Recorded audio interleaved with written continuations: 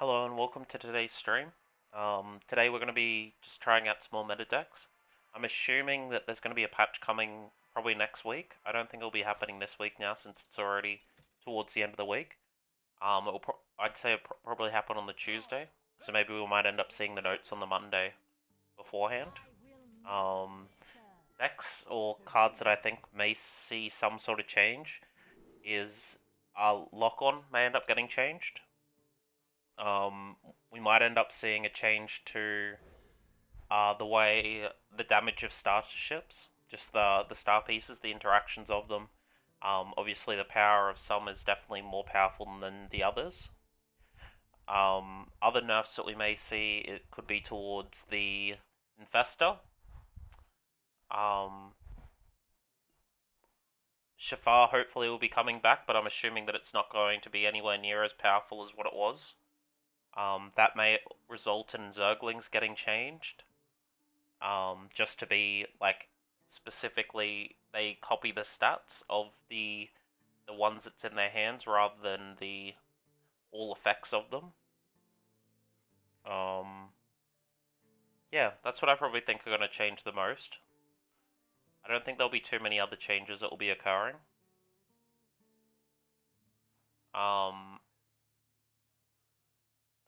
That's probably what we'll see as the biggest change for the cards. Like you'll see the you'll see SCV. I don't think is going to get changed. Initially, I thought it might because of it being a one drop that provides so much value, but I don't think it will end up being the case. Yeah, but I think that's going to be probably ultimately the changes that will occur to those particular cards and things. Anyway, going into the gameplay that's happening, I have a person that just left. Okay.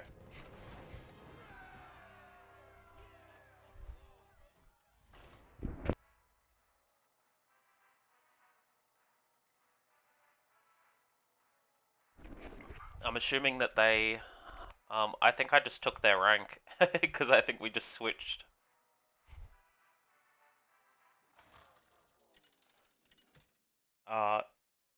And I think also Fizzle / Triangulate, there's going to be a change that will be occurring to those, because the combo that's involved with these, I'm assuming it's going to be Triangulate, to be honest.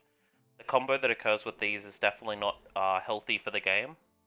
And it's also possible that Dungar might get some sort of change as well to it. Because, yeah, Dungar needs to change. It's not a correct, it's not correct how its mechanics are. Dungar could get put up to 10 mana. I don't think they'll change it to be 2 minions. That will probably just kill the card. Yeah. I think it will be, they'll change it to be 10 mana. Play down the SCV, that's obviously the best play that you're going to have for these, this current turn. And then you want to make sure that afterwards you're going to trade into them. Yeah, so SCV can help with this sort of match. Looks like they're using the hero power version. So I can trade if I use Missile Pod, which may end up being the best of the players. And they're probably going to use another one of their 3-drops, so I'd say that it's probably going to be another one of the Drakes in their hand. Or it could be the hero card. No, they've got Gorgonzormo. Got a Fairy Tale Forest, but Liftoff's always going to be the play here. I got one of the decent ones, so I'm just going to go face here. They can trade if they want to. I can just use my particular cards to trade quite easily into their 3/3. Next turn it's going to be ultimately decide on what they end up playing. It more than likely will be Liftoff though. Yeah, it's going to be Liftoff. Oh, yeah, it'll be Liftoff here. Because Liftoff obviously gets me the extra value coming from the cards, and it gets me the extra draw. I do float a mana doing it that way, but the Liftoff means that I can get another starship into the pool.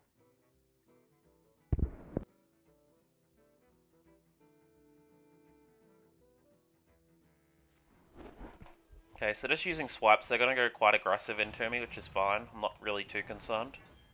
This turn I might go the Cutler and see what I end up getting, because it could potentially work quite well with Missile Pod.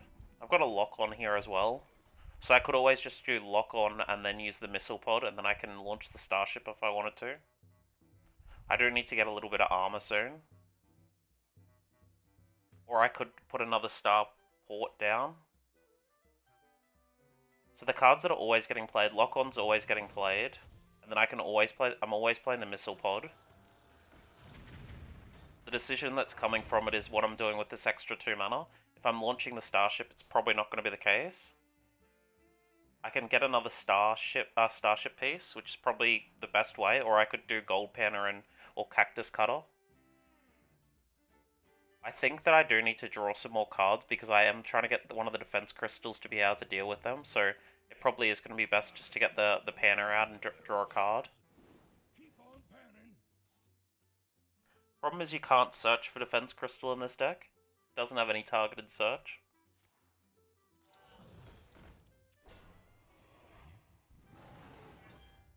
I don't think I'm really worried about any of that. The problem is I can't trade into this 2/6.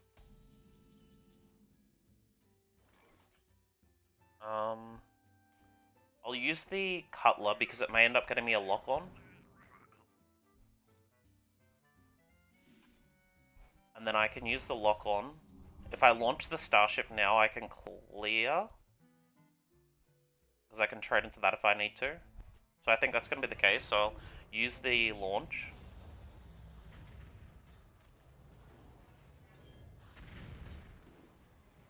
They do get a little bit of extra armor going that way, but that's fine.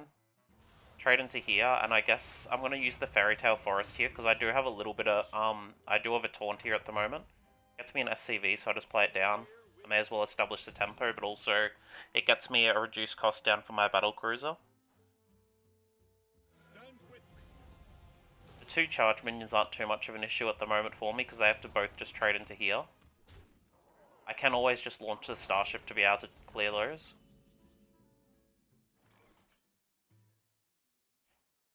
Gem Raina's not any value just yet.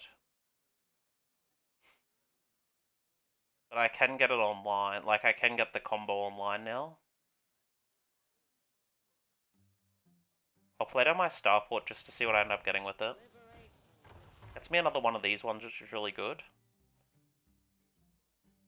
I think I'm probably just chilling for another turn, to be honest. I don't really want them to be able to,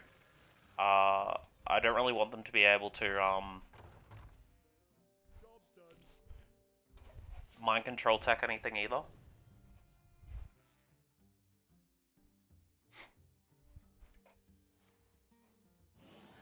And they're not particularly doing anything either. Like, I'm not doing much, but they're also not doing very much.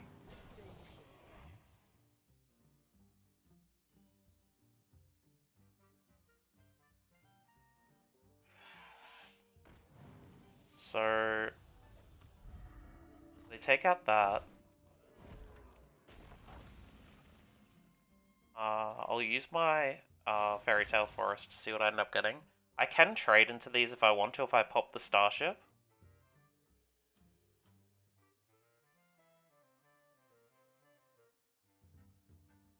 Which I think is probably going to end up being the play, because if I trade into here, I can then pop the Starship and it... Oh no, hold on. If I trade into this one, then I pop the Starship, and I can trade with this into there.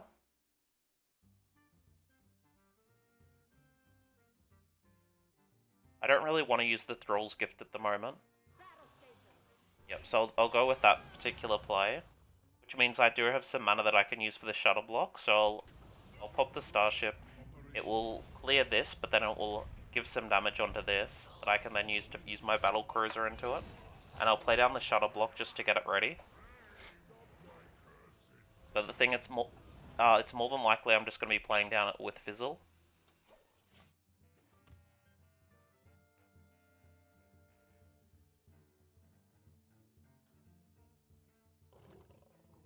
Because I don't particularly have any value going into it.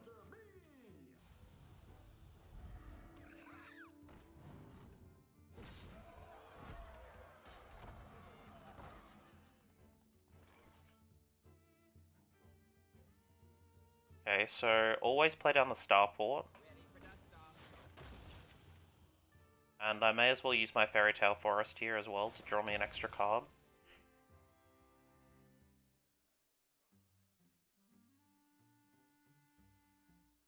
I think it's too dangerous at the moment to just... Like, I obviously need to clear the board, but I think it might be too dangerous not to just play down the Gym Rainer here.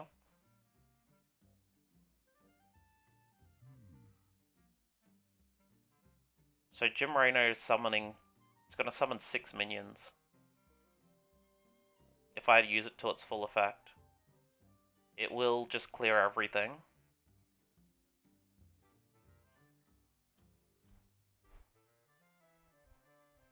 So I can get rid of this 3-4 because it's always going to do that anyway.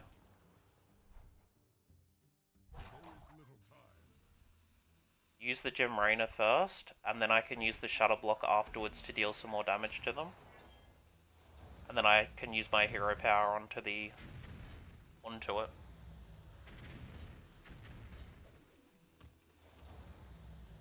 Just so I can get the extra buff onto these guys.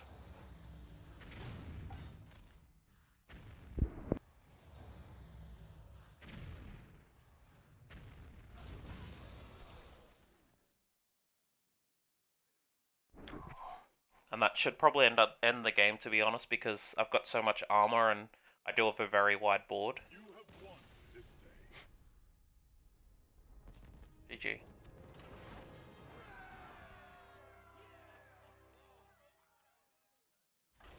Okay. Yeah, so a deck that I do think is going to end up getting changed is the Infinite Shaman. Like, surely it's going to... I think Triangulate's going to change. Like, they could change Fizzle, I guess, but it's Triangulate that's the real issue that comes from it, because of the fact that you can then just easily loop it over and over, because you draw through a lot of cards with all the different minions in your deck. Okay, playing against a Shaman. I probably just want to get rid of all this. I might keep a Cutter. I think I will just keep a Cutter. I want to cycle through my deck as quick as possible. Liftoff's obviously a great card, so I can go turn 1, turn 2.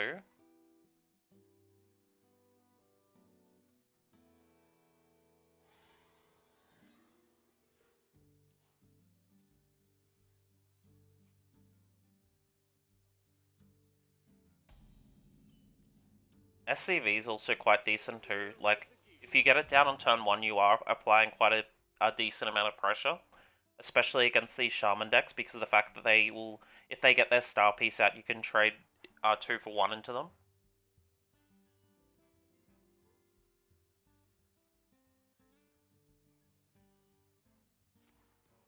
Triangulate already. So they'll definitely be running 2 Triangulates. I'm assuming they just grabbed a lift off them with that Triangulate. So I'll get ahead of the curve by playing my own lift off.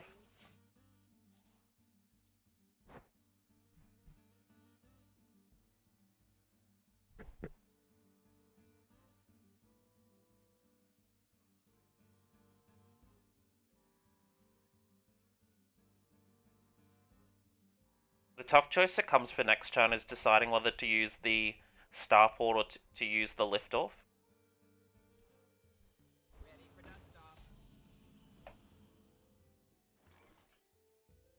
It's probably better just using the lift off to get me the extra cards out of my deck, but then again I can't use them. This takes 2 extra turns anyway to use it. So I think I will just go for the lift off play. And I'll just I'll trade the SCV into it and then trade my armor dude. It doesn't really matter about getting that into the pool just yet for the armor guy. Obviously that is one way to counter it by having the missile pod, but it's not too much of a concern for me anyway. Because I am significantly further in front at the curve at the moment with my cards. Okay, I've got a Raven as well. So I want the Raven to go on the pool before the missile pod. So I won't play the missile pod down just yet. Because that means it allows me the possibility of getting poisonous. So I'll just play the SCV down and chill, I think.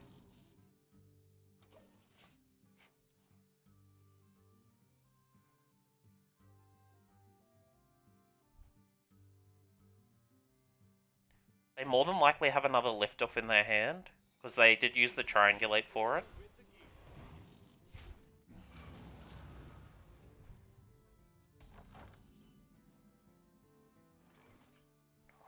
This turn's always Thrall's Gift, just hexing the 3/4, it reduces a lot of value coming from their card. And I just trade into the frog, there's not anything else I really want to do here.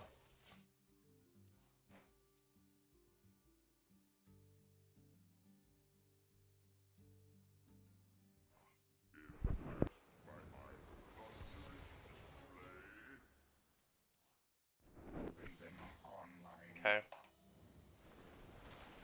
So they've already got their activator for their Titan, so I can quite easily just do my my one now if I want to. So I can just go down the lay down the Thunder or use the lock on to the 3/7. It gives me the extra value. And then I can just AoE the board. So it means that I do have control of the board while also being in a significant advantage against them.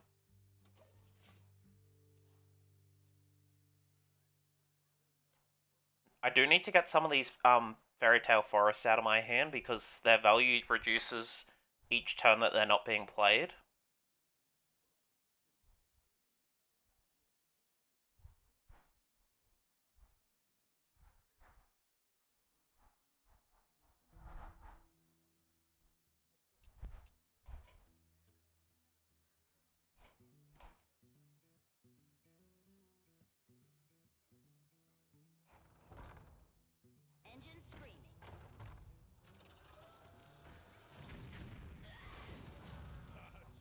Okay, so they do get a decent. They're gonna have a decent battle cruiser with their minions that they're getting inside it. Luckily, they do have one of the taunt marines, so it makes it a little bit better for me.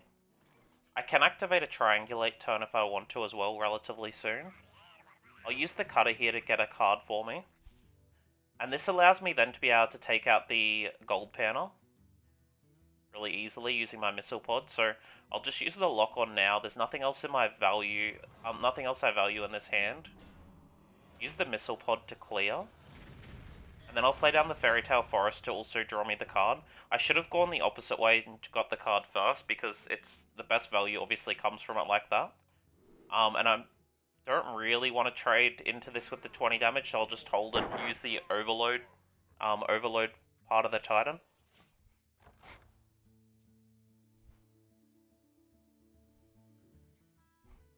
Next turn I play down the Fairy Tale Forest and probably use the... I think I can use the combo. Because I only just have the pop-up book in my deck. I think all the other spells are gone. So I'll more than likely be playing down Fairy Tale Forest, Fizzle, and Triangulate.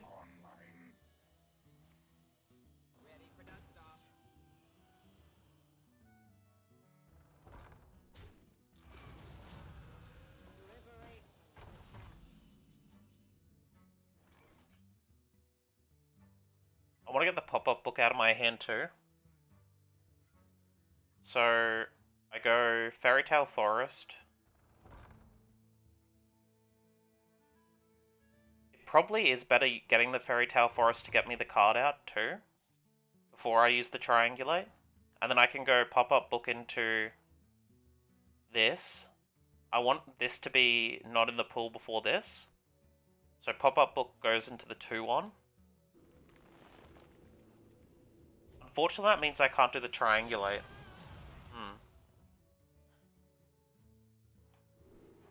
Just kill my frog. I don't want it. Then I can go for the fizzle. And I can triangulate this hand. So it gives me exceptional power. I want... I'll just trade into the 2/1 now. There's no point in leaving it. Just go face. This one doesn't really matter too much to me.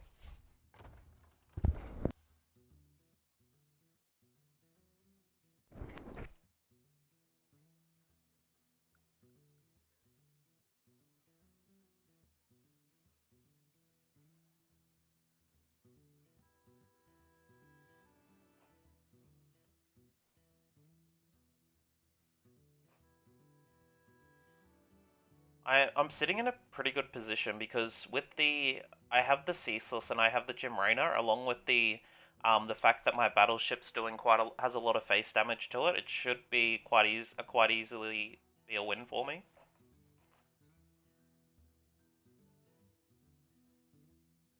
Is that a Hex?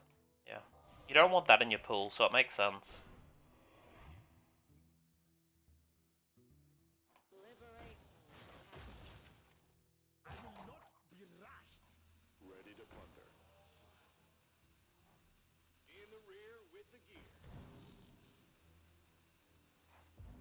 Okay. They're getting their ship online.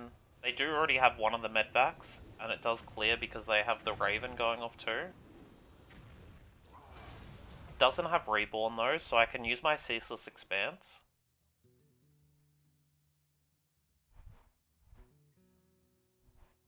Just use this, it'll get the cutter into my hand.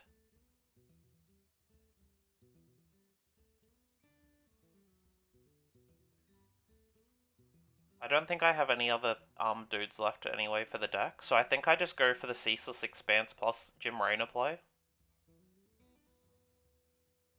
Because this doesn't have Reborn.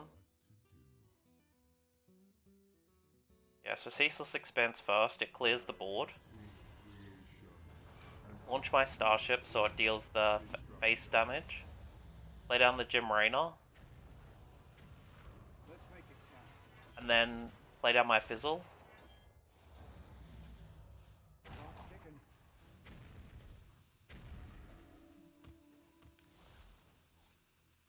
Just chill.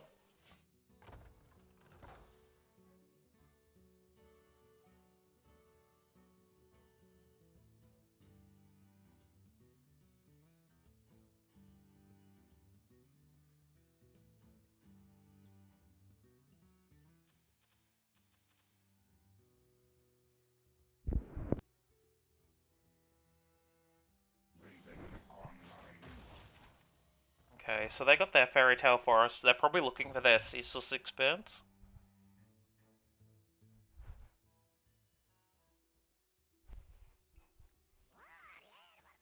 Cutter definitely doesn't do it. Because I can just do Jim Raynor next turn anyway and it just wins me the game. Ceaseless Jim Raynor. Even if they do clear this board.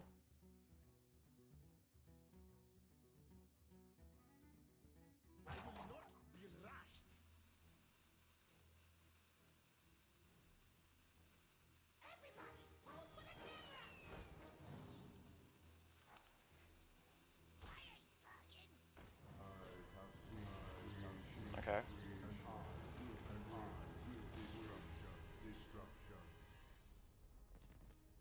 Yeah, so like, you know, with the infinite combo, it does put you into a position where you just win anyway.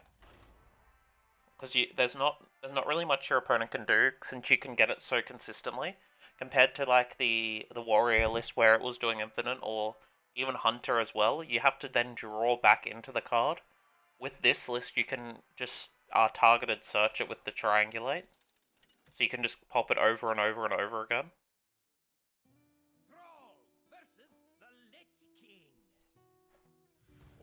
Okay, so playing against the Death Knight, I am looking... Hex is always quite strong in here. I'm just deciding whether to keep the pop-up book for the Infestor. I think I'll get rid of it because it's more important I play into my own game plan. Plus, if you have Missile Pod plus Lock On, it does clear it anyway.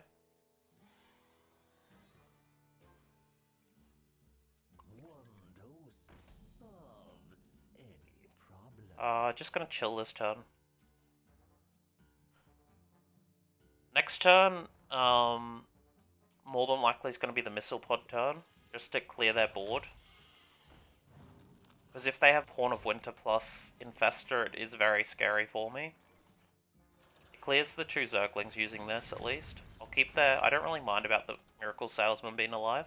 The lock-on's more important for that. Because if they do end up taking this out, I can use the lock-on plus my dude to be able to trade into their board.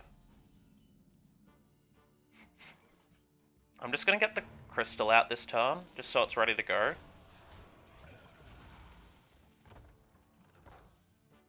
They probably do have access to their Infestor now, which means that they'll get the extra buff along with their spawning pool.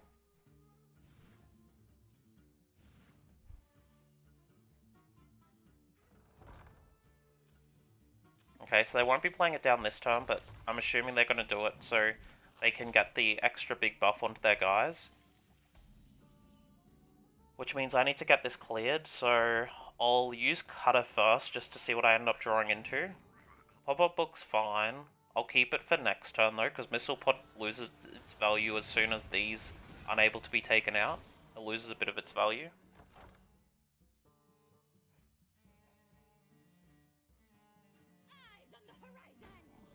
Okay, so they're doing the Infestor combo now. They do have Rush as well, so they'll be able to clear most of this board.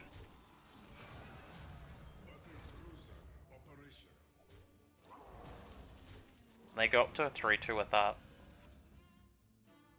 So I think it's more important to get this cleared now. Because I don't want them to have another Infestor combo. I then also do want to get this cleared too, but I'm pretty sure I can do that by going... I can just go lock on plus pop-up book. But I'll do the Cutler first to draw into my card and see what I end up getting. I got another pop-up book, so I'll use this one to clear this. And then I'll use the lock-on this to trade into it. And then it's just chilling. So having the frogs here is fine. It's not great, but it will deal with what I need to do. I do need to get the gold panner as well out, so I can start drawing some more cards.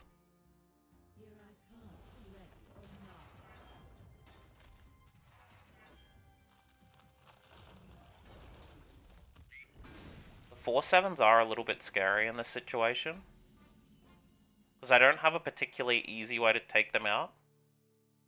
I guess I just go for the lock on. It reduces their health down a little bit, so I can at least trade into it. I might get my Starship online just so it's prepared and it is ready just in case I do need to use it. So I'll launch the Starship. It allows me then to be able to... it doesn't give me any extra good trade, but I can still take out a different one then, and I'll leave this with just 1 health. And it should give me an extra turn of gold panner value.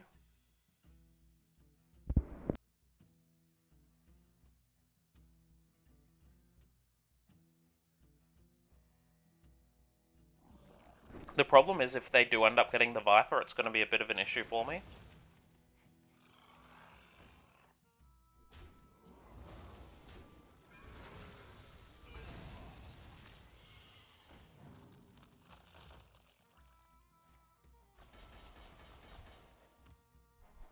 Because it will take out my Fizzle.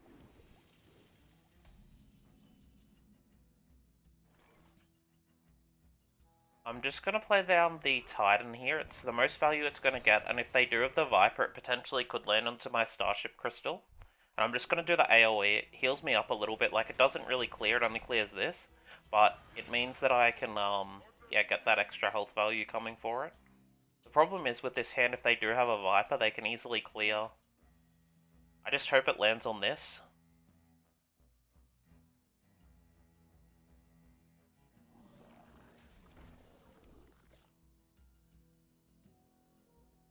So that's an Infestor through their lava. Other Zerglings. They're probably going to use the hero power relatively soon and then trade into this.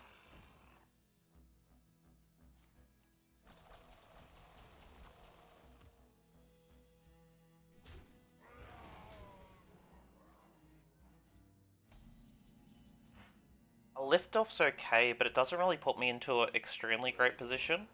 Jim Raynor's going to be good for a future turn. At the moment they're dealing quite a lot of damage, so I think I just need to get the defense crystal down and ready to go.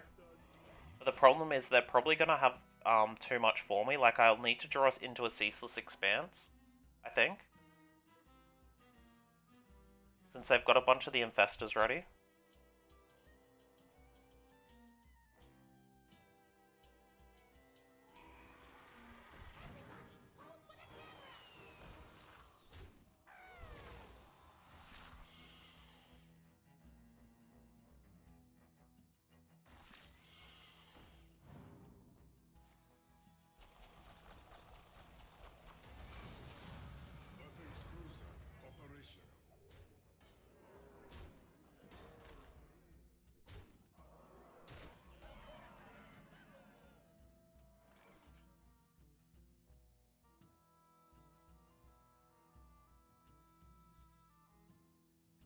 Gym Arena isn't doing enough at the moment.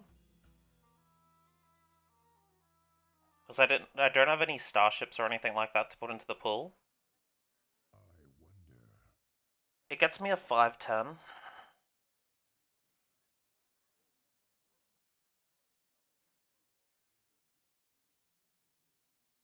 I think with them having 4 health has put it too high, too much of a health total for me. Like, I can't use Liftoff in this situation either. So, the problem was that I drew a little bit late into my starships and things like that. I'll play the Gym Rainer down, but I don't think it does enough. Because this can trade quite easily into it.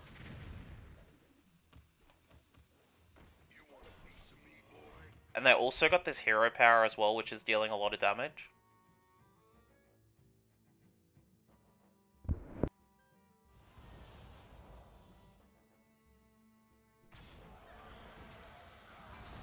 GG.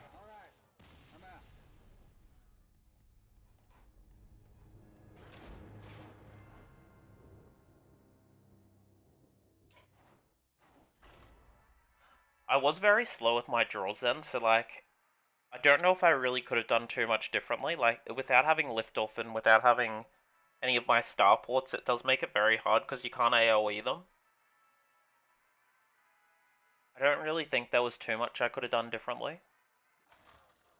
Did I keep Pop-Up Book in that opening hand? If I did, that's something that I could have changed. I don't think I did keep it though.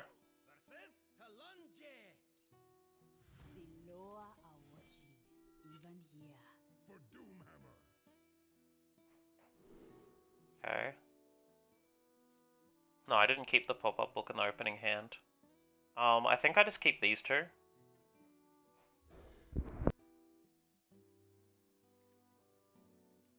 Because I'm trying to get them so, because they'll probably play the Sanctuary relatively early.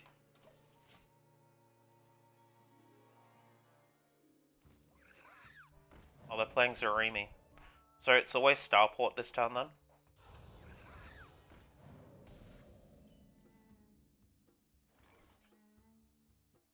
Yep, so Starport this turn. It gets the guy out. I'm assuming they're going to trade.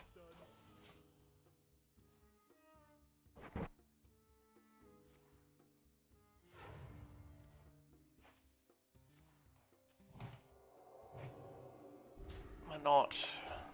Okay. So they're going full ham. So I can just trade into this, use the pop-up book, it gets rid of that. I don't think they run the AoE anymore since they got rid of the Oracle, so I'll just play down the gold panel. So it should allow me to survive an extra turn. And then I can activate my Starport. And I probably use Fairy Tale Forest as well.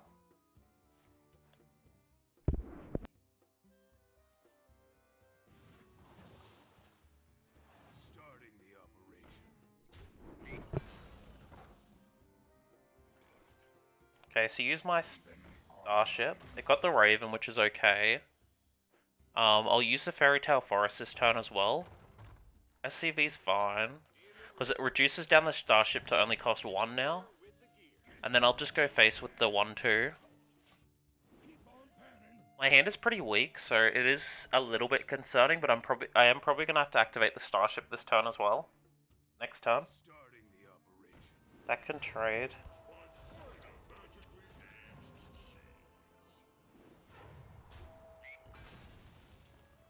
I'm not sure if they're going to go face or if they're going to trade. I don't really have anything that really deals with them very well.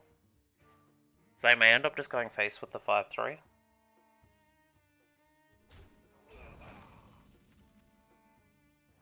Okay, use the cutter first.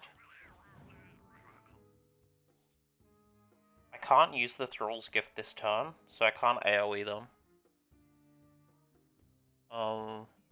This is just getting a 2-2 taunt. So I think I get rid of the... I gotta get rid of this. So I go into this one because it has more damage. It has more attack value.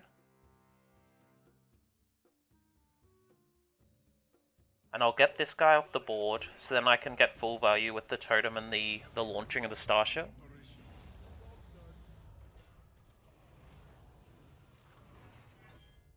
Reborn's decent here. Because if they end up trading, it has a 2-for-1 trade value. Besides from if they trade the Gorgonzormo into it.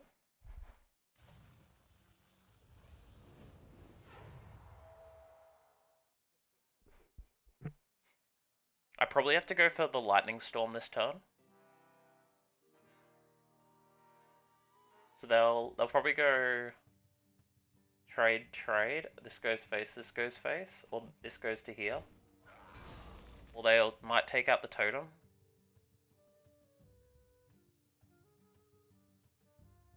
Yeah, they'll probably take out the totem. But then again, they don't really. You wouldn't really want to keep Wind Fury up.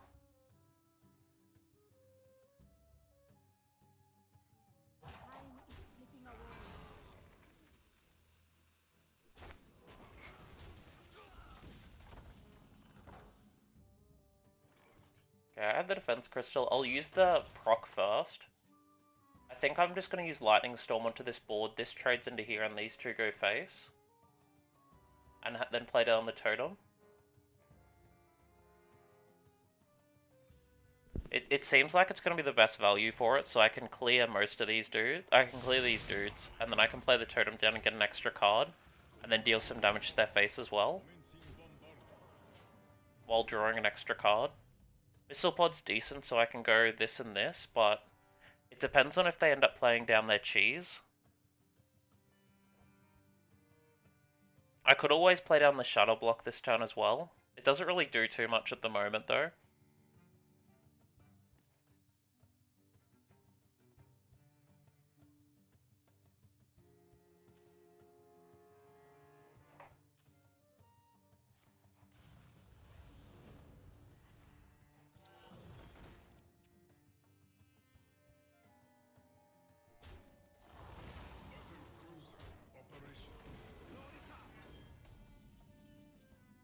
Okay.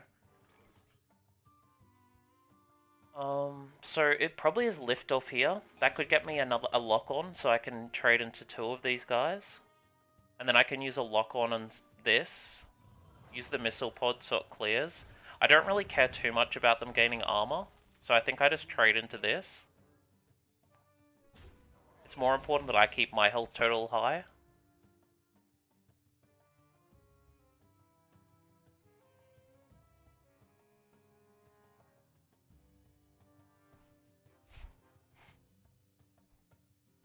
They're probably going to send out their hero now.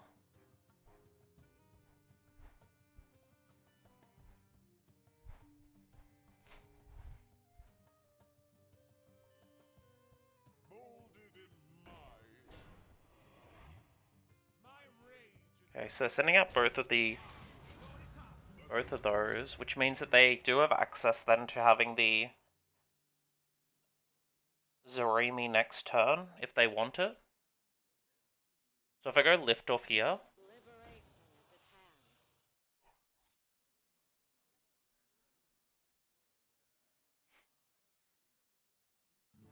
I need to get the Defense Crystal in. They're guaranteed to have the Zarimi next turn anyway. But if I play the Defense Crystal down, and I don't clear,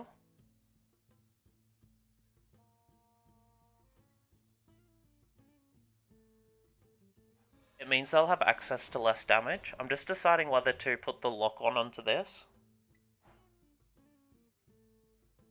Because if they use Zarimi, they can then have access to 4 damage and it gets the extra buff onto that.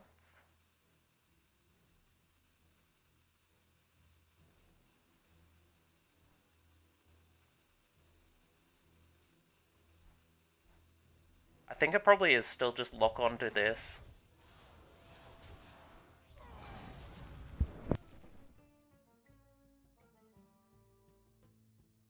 Sonya Protoss Rogue.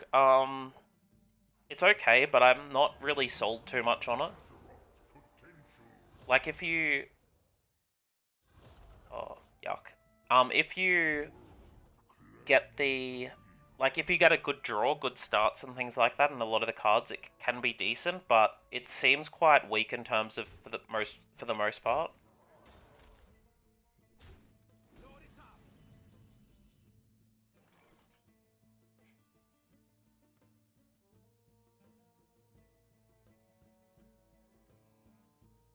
They do have access to the Ceaseless Expanse turn as well.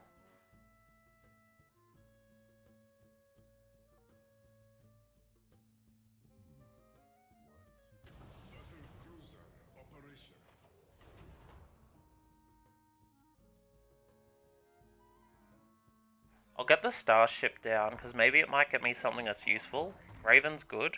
Because then I can go for Missile Pot, it clears this, and then Ceaseless Expanse and launch. It can potentially get me some more health.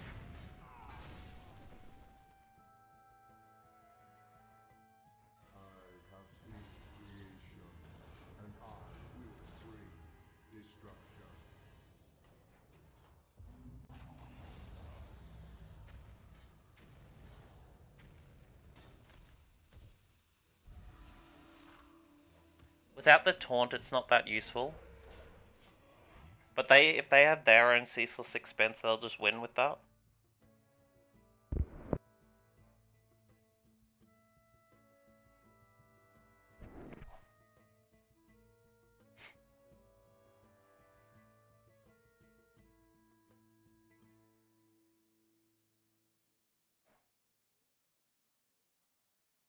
I smell gold. I should have taken a vacation ages ago.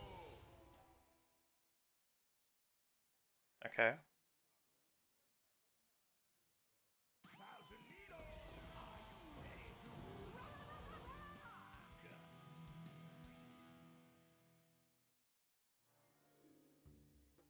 So they may be grabbing a Deafen with that.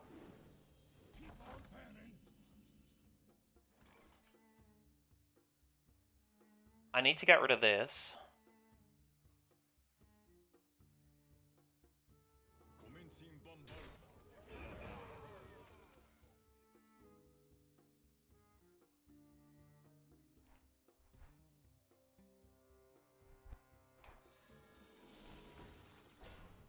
Play the Defense Crystal and the Incendious.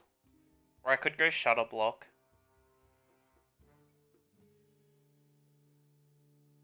Yeah, it's possibly just Shadow Block here. It means either they win next turn or I win next turn.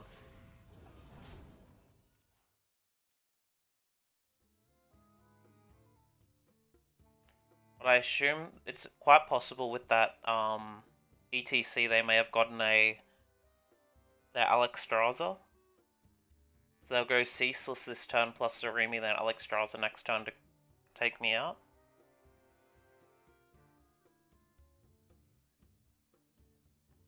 Yeah, so Sonya Protoss Rogue, I think without Sonya's potentially better.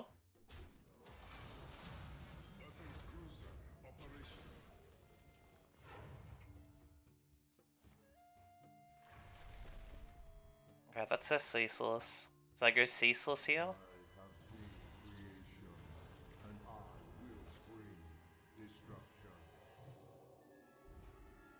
How much damage is that dealing? 21.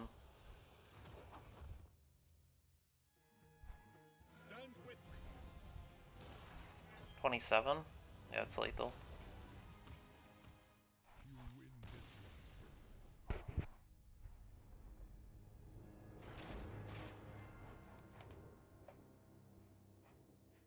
GG.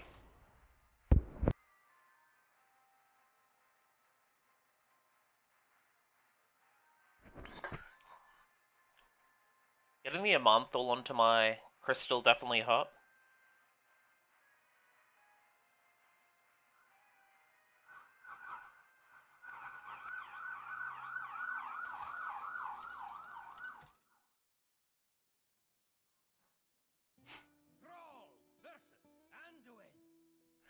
Okay, playing against another priest. It's more than likely they're going to be playing the Zaremi priest as well, because I think that's probably the better of the archetypes.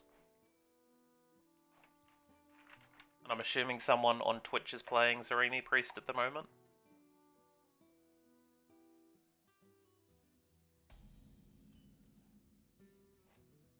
Okay, played on the SCV.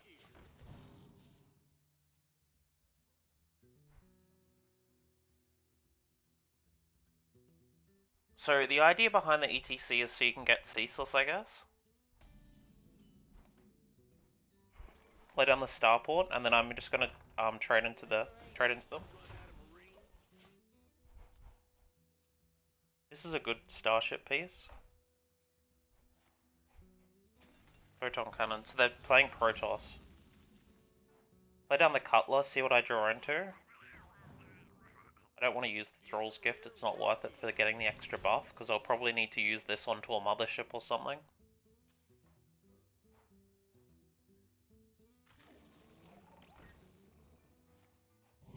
So they're getting the extra buff onto this, and then they're getting the extra copy.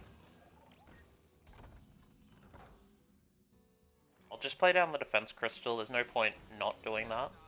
And just going for ace. Like, they will be able to trading reduce down most of the damage, but then I can trade into these anyway. It just applies a little bit of pressure towards them.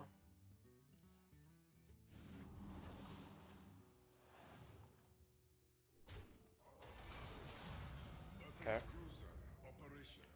So that's another sentry that's in their hands. They're probably going to play that down onto the field.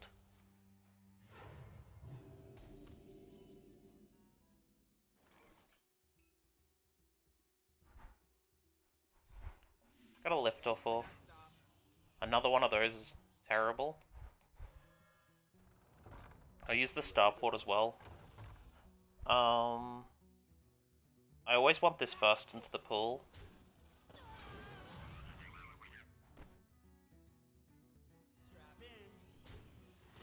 Just go face with this one. It's not really doing anything else. They can just trade anyway, but if they're sending the damage face, it's fine because I can't trade into this anyway.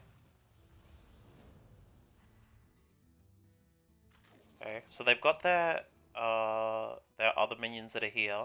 I can use the missile pod if I want to clear the board. For the most part with this. It does reduce down the cost of their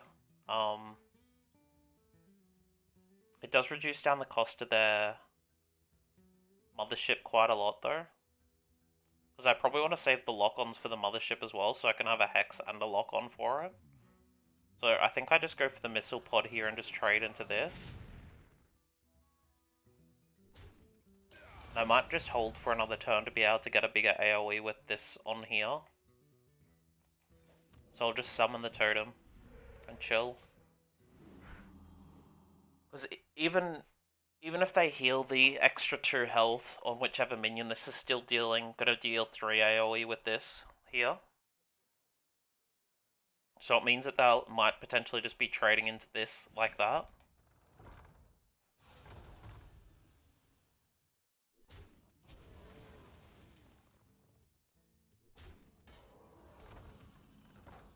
Okay.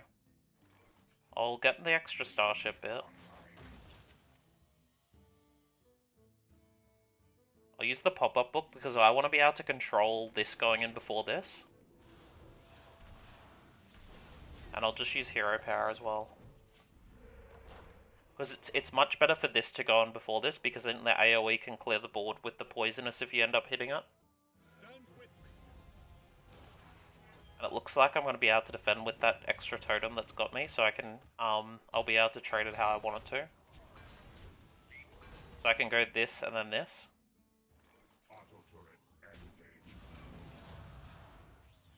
And then this guarantees clears this anyway using the starship.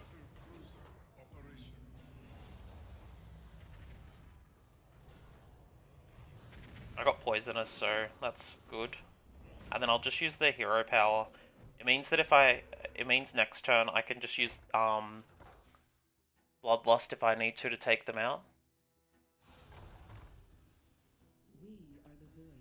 Is that mothership free?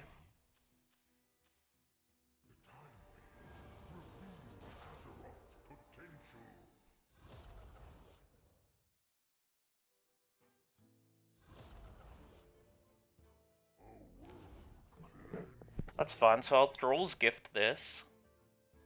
I don't really want to use the Gym Rainer without any extra value.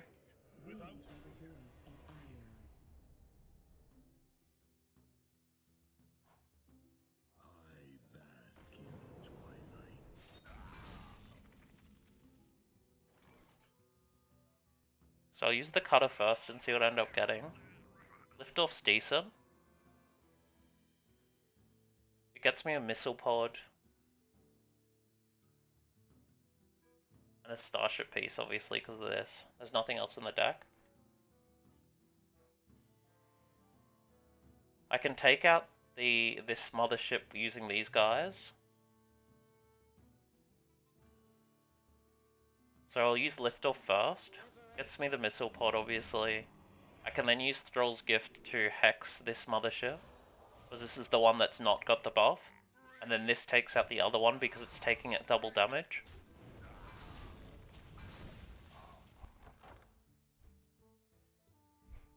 And I always have a future turn the missile pod plus lock on to take out another one of these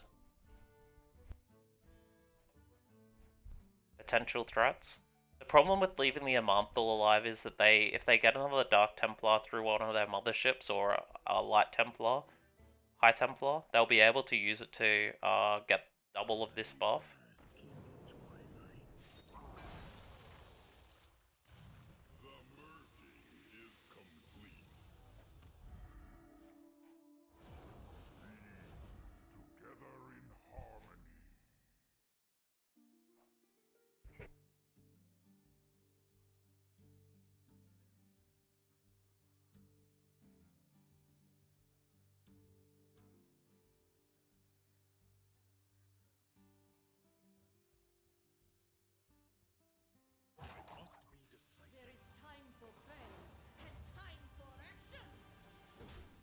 So they're going to deal 16 damage through this.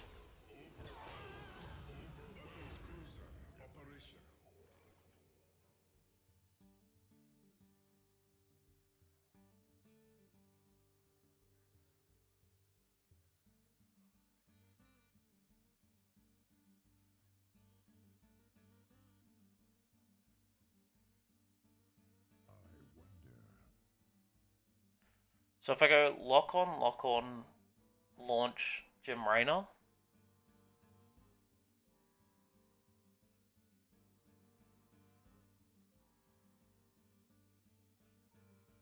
That should more than likely kill the board. You fight boldly.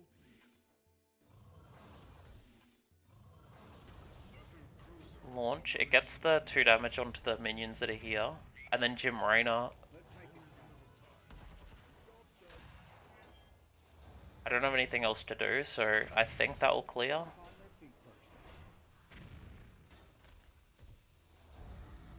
No, it doesn't.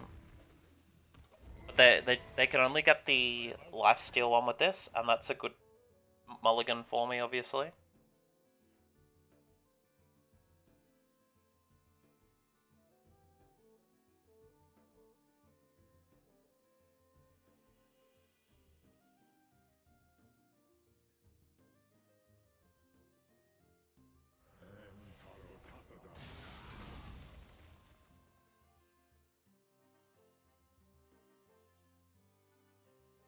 So they've only got one more mothership piece. Bob might be stealing my one of that. It's a little bit scary, but it's only a 14-12 when it goes into their hand.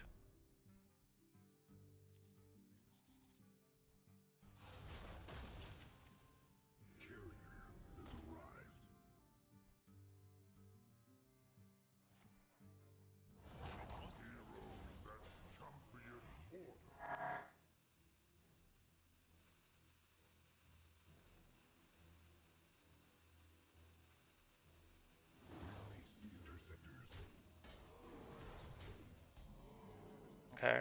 I think this is really good for me. So I play down the Fairy Tale Forest, and it'll allow me to stall.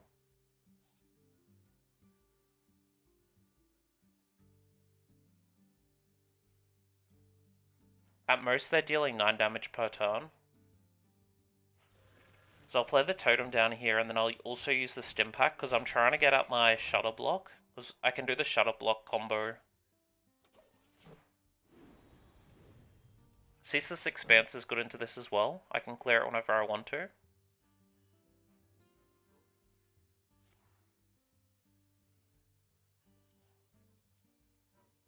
But I've got to also remember that there's the 14-12. Oh, they got deafened. So that clears. They played this one down.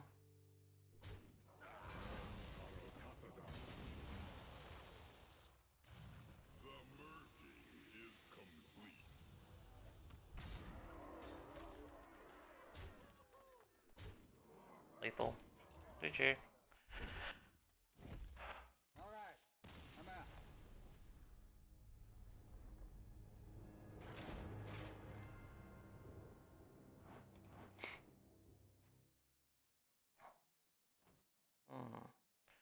Alright, let's play a different deck. Maybe we'll go for some Trample Hunter. Or, actually, you wanted to see a, James, you wanted to see a Protoss Rogue, so I'll give a shot at this one. I haven't played it yet though, so we'll just see how it goes. I think this was one that ended up being high on ladder last, yesterday.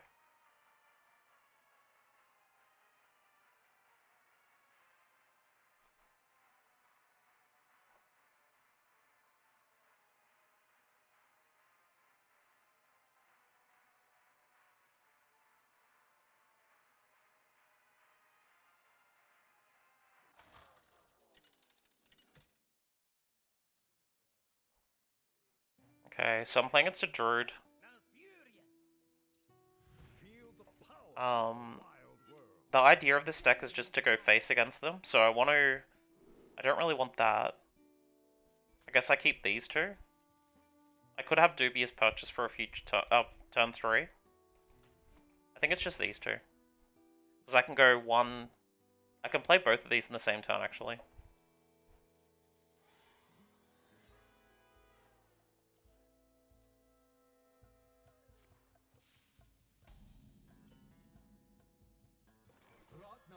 Let's play this down. I think I do save the coin here because it allows me to get that the stealth back. But then again, I can also get the... I then have 3 damage that can go face.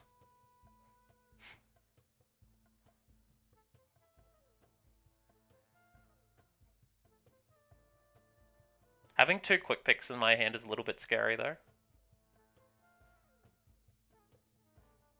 Like, it's not very useful.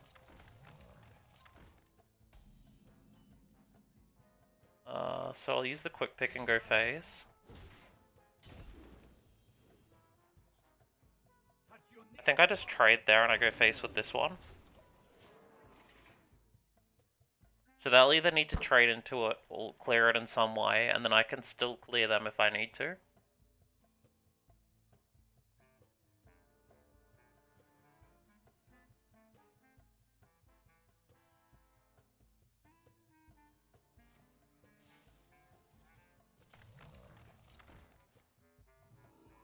Okay, so they're doing like a wide board against me, I guess.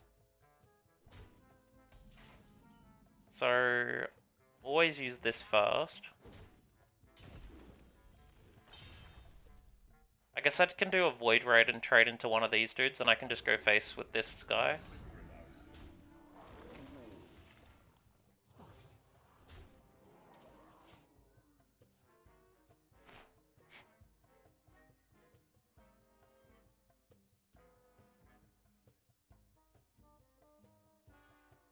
I don't think I've seen a Treant Druid deck in a long time. I assume they're running the Protoss package.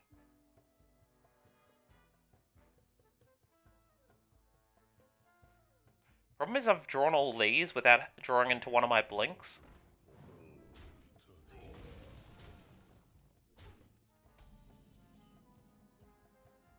Okay, so I guess Greedy Partner so I can get access to one of these next turn.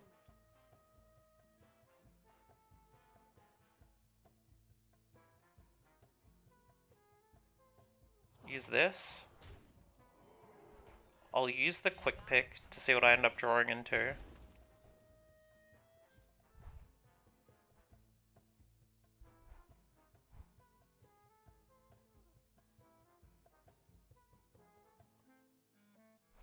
I'm gonna use the coin here, just so I can get this extra stealth onto this, so I can go more face if I need to. I don't think they'll have any taunts coming out.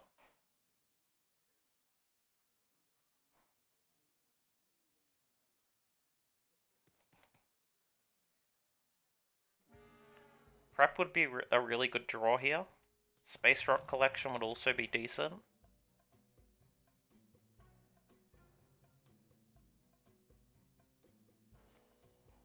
Living Roots.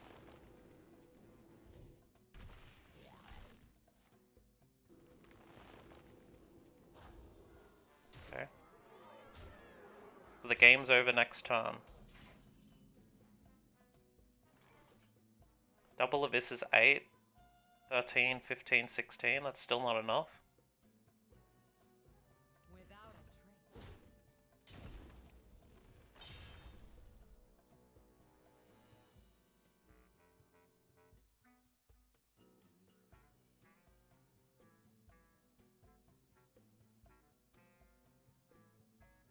This is 7.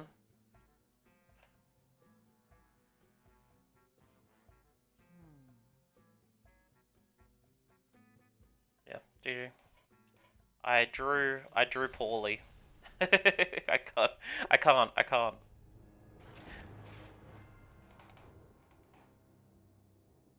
I drew on the incorrect order.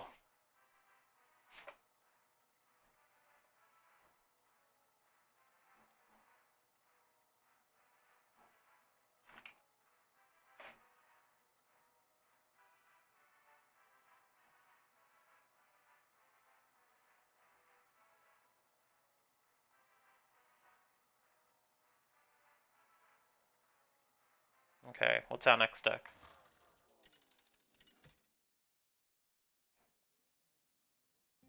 Shaman. I bring the fury of the elements. Okay, so turn 2, turn... I don't really like any of these cards in this hand.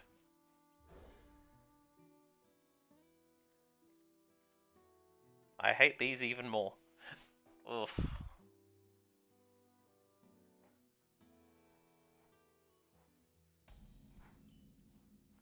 Space Collector's decent.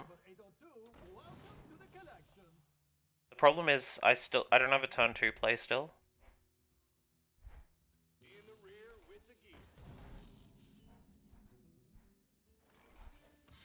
I guess let's just go face here.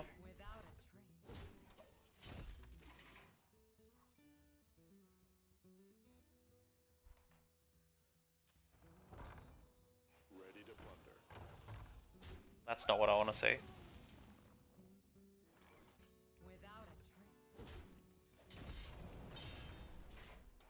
I can't play this down because if I do, it means that they can just trade into it anyway, but it also is just generating, without the stealth, it's essentially useless.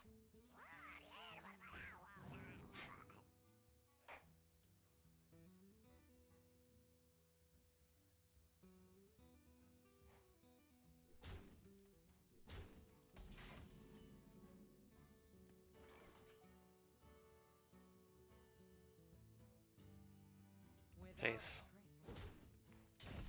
Yep. Next turn I can at least do something.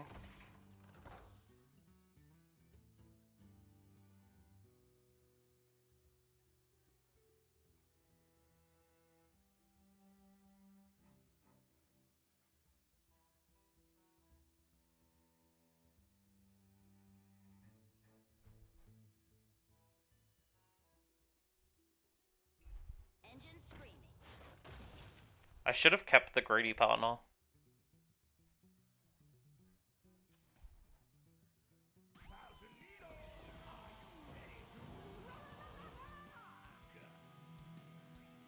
They're posing a lot of damage. So, Scoundrel can let me play Void Ray for free. I can then trade the Void Ray into the 5/4. Then I'll trade into the 1/1s so they have to do 2-for-1 trades using these.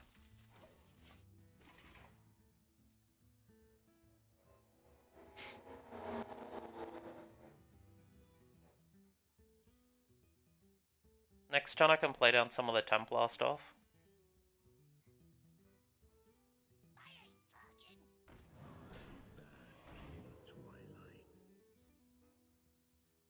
Okay. Okay, that's a bit of a problem, the Lightning Storm.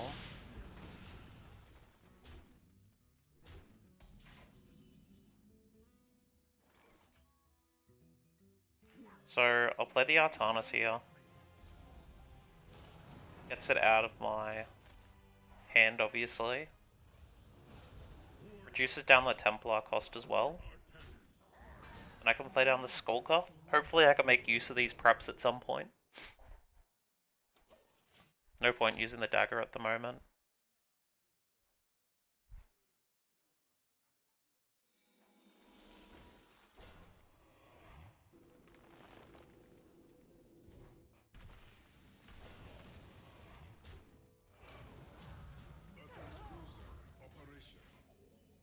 Okay, Proton Cannon's average. But I guess I can go Templar. Clears this stuff. Put the buff onto this. Go face with this. Use the prep to get my my dude buffed some more, and then Protoss Cannon gets the stealth back. Never mind, I forgot that yeah, never mind. I'd use the prep first. But yeah, it's not looking great. As soon as they activate the starship, it's just game over. Ready for dust off.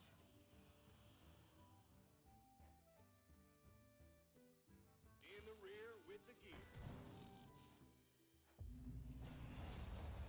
You have won this day.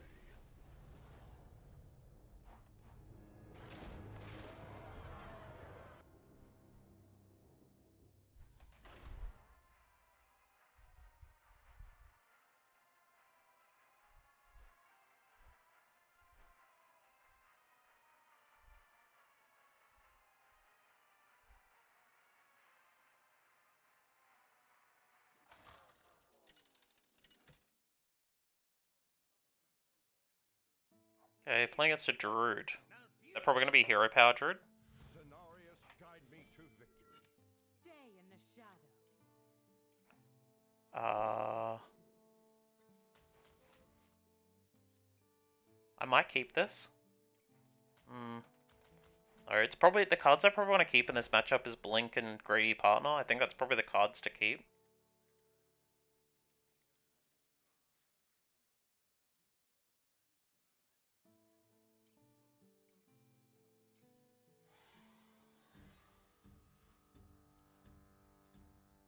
Maybe prep as well.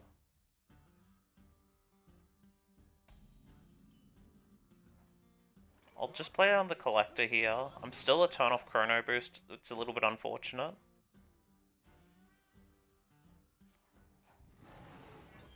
Chrono Boost might be a card to keep too.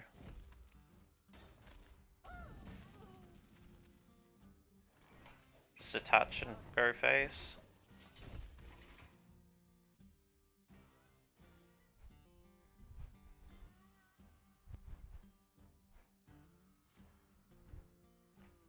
Okay, they're probably playing Dungar. So I always need to play down the Chrono Boost here.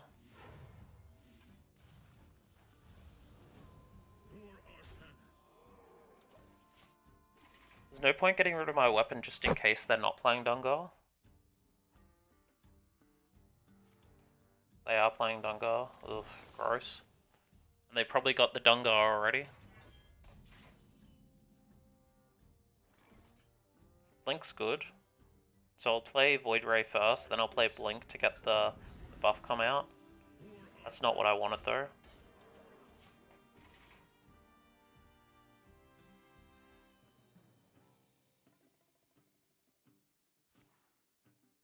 Okay, they don't have the Dungar yet, but they more than likely will next turn.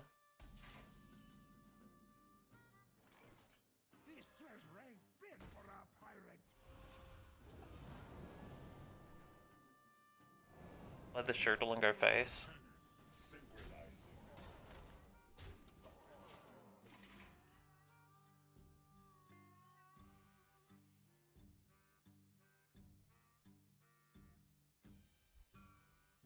Picture the adventure of a lifetime. There he is. Everyone's favorite card.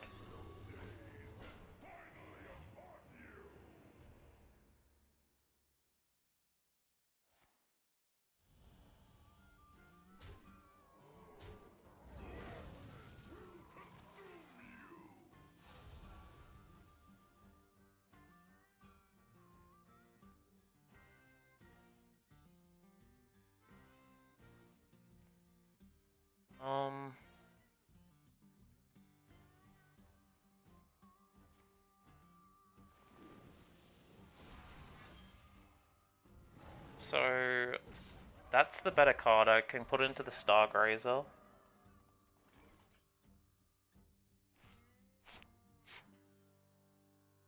I don't have access to both of these this turn.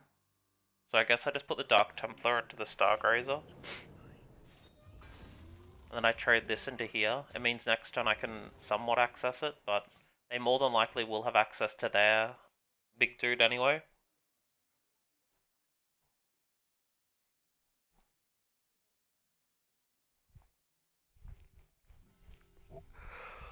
They'll more than likely have access to their other Stargrazer and Splitting Space Rock.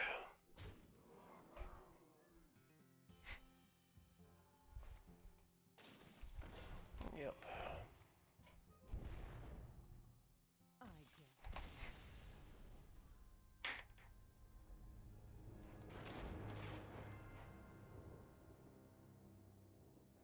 I get Okay, we're hopping off the Protoss Rogue. That's definitely not working.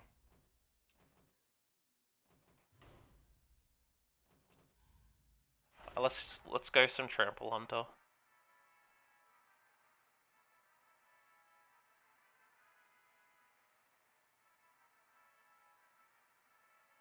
After that, we might do some DK.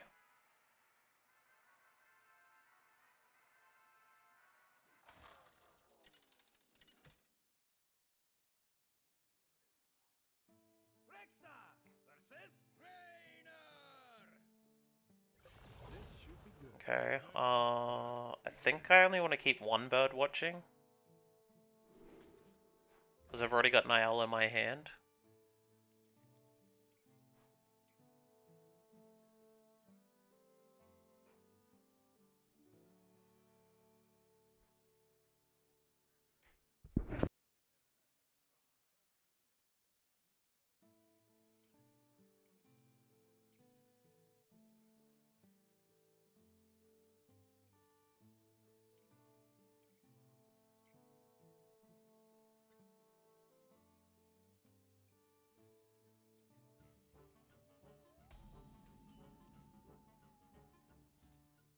Job's done.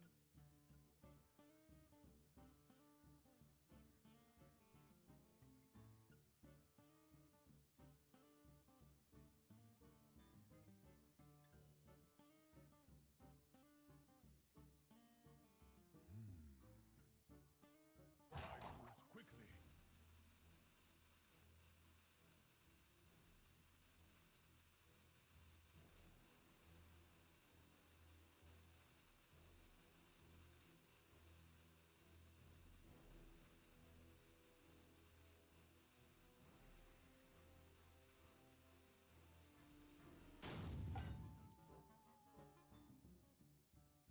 I've got the Warsong Grunt now, so I don't really even want to use the bird watching next turn. I'll probably only use the bird watching if I draw into another one of my minions. Like, bird watching would be decent, but I could possibly just grab Catch of the Day with it in a future turn. Next turn's always going to be Niall.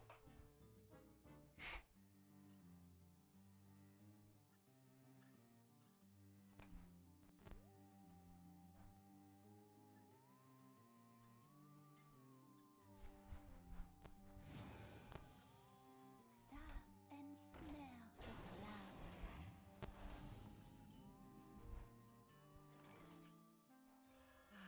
lush wilds. Yep, let's play the Niall and chill. This could be our home.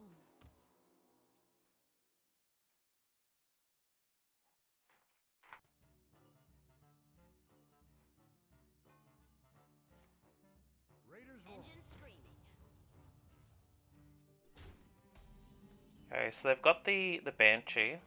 I think I'm always hero powering here.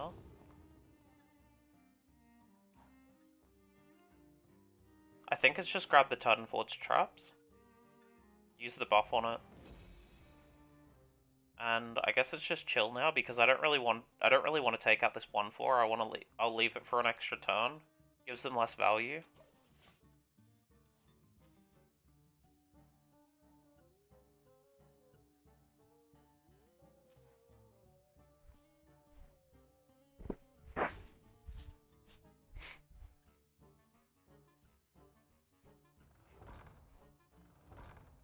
Engine screaming. Those are probably the best ones you can be getting. Yuck. Okay, so I can play down the rush minion now. I can get Cup of Muscle. Played down. I've also got the buff here, so I'll use tracking first. Grab the Jorgama. Use the Titanforge traps. And I'm looking for things. Ice Trap's quite good here because it can slow them down a bit. And I don't really want to freezing trap them. It might just be bait and switch, deals a little bit more damage to them if I need to.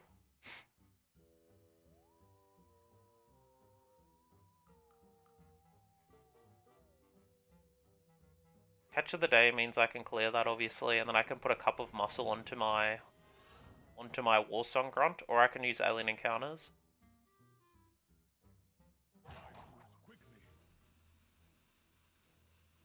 I think it's probably the Alien Encounters, to be honest. It gets the value onto the board for me. I can then send this damage to face at least. Because it's quite likely they're going to be using the Battle Cruiser relatively soon. Especially with how good it is.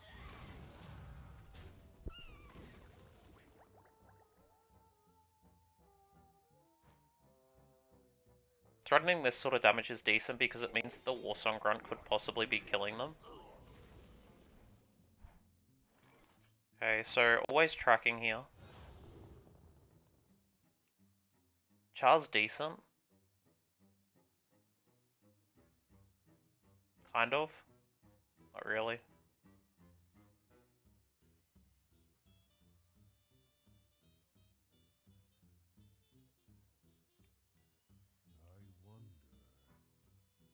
I guess I'll put the food fight down on to them. Use some Cup of Muscles. The problem is I still don't have access to a reserve spot.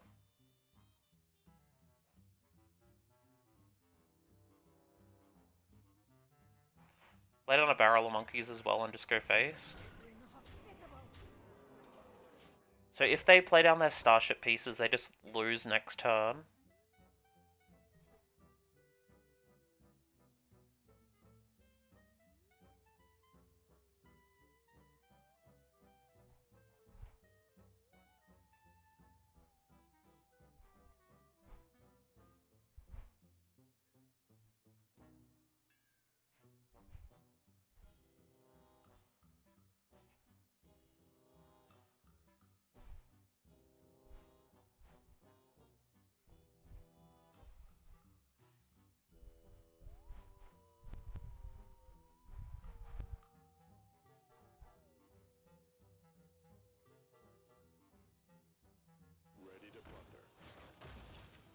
Okay.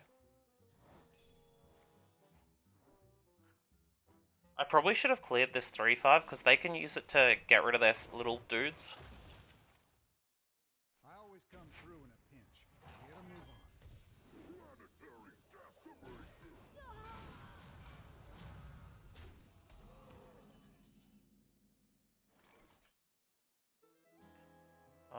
So this is dealing 11, so 9 and 6. It's not enough.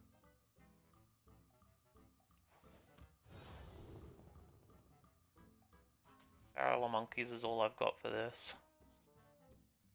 I guess I'll set up a food fight for next turn.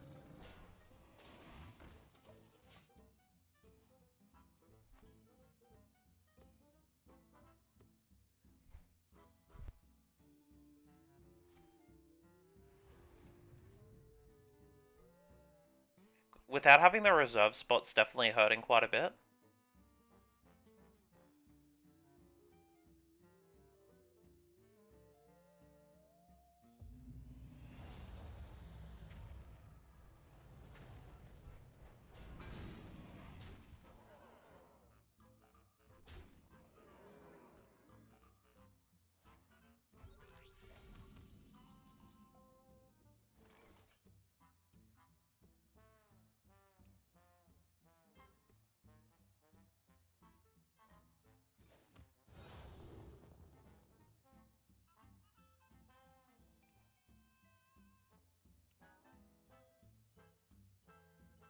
I guess I'll just be using Char onto this to get it out of the way. Because I don't wanna take out the 1/4, I need to have that still active. Get the weapon ready.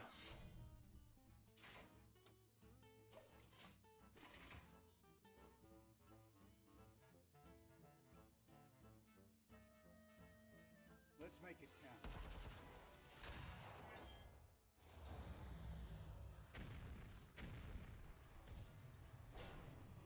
Yeah, there's not much I could have done there.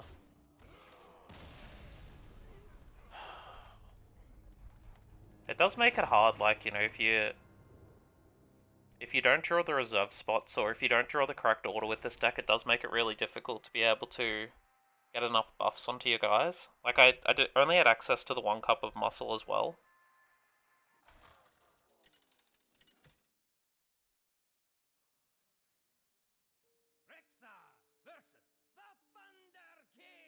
In hindsight, I probably should have cleared the 3/5 beforehand. Kings and gods. Let the hunt begin. I'll just keep it like this. This seems relatively strong.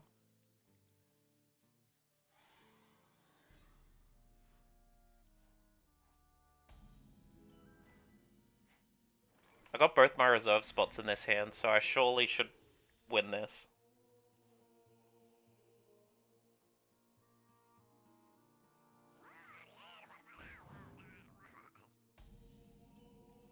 Never mind, I got this guy. Okay, so I wanted to play around this.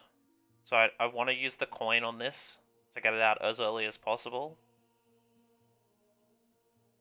So let's just get rid of this 2-1 out of the way. Turn 3 is going to be Niall, turn 4 is probably going to be the traps. Engine screaming. It could be the traps now, and then I can do turn 4 Niall, turn 5 Gully. Or I could do the Niall coin now, then the traps next turn. Probably better doing that, because I can then get access to another tracking to get a card that I need.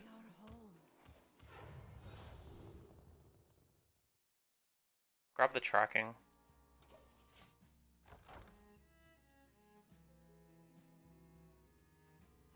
Who could put a price on such powerful artifacts? I could. Grifter. I don't think this has been running Grifter for a while, so I'm assuming this mustn't be the exact Shaman list.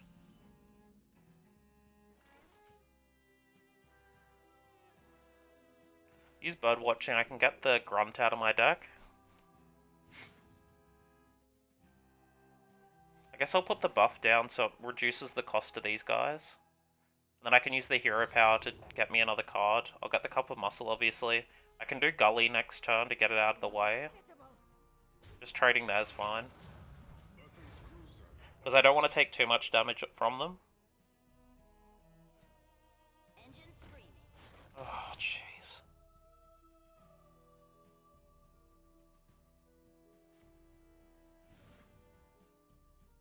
That Grifter's giving a lot of value. Golden in their waters. Keep on panning. It's always get the Gully out of my hand. I can then use Cup of Muscle and guarantee it onto here. And there's not really much else that I can do, so I'll just chill.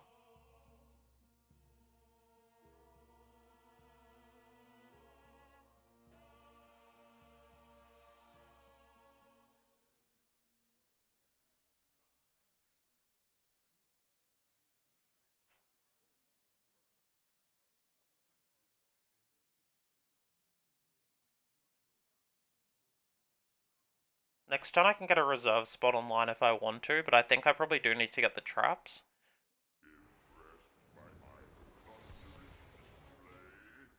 I'd be very happy if the AoE'd me here. Nice. But they're gonna go for lethal next turn.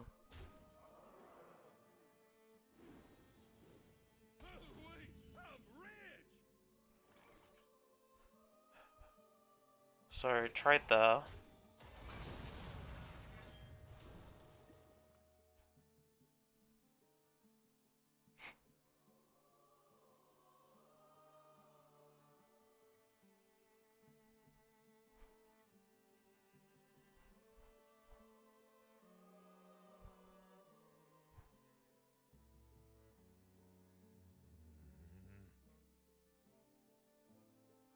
Problem is Bloodlust is lethal. So I think I do have to just play this Warsong Grunt down. So I'll use the bird watching to get the other one out of the deck.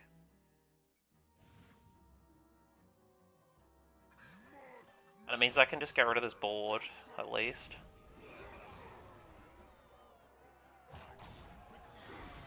But I still don't have the, I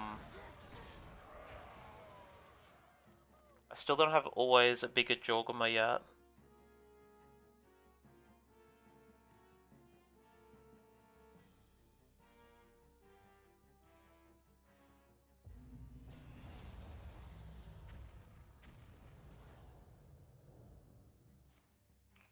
Of course.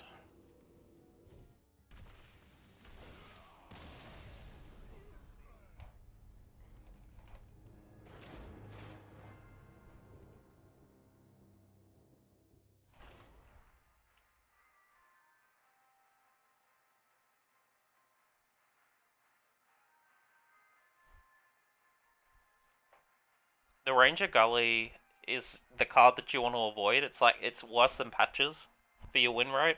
Pretty much if you draw it, you basically just lose. Well, you have a significantly higher chance of losing.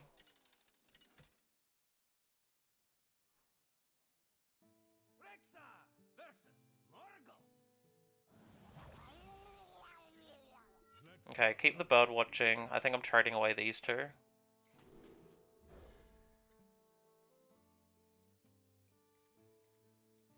Okay, I got the Warsong Grunt. Don't have a guaranteed for Niall yet. So use tracking first. Grab the reserve spot. I think next turn I probably just get the traps online. Like Niall's great and all, but I need to make sure that I get the grunt ready. Because if I don't get Niall with the bird watching, it's not a guarantee. It means my reserve spot's not a guaranteed. But then again, if I draw a card, it means my reserve spot's just useless as well. Okay, great. I can use the reserve spot this turn. Next turn's gonna be bird watching. Bird watching and traps.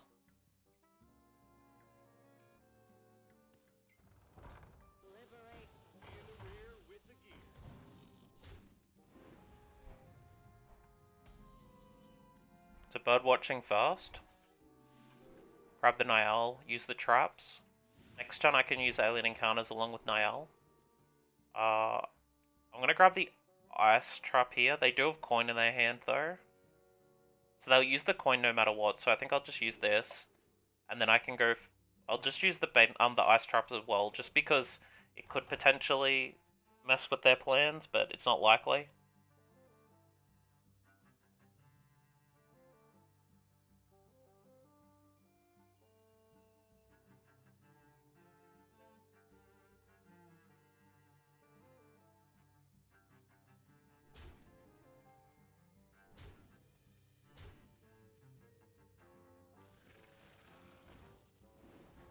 Okay, so they're also playing around Hidden Meaning. I've got another Alien Encounters, which is quite good, so I'll use Tracking first. Gets the Alien Encounters ready. Grab the Jorgama. Play down Niall. And then I'll use the Hero Power as well. And then I'm probably going to be using just one set of Alien Encounters. Couple Muscles good.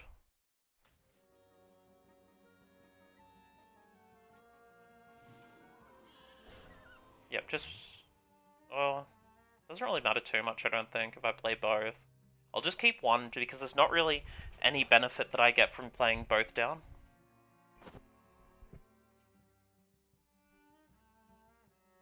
Besides, I think I have lethal because of these two dudes. So it will go up to 11, so 9, 18.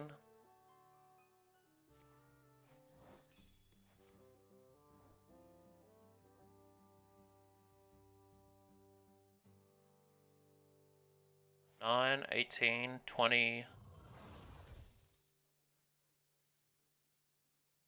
26, 34. Engine screaming.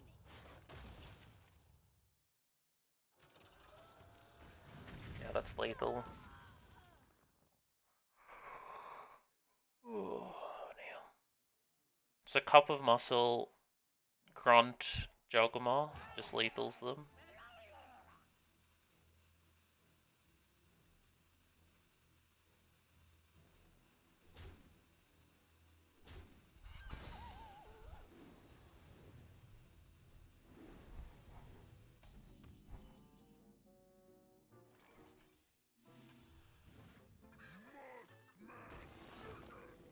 So you always go for the ones with the lowest health and the lowest damage. So lowest damage first and lowest health, to guarantee that you get the kill on them.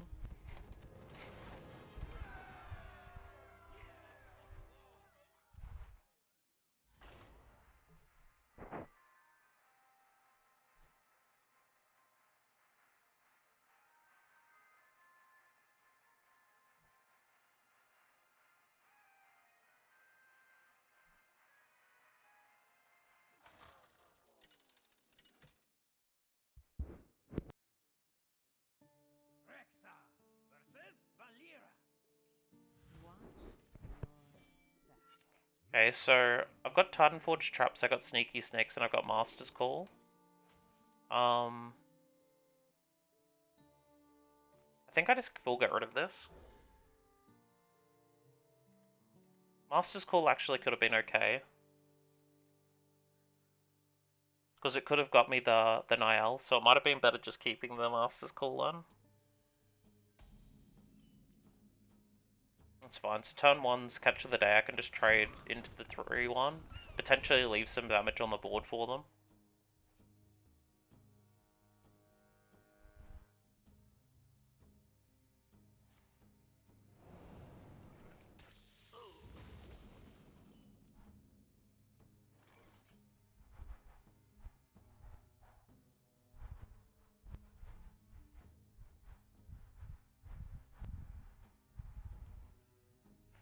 Okay, so they use Tarslick. So I think I just play down the Sneaky Snakes here. It gives me a little bit of a board to be able to go into them.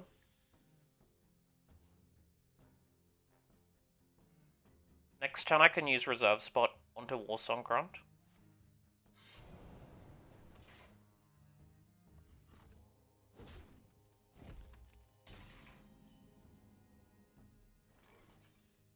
And I can just go face with these two. It's possible they're playing Weapon Rogue.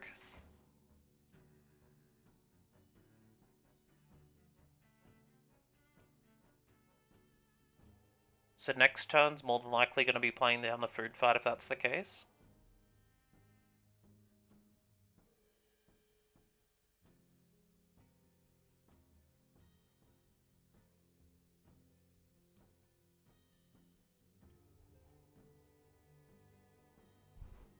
Because then I can send the Warsong Grunt into both.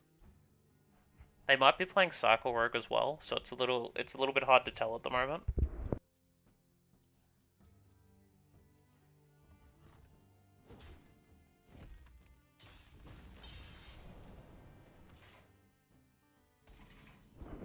Okay, punch card's not really very useful at the moment. I think I'll leave the food fight in my hand just in case, so I'll just use hero power and go face. Because if rogues have a lot of way to clear their own stuff, so if they went like Tarslick and then backstab into their own thing, it means that I wouldn't be able to make use of it.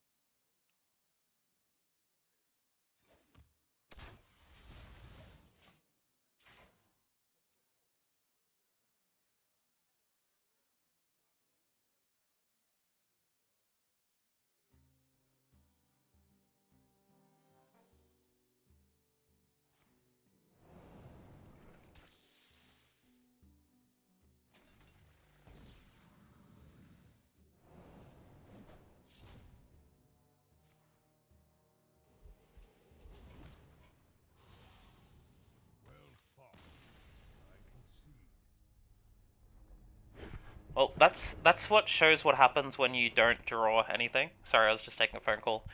That's what happens if you draw nothing. You don't draw any taunts or anything like that against a weapon rogue. Yep. So you know, it is what it is. You sometimes draw poorly, and that's obviously a clear sign of what poorly looks like. Okay, playing against the Death Knight should be a little bit better for me. I've got the reserve spot on my hand. I'm going to keep the Master's Call this time to make it more likely to draw into my thing.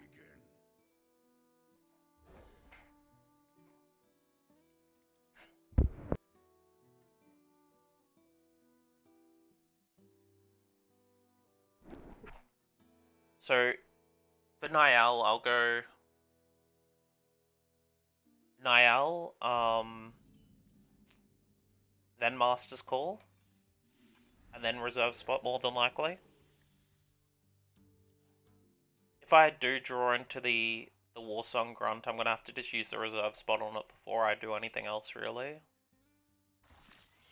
Zergling's fine. I'm just going to trade into these. I don't really want them on the board just in case they get the buff and the big turn. I might use a cup of muscle just onto my Niall here and just trade. It gives it a little bit of extra staying power going into whatever they end up sending out. And it means I threaten a little bit going into the following turn.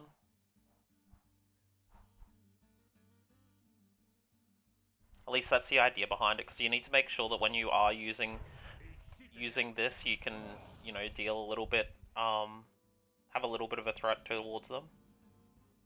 Catch of the Day is fine, like, because I can use it to trade if I need to into, like, Zerglings and things. The good thing about this is they still don't have a spawning pool.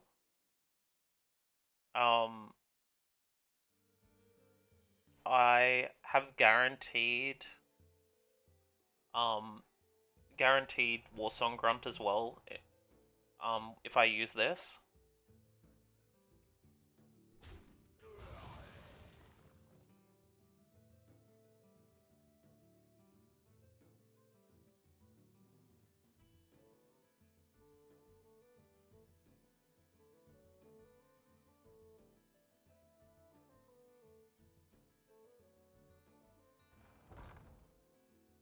Okay, so I'm fine with them having Zerglings.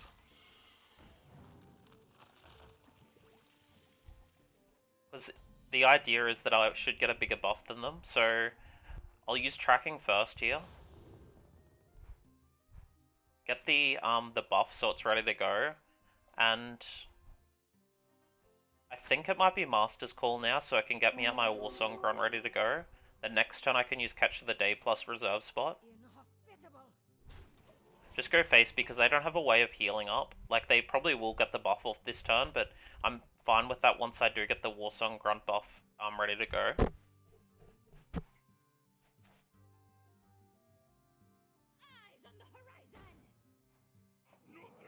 Okay, they're just trading, so they still don't have the Infestor, so this game is looking very, very sad for them.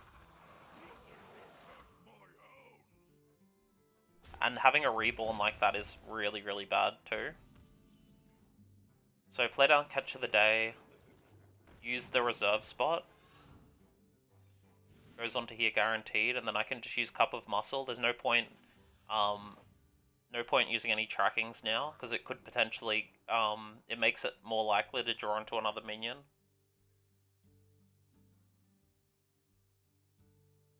And I'll hit into the 2-1 that's got the reborn, because I can make use of that.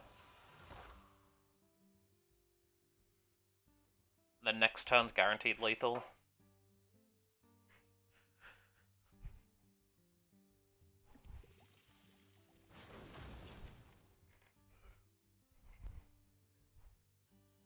So I can go next turn, if I don't draw into the thing, I just go reserve spot, Warsong Grunt, Jorgama, or I can just go, just play this down, it gets lethal anyway.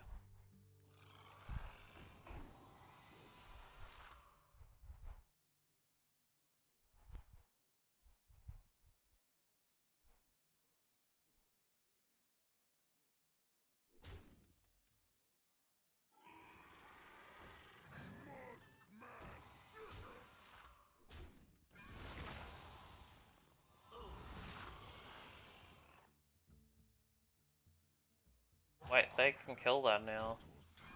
Interesting.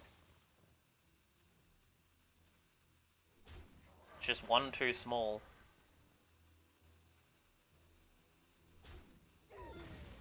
Okay, that's fine. I'll have to look for another bird watching to get another one out. Okay, so tracking first. Alien encounters, because I'm going to need to defend myself now. Use another tracking. Bird watching guarantees out the other Warsong grunt.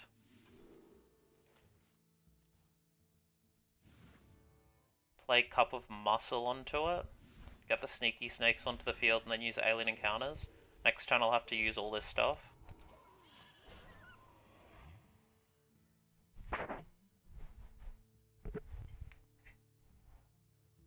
So this is 8 mana once, so I go this, this, this.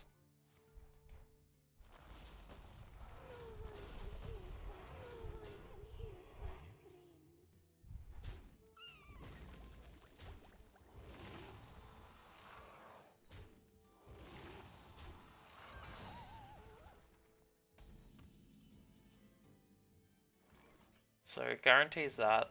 That becomes an 11-12. So 13 is how much I'll be dealing. So 13, so that's 8, 16. 28, 40. But I don't, I'm 1 mana off doing that because it's not turn 8. So I'll have to use the tracking again. I think I grabbed the Ranger Gully here, just because it means that if they do go for another Viper turn, I have a little bit of a chance. And I'll grab the Catch of the Day as well. So it's giving me more likelihood if they do try and Viper that I can survive against it. I should have traded that into there. Because now they can trade these things off.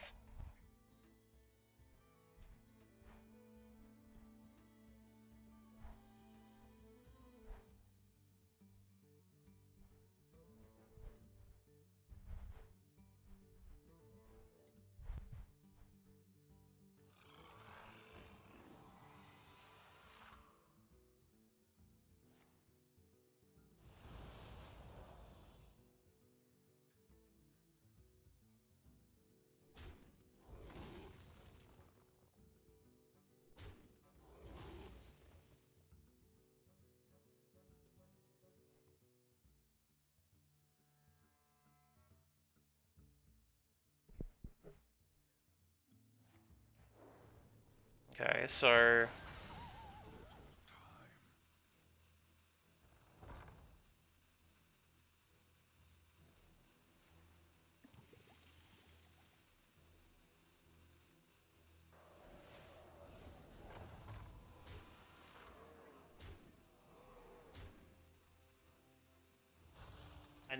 I don't know what I need here. This is just not a great situation to be in. So Reborn, I can use Char, but I don't know if that really helps me. I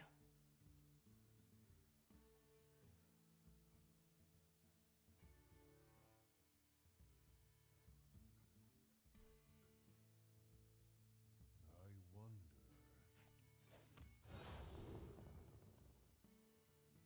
Does Punch Card help? Not really. Barrel of Monkeys will be okay. So Catch of the Day.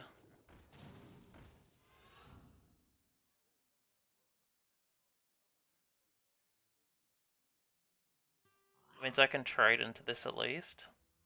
I think I go into this one.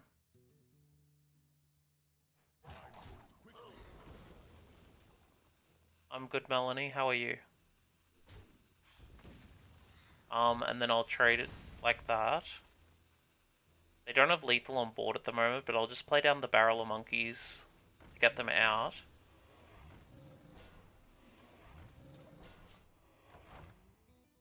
The Reborn is definitely quite concerning.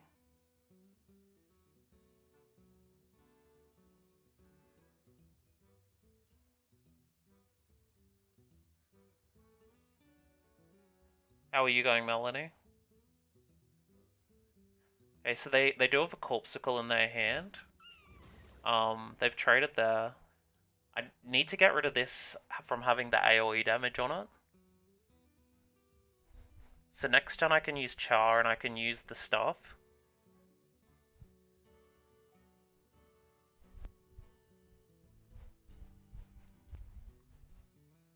I'm glad to hear that. I'm on PC. So if I go Char onto this, I can get the buffs going off, so it'll more than likely be just trading all these than the Char, so it gets the bigger buff coming from it.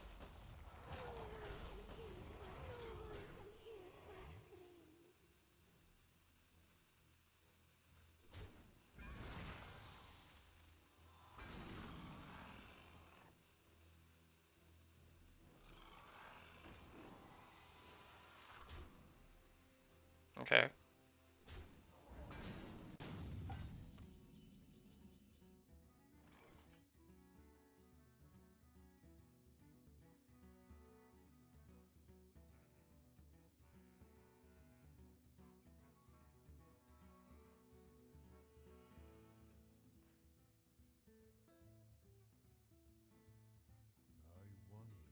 So if I use this, it goes up to 16. If it lands on it. I think I've just got to go for that. So I'd use this, use the Char, hope it lands on the Warsong Grunt, the 50-50. Goes up to 16 then. And then I can trade a bunch of these.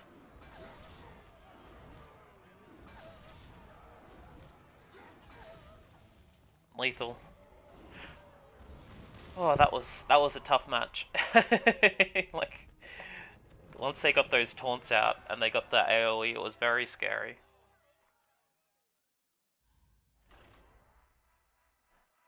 Yeah, I'm there. I'm playing on console. Oh, sorry, I'm playing on PC. Hearthstone isn't on a console. Like, you can play it on phone and tablet, but yeah, it's just PC. Watch your back. Let the hunt begin. Okay, in this match, I think I get rid of everything and just keep the bird watching. Yeah, PC's pretty good.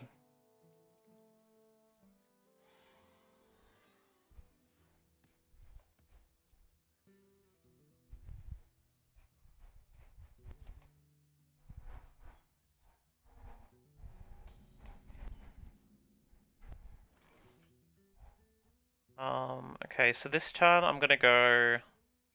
They used Dig for Treasure and it got them a coin. So they're gonna be playing, they're gonna be playing Weapon Rogue more than likely. Turn 1, turn 2. Oh, sorry, turn 2, turn 3. So I play Hearthstone quite a lot. I play the Pokemon trading card game. I play, the video game for Pokemon.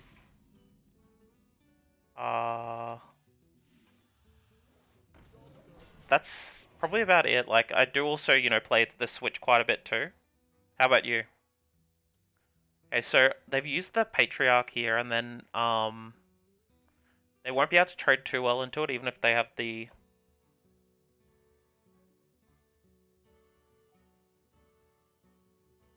Even if they have the sword. Have you played any Souls games? I played, I'm mind blanking on its name. It's the one that... Elden Ring. I played Elden Ring. That's obviously quite a tricky game. Besides from that, not too much. Play down the Niall here. I've still got the Barrel of Monkeys that's on here, and I've also got an Alien Encounters in my hand. So, mostly I play story mode single player games like Assassin's Creed and Resident Evil. Yeah, those ones are pretty cool as well. Like, you can, I do play through Assassin's Creed as well, but I haven't played... The last one I played was Valhalla.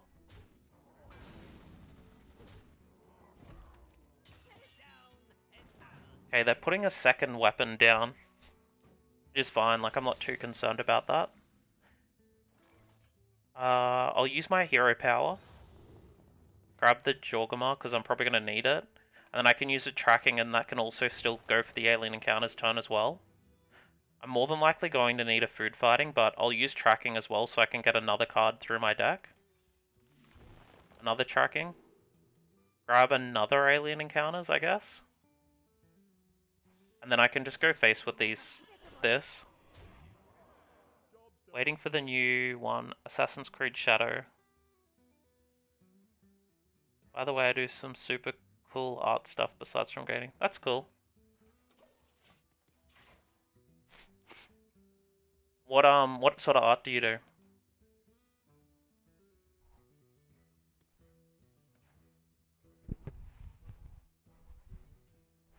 Okay, so they're gonna trade more than likely into my 2/5. They can trade very easily now with those. I don't know if they're gonna keep the 3/5 alive or not. The 5/3 alive or not. Looks like they're sending all their damage face, so I don't think I'm too concerned because I still have the alien encounters plus a barrel of monkeys. So I'll use the hero power here. Grab the grunt. Play down the alien encounters, and I'm just gonna put the I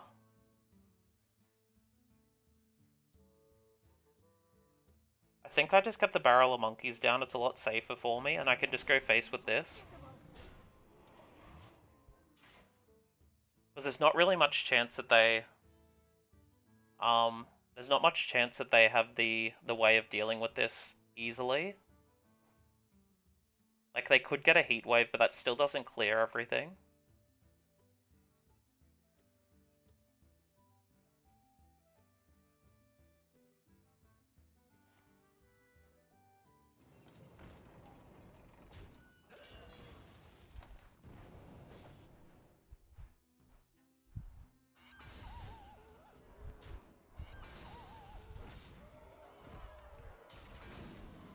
Okay. That is a little bit scary. They have 2 coins in their hand, so it's essentially dead cards. So I need to clear these 3 ones. I'll use a tracking first, a hero power, just to see what I end up getting. Reserve spot's good.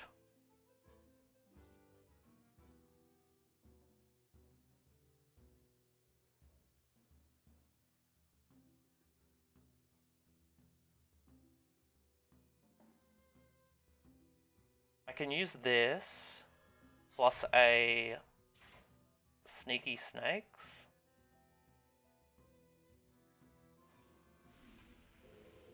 It then gets the this immune for me, and I can just trade. Or I could go face. No, I need to trade. And then Cup of Muscle gets the buff onto here. Yeah, I'm here. I don't have a Discord at the moment, sorry. And then I'm going to trade the 5/3 into the face of theirs. So they need either the Harmonic Hip Drop or they need a Dubious Purchase here. And they're just conceding, basically. Oh, I have a YouTube channel.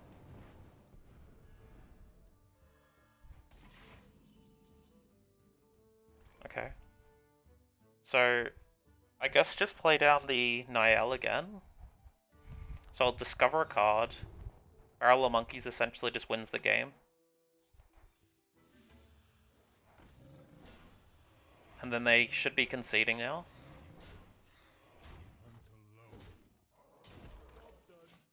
My YouTube's this, if you wanted to message onto it.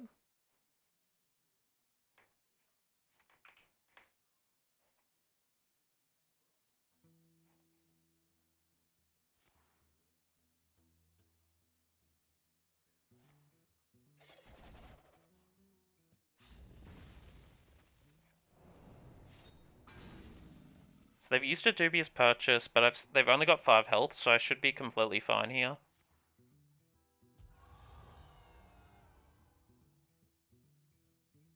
You can't. Can you send it through messages on that?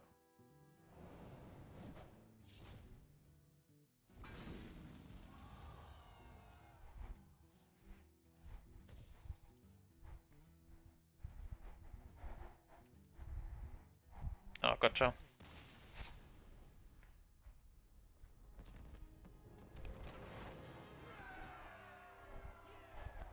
Do you have like a studio or something I could look up? Yep. So I think the idea is that I want to make sure that I'm getting I want to make sure that I'm getting my Niall out first. Shaman's a good matchup for this deck too. My elements are frightful. Let the hunt begin.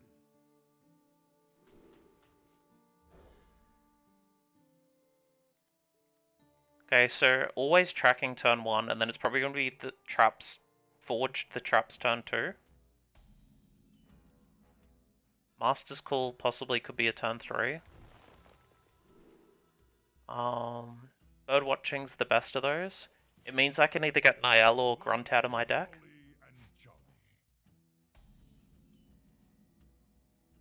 So use the Bird Watching now.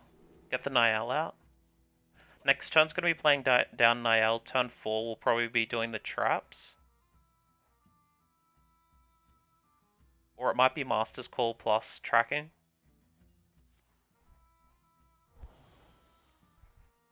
Okay. They've got the armor ones, so that's decent. Play down the Niall. It means I've got to established a I can deal some face damage into them. Lock-on's fine. A missile pod, so it means that they've got a little bit of a board to go into me, so I can just chill basically. So it's always going to be hero power here. Grab the tracking. And I'll use the tracking as well because it can reduce down my alien encounters. And I'll grab the Jorgama so I'm ready and set up for next turn. And I might use the Titan Forge traps now just to get it out of the get it out of my hand. And it also means that I can get the Rat Trap, which will be useful into the Ice Trap, which will be useful into their potential spells, since they've already used the coin as well.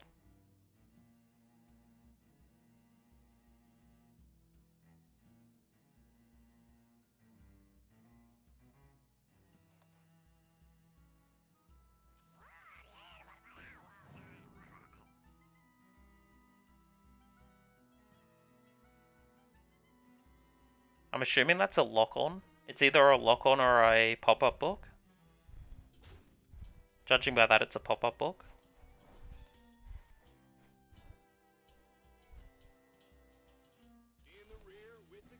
Okay, so they've got a bunch of low-cost minions, so basically I'm really going to be looking hard for my my Warsong Grunt now. So I'll use the hero power first.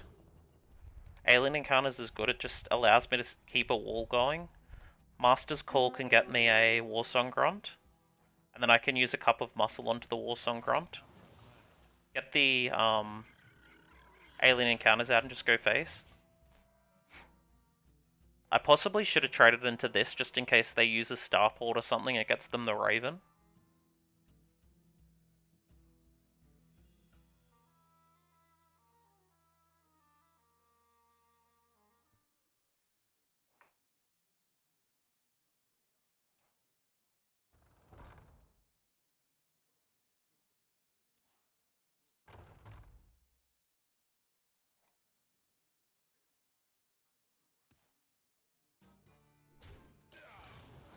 Okay, so they're just doing some trading, which is fine. They will get a buffer dude doing it like that. They get a little bit of extra armor doing it that way too.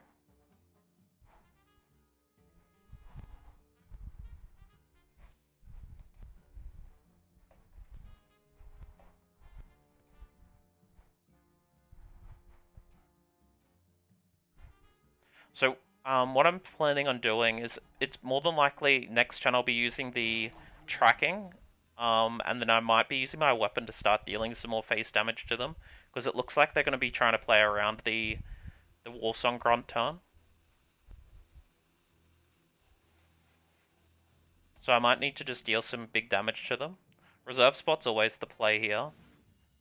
And then I'll use the hero power. It means that next turn I can use this anyway. I'll grab another reserve spot. And I'm going to put the Cup of Muscle onto the Grunt because I might need to be using it to deal some extra damage to them. Next turn I can do this whole combo. So I think it's just going to be lethal.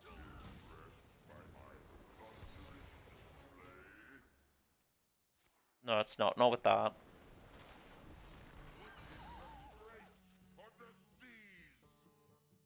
So I think I just give it another turn, so I'll probably attach the weapon, use the hero power. Grab the barrel of monkeys. Use the reserve spot, use the weapon, and just go face. I'm just trying to deal as much damage as I can so I don't need to rely as heavily onto the Warsong Grunt.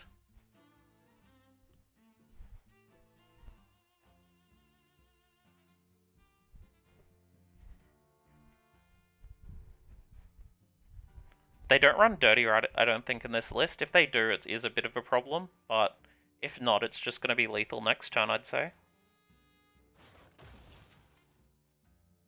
If they do run Dirty Right, it could be a problem.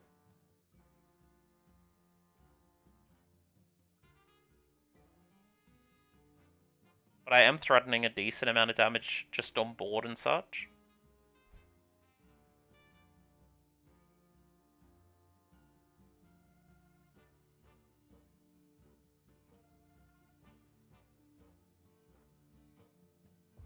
Okay, they're activating their starship, which means that I can use that as another thing to hit with the Grunt into.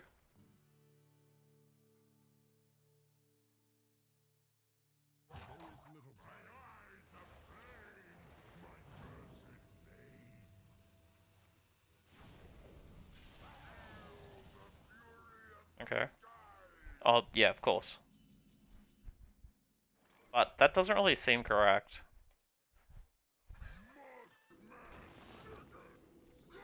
So you always attack the lower health one first. And the lower damage one first as well.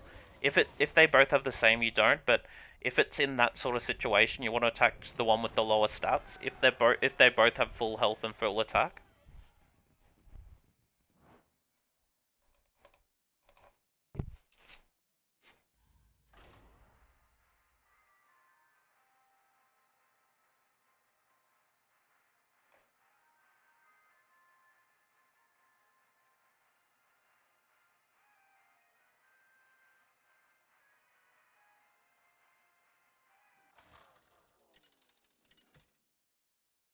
This deck is obviously quite strong going into the into Shamans.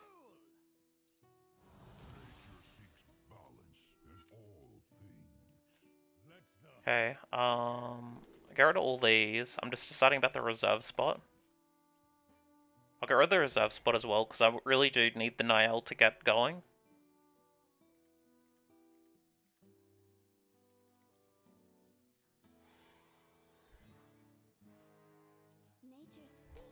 Okay, so they're using the hero power build. So just play down the sneaky snakes, I guess. I don't really have anything to do.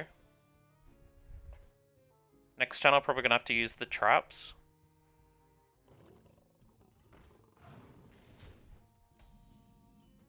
Niall's a good draw. Just go Queen into Niall. Means I get the tracking online. I'm just trading into these as well because I don't really want them sitting on the board and dealing more damage to me. Next turn's probably going to be tracking it plus Barrel of Monkeys.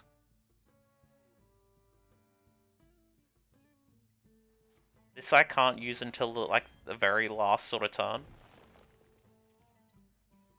Because they can use the Divine Shield buff onto it, and it means that it can deal damage.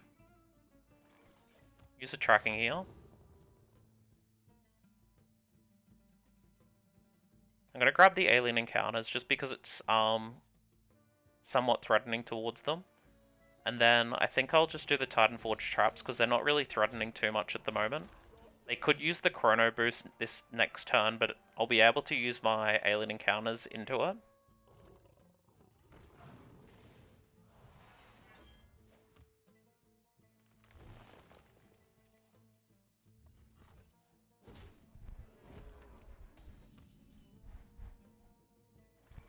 Okay, so it's always tracking first. Grab the bird watching.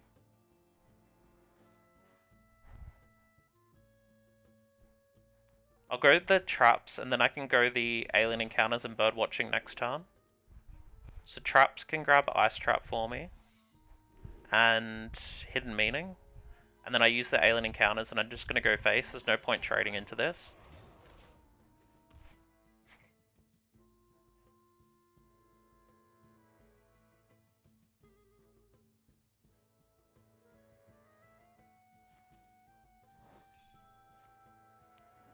Okay.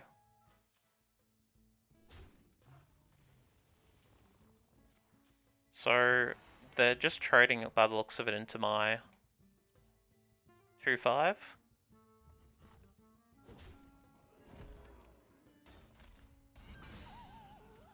Okay, I don't need to do the bird watching now, which is good. So I can just go tracking first. Grab the reserve spot, use a first reserve spot onto my Warsong Grunt and just go face.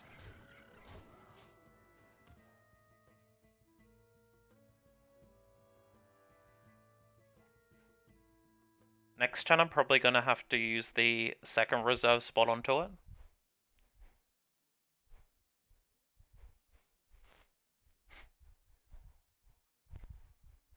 And I'll probably want to get another taunt down because I don't want them to be able to deal face damage to me easily.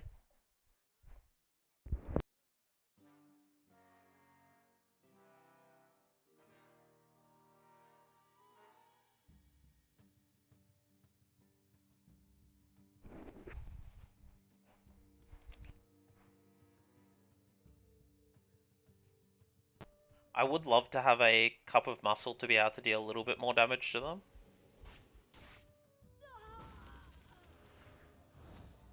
Okay, so they're just using it to clear. And they're doing that so that they don't get a hidden meaning proc, which is fine. Use the tracking first. Get the barrel of monkeys. I think that I might be more correct just getting the extra taunts down.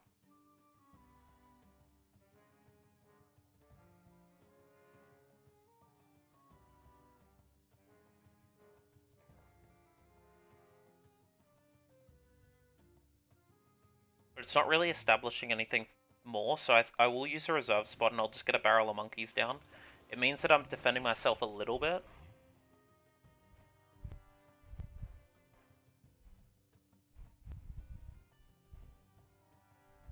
I don't think there's a way they can get lethal with just their current board state.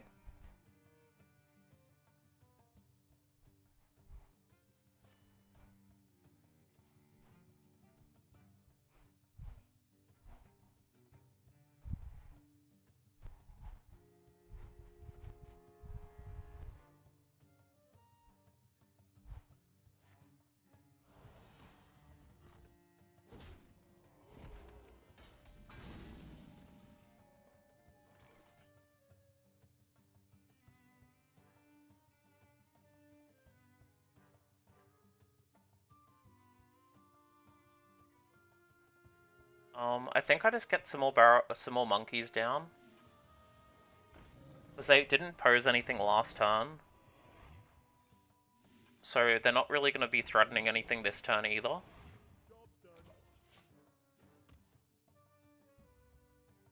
And just get an extra buff onto here.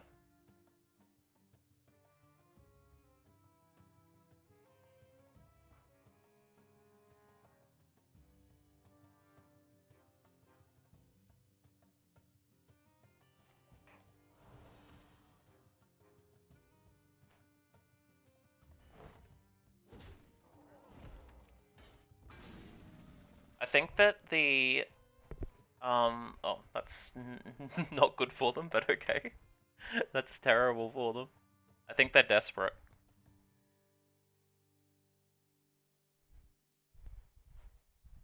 Unless they have a way to clear it. No. Maybe they were looking for a taunt or something. I actually don't know what they were looking for with that cactus construct.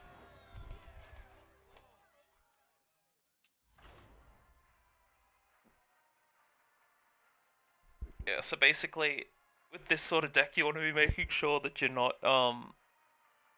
having any minions on the board besides from things like Poisonous or Taunt, Reborn. So Ziliax is essentially a big counter towards this deck. The young Kiliax version, that is. Okay, so playing against a Priest. I think I just full get rid of everything. I don't really want to have a Warsong Grunt sitting in my hand. You'd rather have Bird Watching or Master's Call than it just sitting in your hand.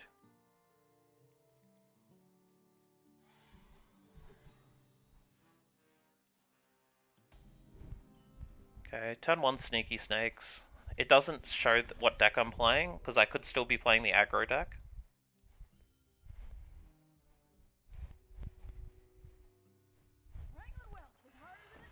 So they're playing Zaremi Priest.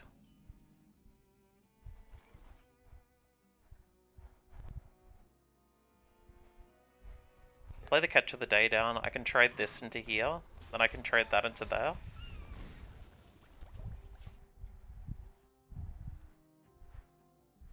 I'm just floating a mana because I don't really need to use it at the moment. I don't really want to use the coin at the moment.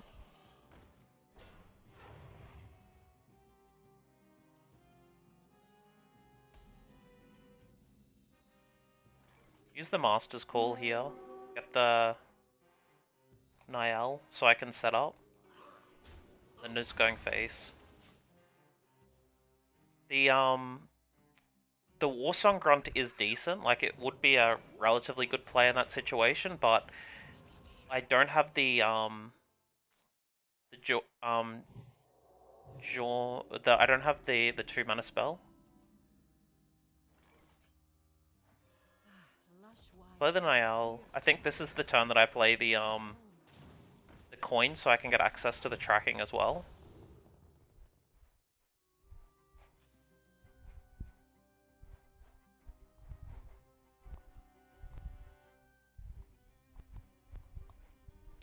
I think it's gonna be Grunt this turn because I can use the reserve spot on it next turn. Or I can use Char onto it next turn. It more than likely will be the reserve spot because although Char will give more buff to it, the reserve spot reduces its cost, which is the most important part of using it.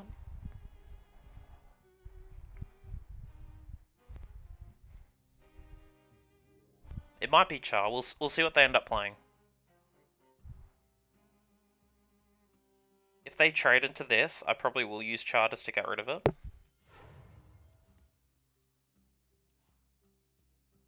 Starting the operation. Okay. What?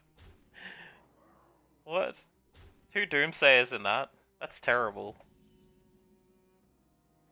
Oh, by golly. Get rid of this thing out of my hand.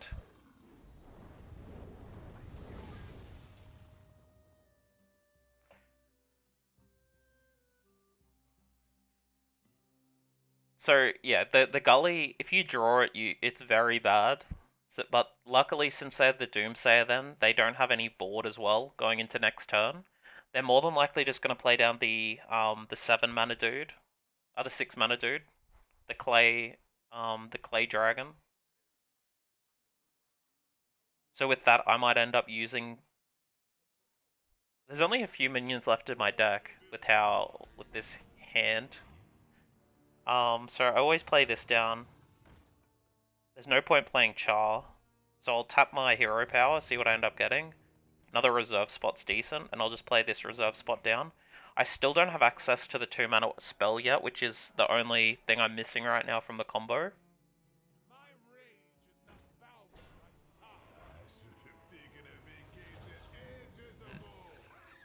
They're gonna have access to Zarimi next turn, which is scary.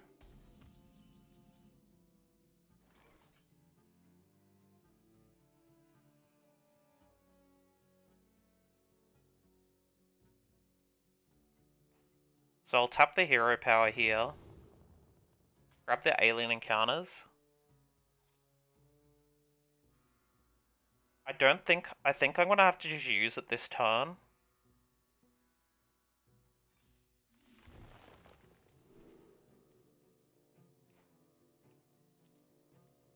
Grab the tracking.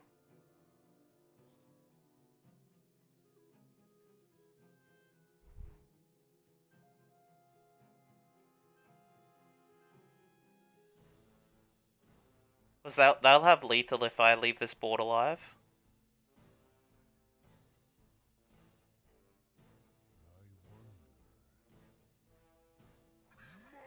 Okay, so trade. Got 6 health left, so trade and trade. Play the tracking. I need to get another one of my Warstone grunts out, obviously. Then I'll use Cup of Muscle and just go face.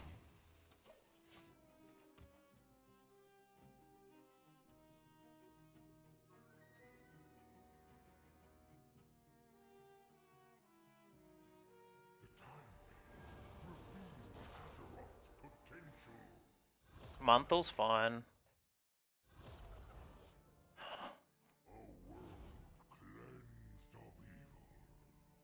But I really do need the Jorgama, so if I use this plus this, I think that'll end up being close on lethal. If I get the Jorgama. So always reserve spot first. Hero power.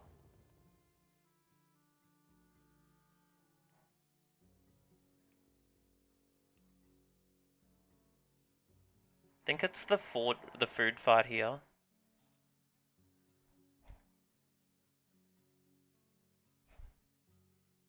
And I guess I'll just use Char. There's not really much else I can do, but I'm assuming they're gonna have lethal.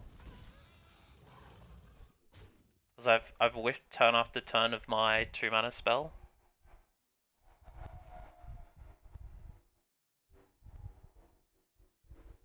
So this would put it to 3 plus 5 is 8. Plus Time Winder.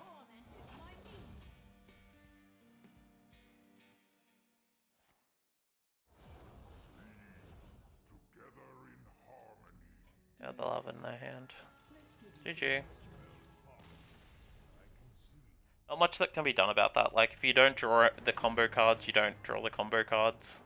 Don't know if there was much I really could have done differently. Like, the Time Winder would have just been able to take me out if I had gone for a defensive player using the monkeys.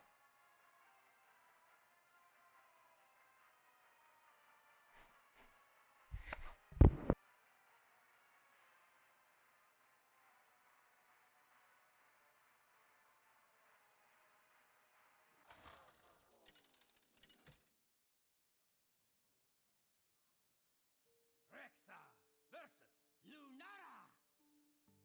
The forest fights back. Let the hunt begin.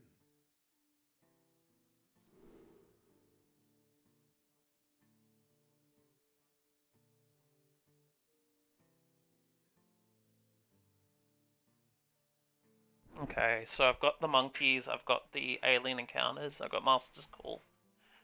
I think I just want to keep the Master's Call, just so I can have a likelihood of Niall.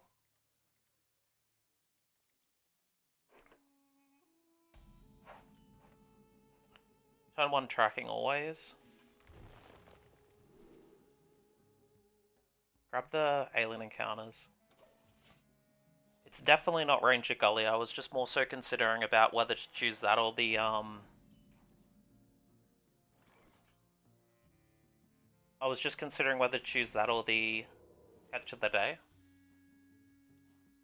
Ranger Gilly you want to avoid like the plague.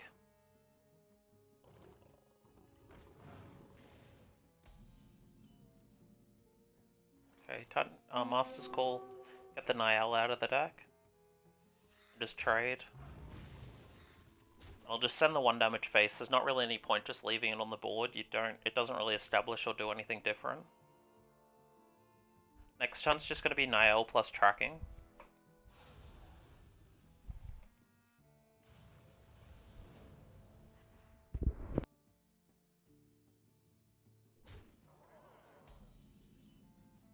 They possibly have their hero going into next turn. Lush wilds and clear skies. This could be our home.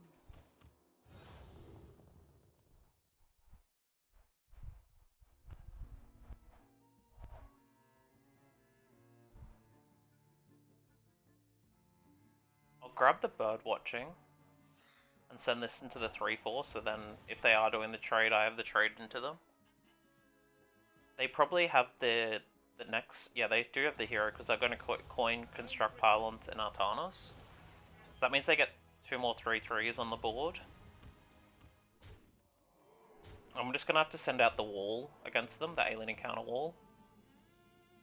So... bird watching first, get out the Warsong Grunt. Then tracking. Grab the Cup of Muscle so I can start doing some buffs. Get my alien encounter wall going. And then use the Cup of Muscles. Inhospitable.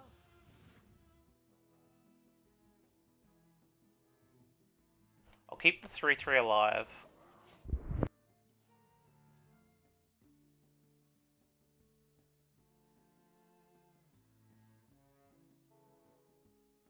I still don't have the 2 mana spell yet, which is the only thing I'm missing at the moment.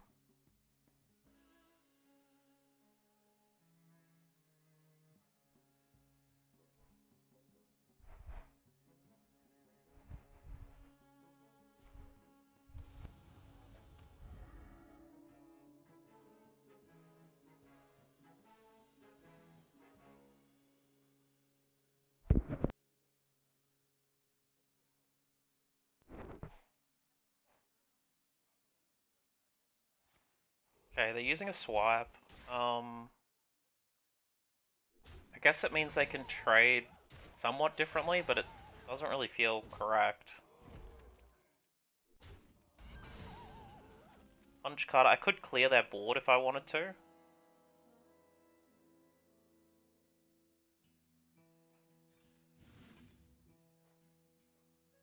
I think that's probably going to be the better play.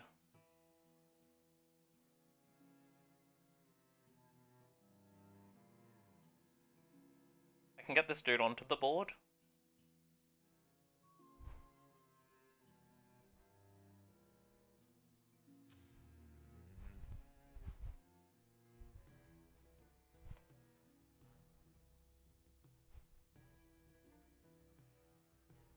Yeah, let's get him onto the board. Trade into like that, I think. Oh. Yeah, trade into it like that, so it means that they're in a, they have to take out this, so they'll have to do a swipe or something if they want to take out this.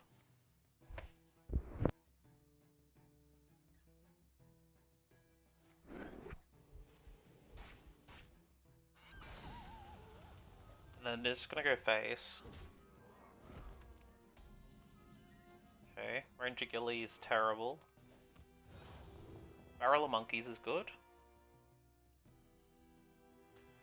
So I'll probably just set up the Barrel of Monkeys this turn.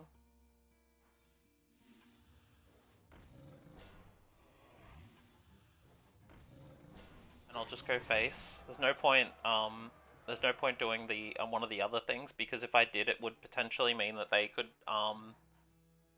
potentially kill me since I'm only on 10 health. That's bad. I should have thought about the mind control tech.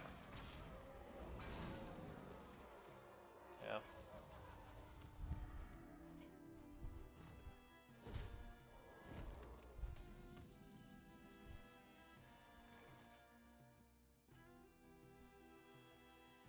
Yep. Should have been thinking about the mind control tech there. Oops.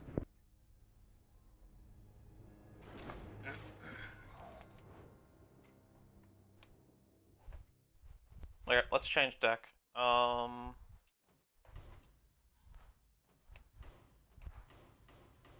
go with Zerg.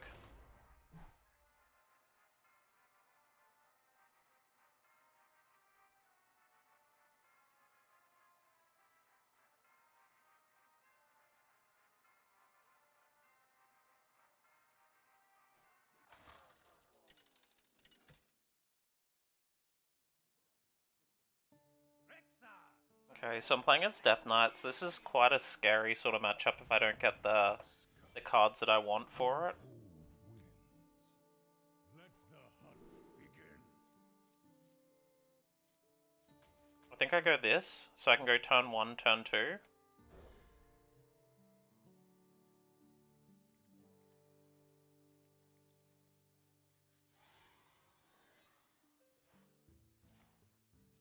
Barrage is fine. Can this be? So coin, play down this Parrot Sanctuary and activate it, then next turn I can play down the Niall. No point using the Glacial Shard at the moment.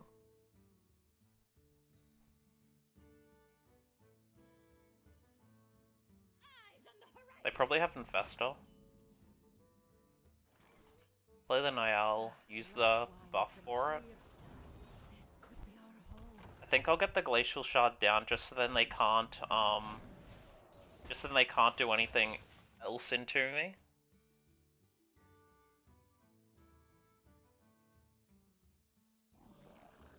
Yeah, so, sorry, it's just so then they can't do a double Infestor play into me with the Yodeler.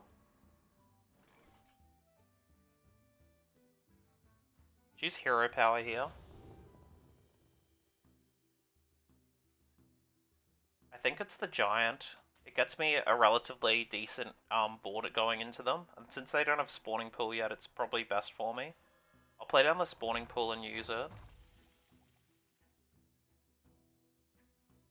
I'm always going to be trading into the Infestor, I think.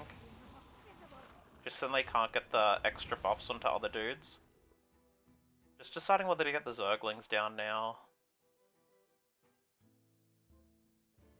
I use tracking first.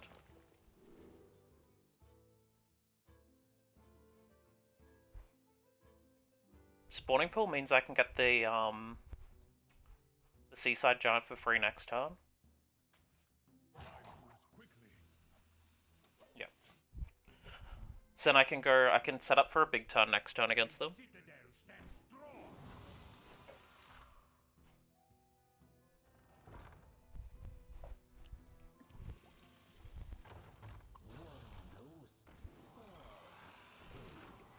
Okay, that's a little bit annoying.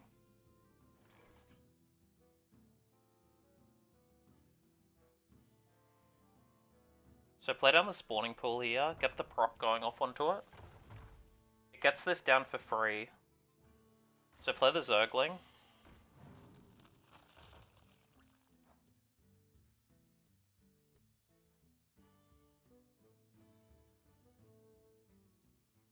Yeah, it would have been. Forgot about the I forgot about the Reborn, how it applies for it. It would have been better to go the Niall then first. Because then I obviously would have the 3-1 left alive. Get the Hydralisk down. Hopefully I can trade into some of these. And get the Giant, so they can still take out the whole board. This deck's so dumb. Like, they can go this, and this, or this, and this. Gross.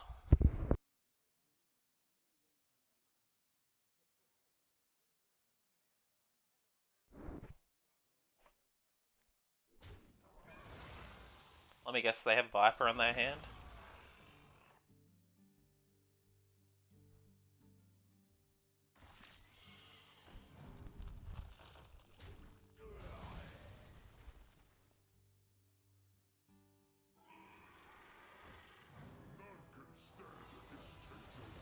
Okay, and it just clears it.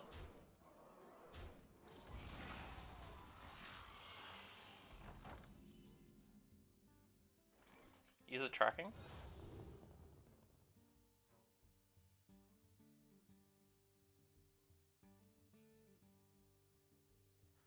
Yeah, I think so. Because it's definitely not correct how it is at the moment. Like, it feels too good.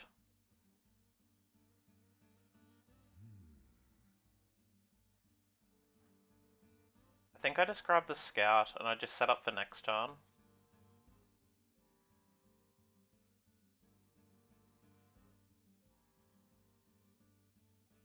Yeah, because it's basically if you get the turn 2 play like they did, you win. If you don't, you lose.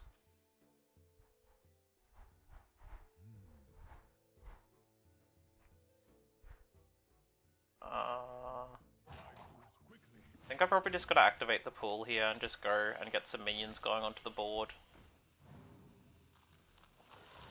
And I'll take out the Baneling, and because I don't really want to be seeing that again, at least for a little while.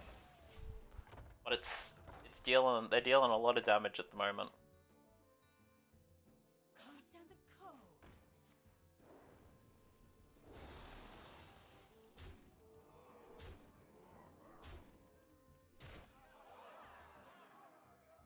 I don't think there's really a way I survive this. Like, I could, if I get alien encounters, it's okay. These could belong to a brand new species. Tracking. Here we find them. Alien encounters, smile. Grab the giant. Here we find them. Alien encounters, smile.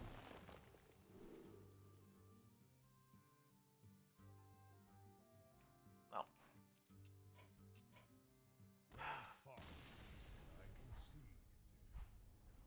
Yeah, like, you know, if you don't get the infestor, the deck just gets you. Yeah, sometimes the game does hate you.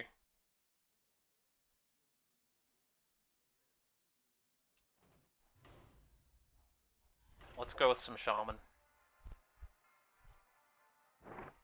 We'll go back to some Shaman, because it's definitely the best deck in the game at the moment. And it probably, like, it has a decent amount of RNG, but it's not too much. Like, obviously the starships are. Yeah, it is starting to hard run Hex, but also it's useful for, the Hex is also useful for getting rid of your, the Medi one. The one that's just terrible. I played a game earlier today that they did that same thing. I'm considering putting another Hex in there. I always hate this card, so I'll change it over for a Hex.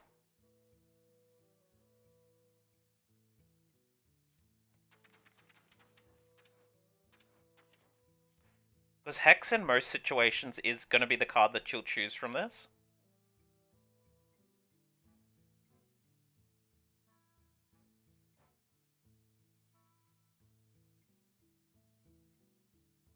Yeah, let's go with this. We'll do a slight change.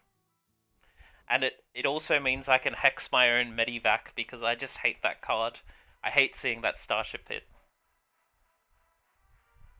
Yeah, it's more so in the match, like in the matches that you're playing against an aggressive deck. Obviously, you want it, but in the matches that, you know, like if you're playing against Control Warrior, you do not want to see that card because it's useless in that matchup.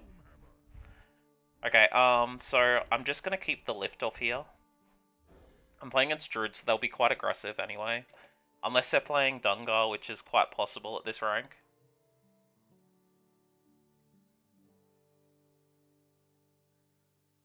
A lot of the shamans that I've played against today, especially when I was playing the hunter, they kept getting the bomber one that deals the 5 damage, and it was just like it was very unfortunate for me. It did not work. It did not go well. Okay, so turn 2 is going to be the starport. I need to get that online before I get the gold panel. I think that the starships may get changed, but the problem with that being said is the only starship deck that is an issue is Shaman. Like the warrior deck is, you know, it's fine, I guess, but it's not anything extraordinary. they might change the numbers of the starships. Like this should only be giving 2 random effects. It shouldn't be give 3. The 2 damage AoE I think's fair. The taunt one's fair. The 5 damage to face isn't. Oh yeah, Fizzle is a problem. Fizzle triangulates the problem with that.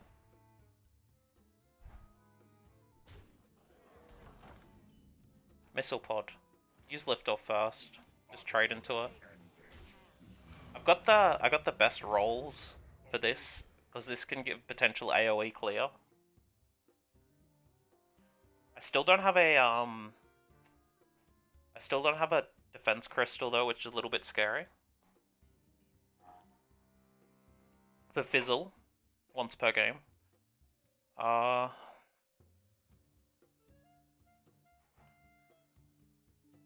Yeah.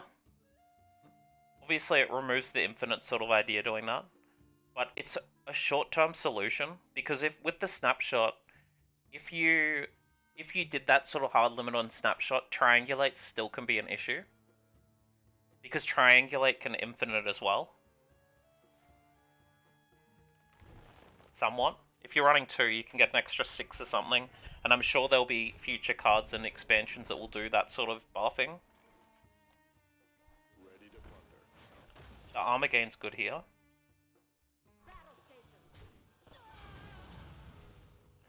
Do I just play down both gold pannas?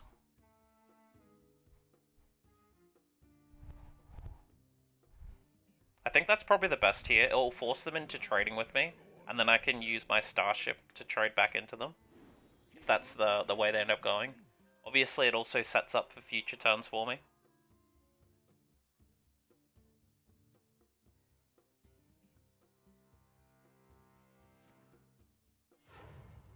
They're going to play the hero down. They still don't have any of the hero power buffs yet, so I'm not in... It's not too scary for me. Jim Raynor's good. Just trade here so it gets the armor buff into here. And I think I'll launch it I'll play my SCVs down, sorry. And then I'll launch it and see if I need to play this down. Actually, I'd always be playing this down, so what's the point of not playing it down?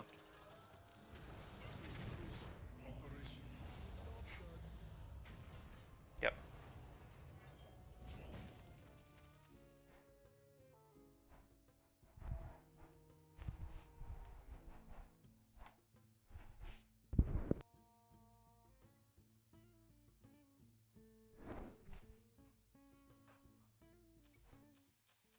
So without the gold pannas, I am a little bit slow. Like don't really have any more draw at the moment accessible in my hand. Next turn's probably just going to be shutter block.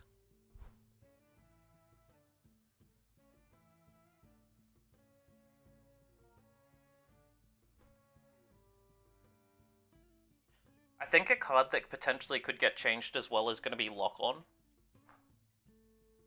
It provides a lot of value. Probably too much value. Our path is clear.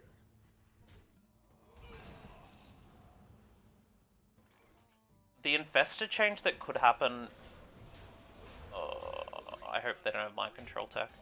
The infestor change that could happen is the if they go to... If it changes infestor to be like when a card is summoned, or sorry, when a card is played, give it plus X amount of how much it is.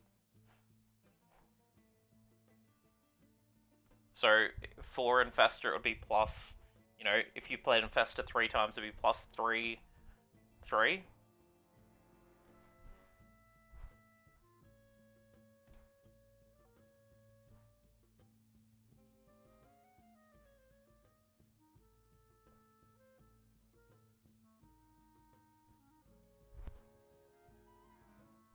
The issue that comes from this hero power deck is you don't have any, like, if you don't get the hero card, I mean the Groovy Cat, yeah, you're in for a bad time.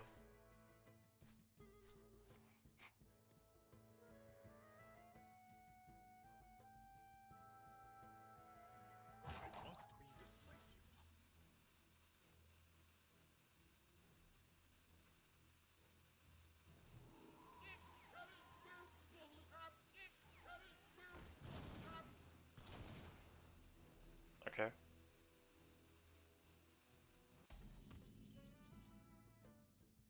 just gonna draw the spell. I'm probably gonna trade these into these two.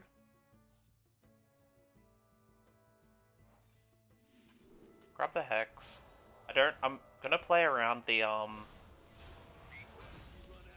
can't play my mind control tech like this. Just trade those like that though.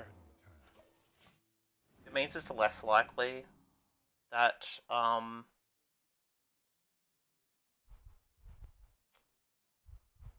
it means it's less likely I get board locked that way.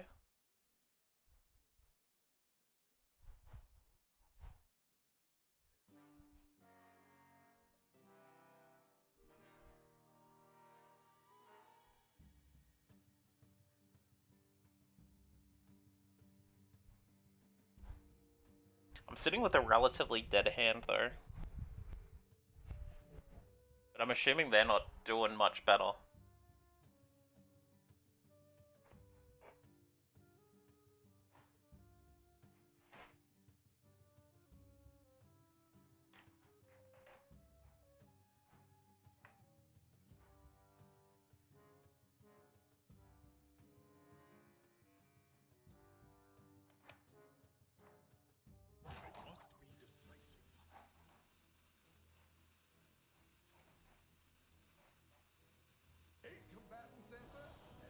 Are they about to steal my dude? No, good. If I was them, I would have stole my dude.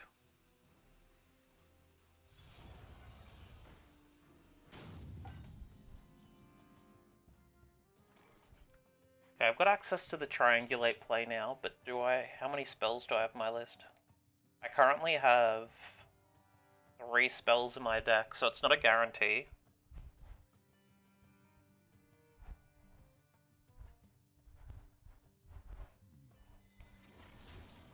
Just get into the pool.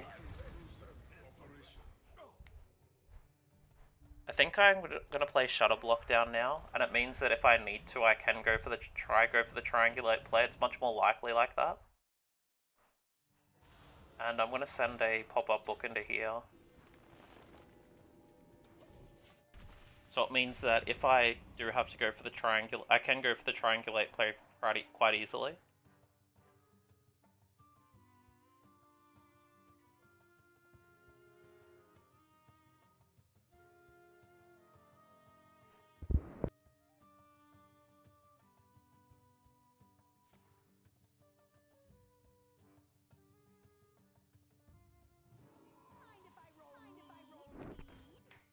And to be honest, I'd say they probably concede once I do this play here if I need to. A Ceaseless Expanse draw would be very powerful this turn. Just saying.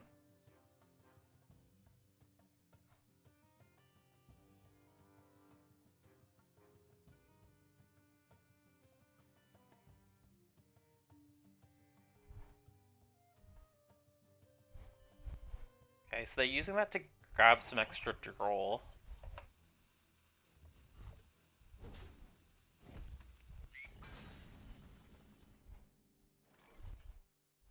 Is it worthwhile playing the Fizzle down now?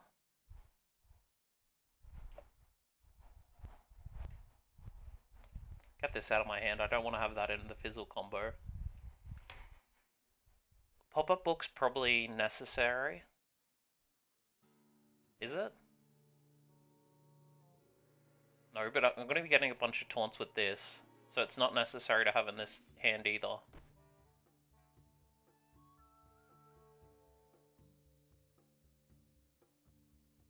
But if I use the pop-up book now, I can't do the combo this turn. Fizzle. But I guess it also gets rid of the Divine Shield, so it might be good keeping it that way, so I think I will play the Fizzle down now. And then I'll use the Triangulate. Come on, Fizzle, you're taking a long time for me, buddy. Grab the other Fizzle shot.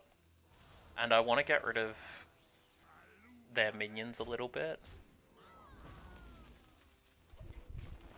So it means that for their turn, it means they're not doing anything for their turn. Like, they have to get a charge minion, but they probably don't run any.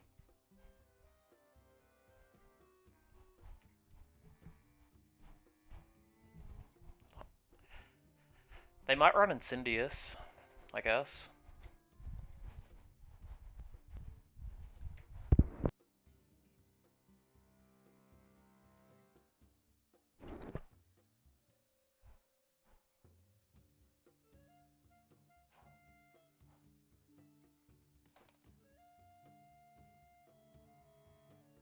Once I launch this starship, the following turn I essentially just win, so I don't think there's really anything they can do now. Taking my frog.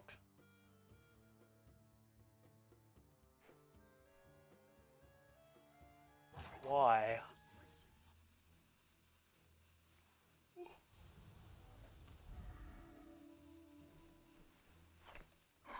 Is it so they can have a taunt?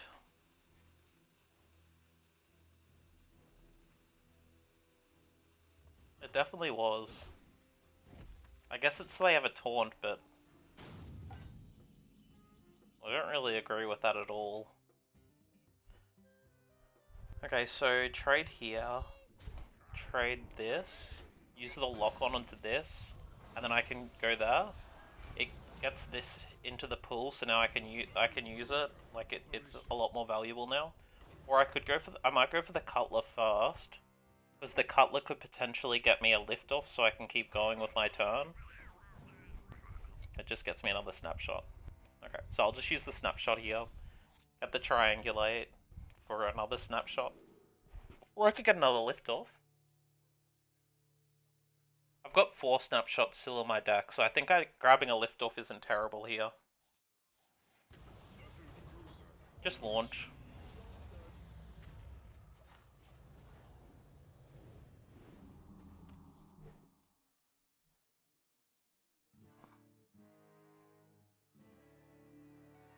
Shouldn't you have played the other snapshot for the 1-2? Which one?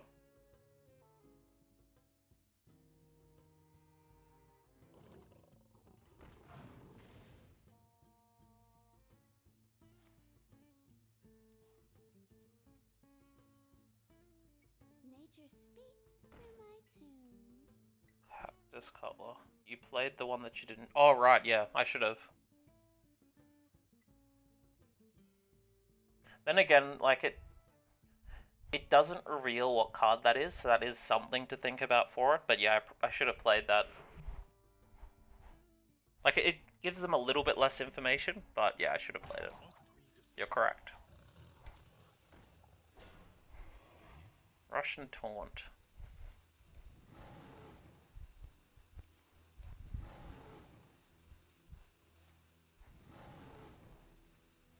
Why didn't they use hero power on it?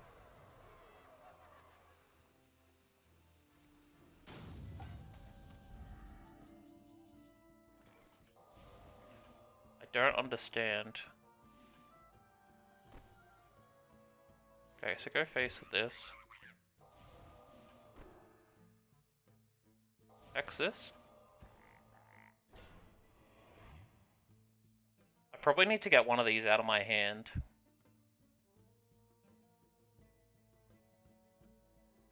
Let's make it count.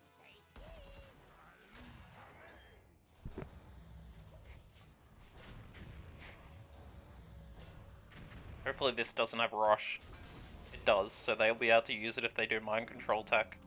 That's a little bit scary.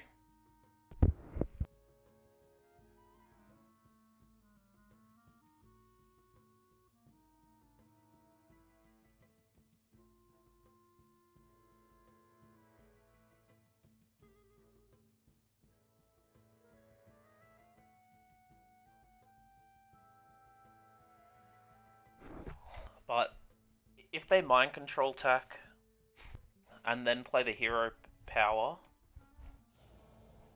I don't think that really matters. I've got 35 health. Well, here's Leroy. Hi, Leroy.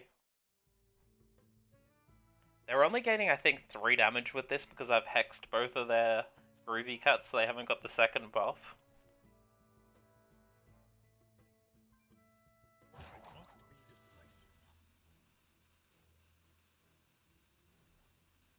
Yeah, the other one's a Druid.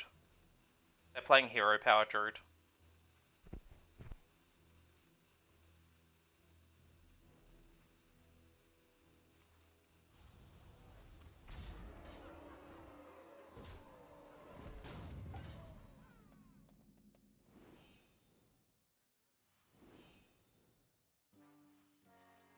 The safest play here is probably just doing some trading.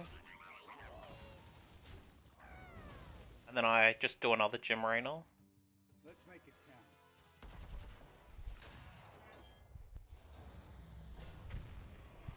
Problem is I still have these two on the board clogging up my deck, or clogging up my board.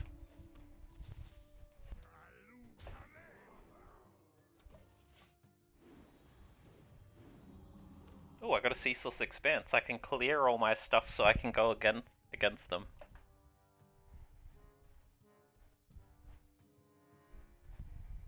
It doesn't have Rush this time.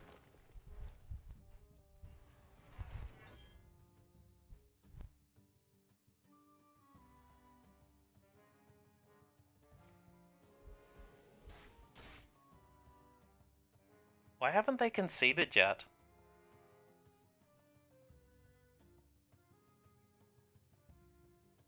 You have won this day. I would have conceded about 5 minutes ago. When I got hexed on the second time for my Groovy Cat. Because the deck doesn't have that much damage if you... Like, it doesn't have that much damage to deal with 60 health.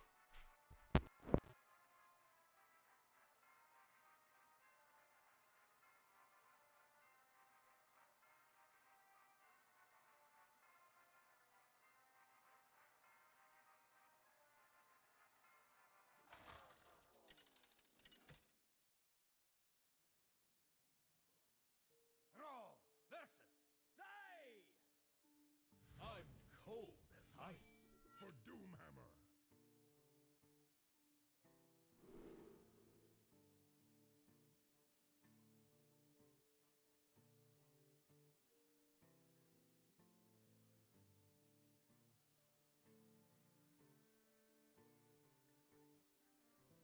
Fizzle could also get its mana cost changed.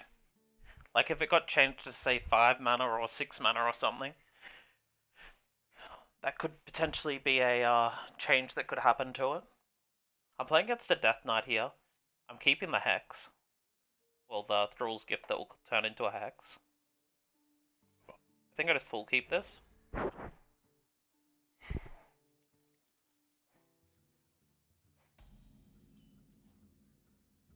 Just SCV down and pass. Yeah, I know, that's the other thing to think about for it, like... since it will rotate, it's not gonna be... It won't be around too long to have to worry about it. Cutler's always the better card there. Eyes on the horizon! Okay, so they're going for the Buccaneer play.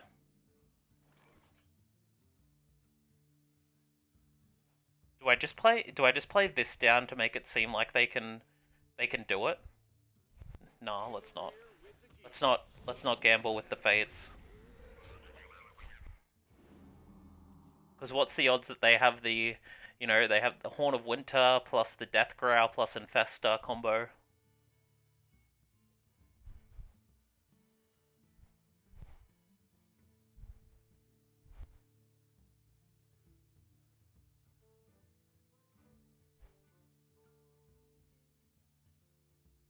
Yeah, I'm only doing that because I'm trying to bait out the Infesta. Because I want to hex it.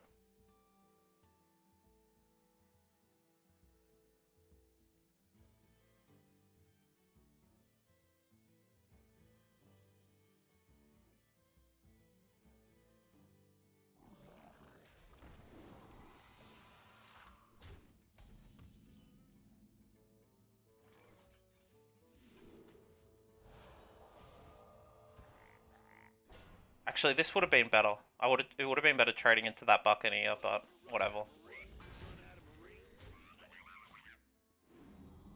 I should have hexed afterwards so I could trade that first.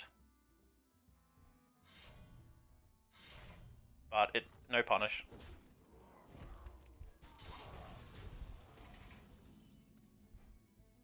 Never punished for it.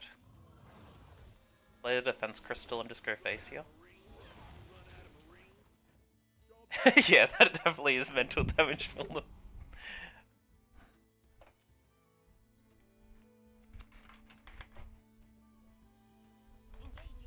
Oh, what? They're running mind control tech? I guess that's the mental damage.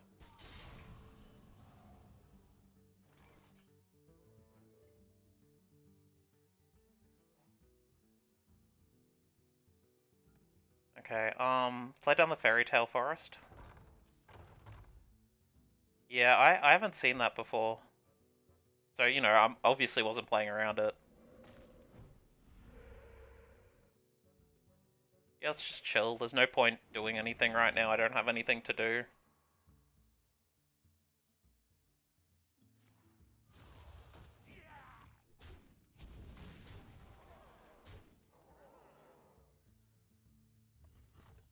They're dealing a bit of damage here. I might have to go pop-up book into this. We'll use the starport and see what we end up getting. That's good. So, pop... I should have traded first. Whatever.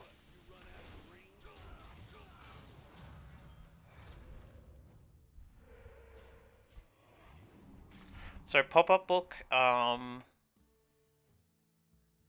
missile pod will be decent going into this, so like I can trade and then get the missile pod online, but the problem is I'm still quite late getting my starships. Like, I haven't really got any pieces yet. But I'm making quite a few misplays, so I definitely deserve to be down at the dumpster tiers at the moment. Because the Infestor play was great and all, but that wasn't that turn. Okay, let's use the Fairy Tale Forest first. Using this and this clears. Using this clears. I think it's probably better getting the Titan out. It can heal me up as well. But then again, getting the missile pod out means I can use the AoE in case they do get a big Zerg board. Yeah, so I think it's Shutter Block here. I can get the Shutter Block plus missile pod. And then I can clear that. It gets it into the pool first, so I can use potentially have a Poisonous for that. It's already costing 0.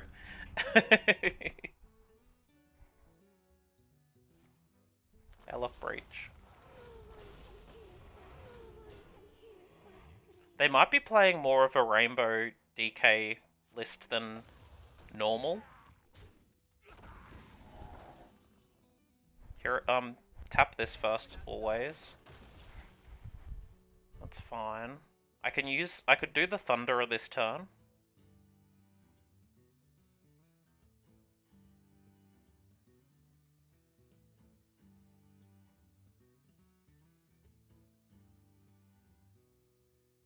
Yeah, it does run Airlock Breach, but I'm meaning maybe it might have the other bit of the package in it too. It might just be a very small Zerg Zerg package.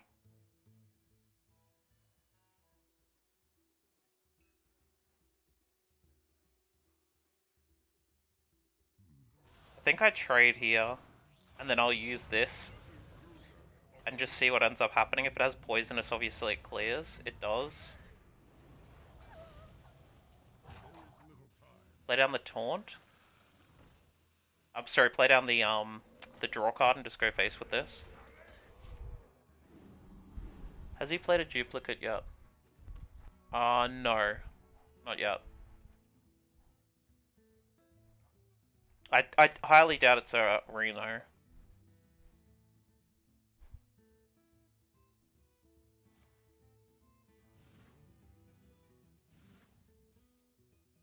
Because Reno, like the Infestor combo is so much weaker if it's a Reno list. But you could be right, he hasn't done any of those yet.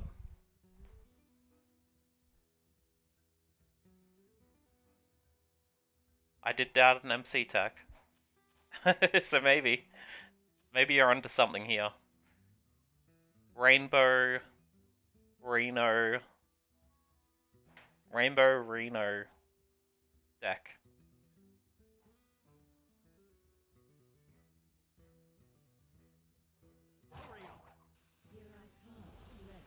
Okay, there's still been no card difference yet. Yeah, you could be onto something here.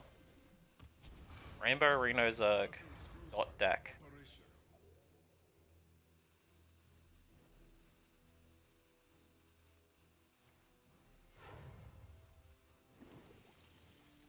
Okay, so he's coining so he doesn't overdraw. I got the fizzle. This hand is so dead though. If I play this down, I can clear and it keeps my stuff alive.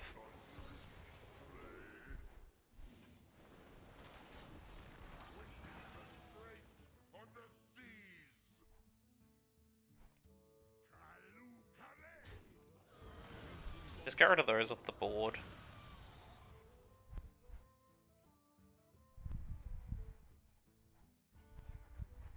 I think I just chill, because he still doesn't have any buffs onto his Zerglings, so this has increased value because of that.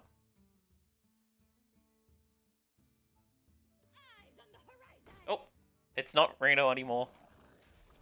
There's the Infestor. Come on, top deck Hex. Top deck Hex. Top deck Hex. Top deck Hex. Aww.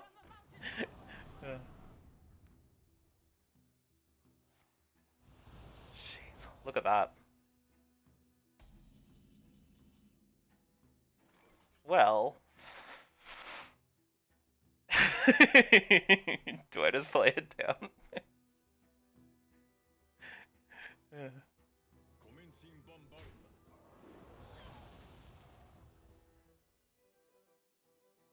So he's got 3 times the swarm now. Actually, yeah, that's true. Okay, so we'll play this onto here. And then should we greetings him? No, let's not. That's mean. Okay, hit it with that. Then go face. I might need to use Shuttle Block into Fizzle potentially, because I'm gonna need to use a Jim Raynor turn relatively soon. I'd say.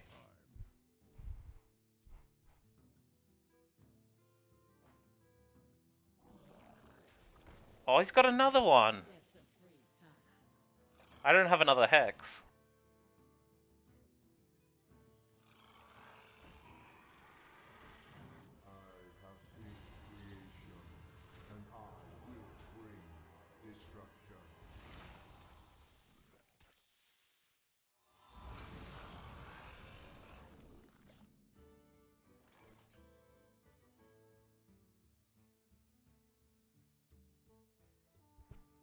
I'd call that disgusting.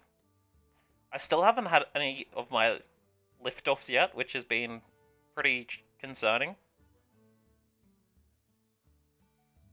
I might just have to go for the Fizzle here.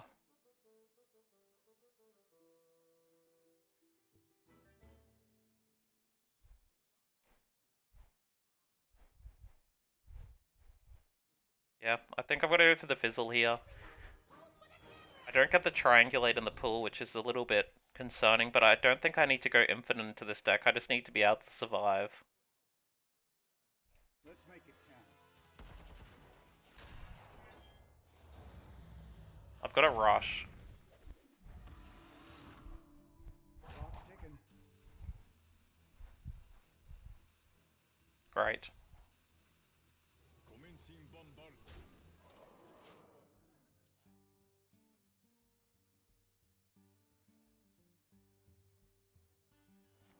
I guess that's what happens with the mind control. The mind control tech definitely played a big impact, because that would have been that. Second Viper. It's got 30 damage on board.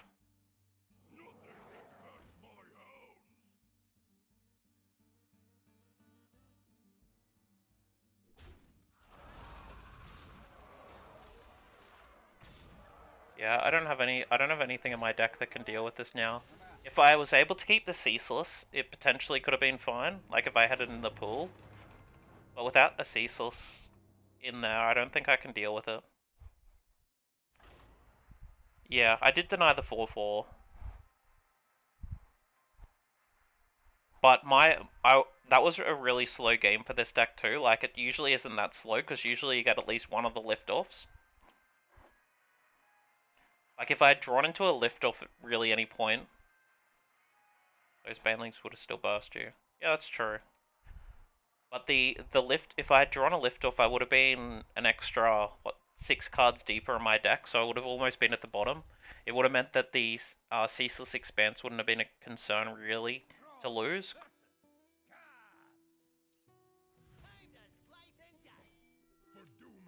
Okay, playing against a Rogue. I think I just keep the Cutter.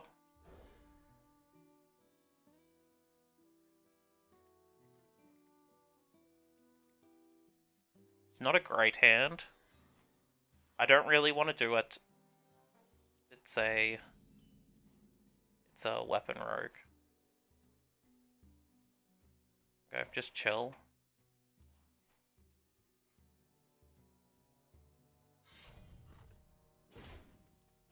Okay, I play down the Cutter this turn. If I get a pop-up book, that's probably the best card for me. Coin and pop-up book. It gets me the taunts, 3 taunts down. And then if they use like a Deafen or something like that, it means my defense crystal gets to stay.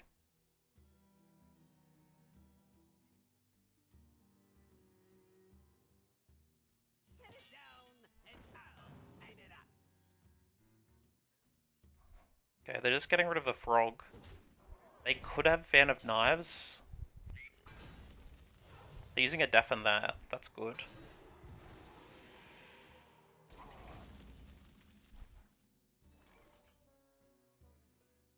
I think I just use the lift off here.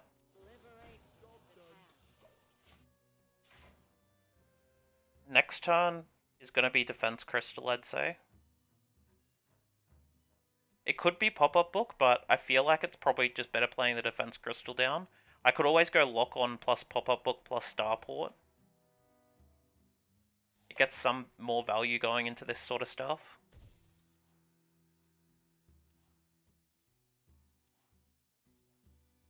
But I want to be able to keep the Pop-Up Book in case I need to kill my own minion.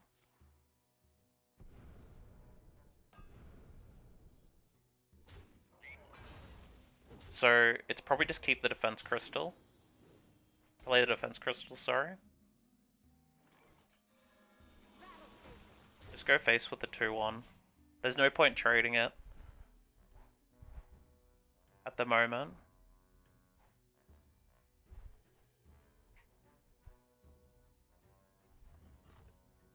Okay, so they've burnt their weapon now. It also gets me a Defense Crystal in the pool. And they've got a second quick pick. Okay, so I can go Starport here. It's decent.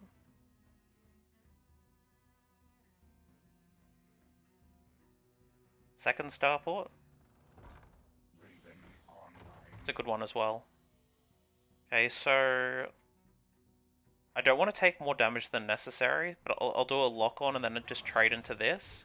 It keeps the 3/3 alive on the board, so I can use this next turn anyway. I'm hoping for an elusive with this.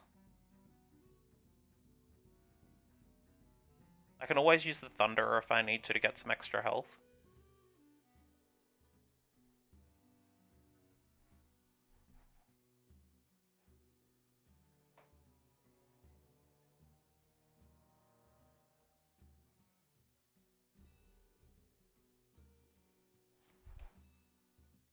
I think they're using Fan of Knives. No, Deadly Poison.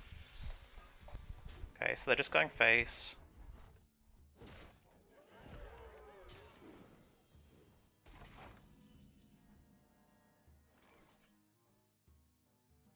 So it's always launch the Starship this turn.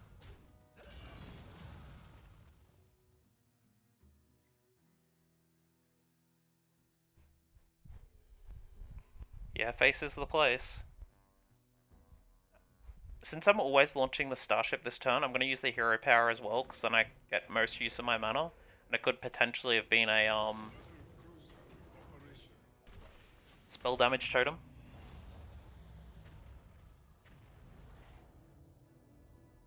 Okay, he can... what have I got on that? Poisonous, Divine Shield. I don't know what the other one is. Elusive, is it?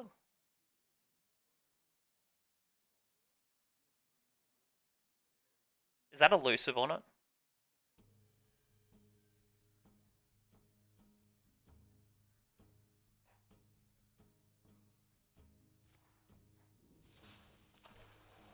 Yep.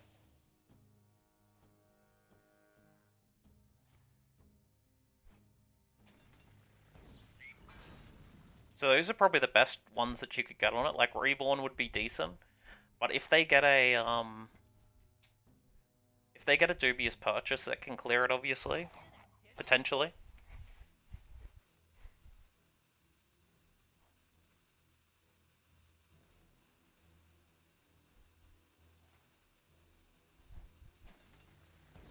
Poisonous. It already had taunt coming from the defense crystal.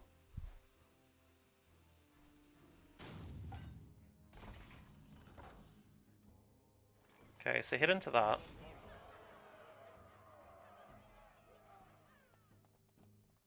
This is probably just the safest play. It gets me the full health. And I'm gonna hex my 1/1 once I've dealt damage. Just to guarantee it, like it puts another taunt in the way of them.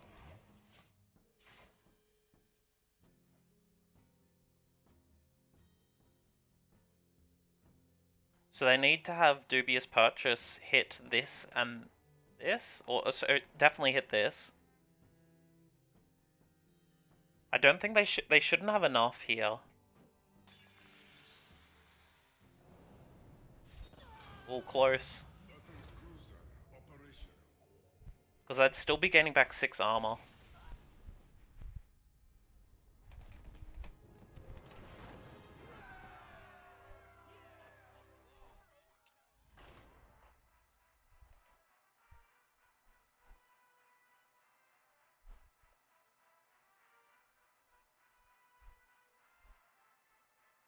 Yeah, it was elusive. Because they probably had a Deafen in their hand, like that's probably the reason why they used the first one. Okay, so this is the game I might need to use Hex on my own minion.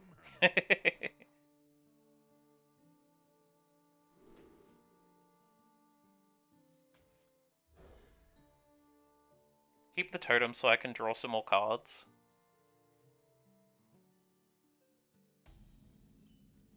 Ceaseless is fine, I guess. So turn 2 is going to be the totem. Turn 3 might be a totem as well.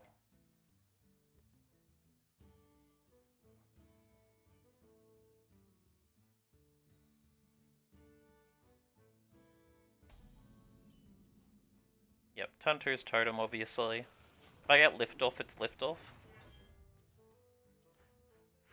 Starport potentially is going to be the play. We'll see what the next card is, but yeah, it might be Starport now.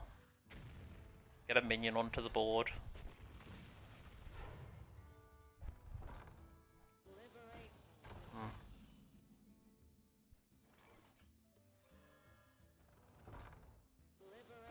Okay, we're matching. I'm just going to hold the pop-up book. There's no point in using it just for the 2/1 that's here.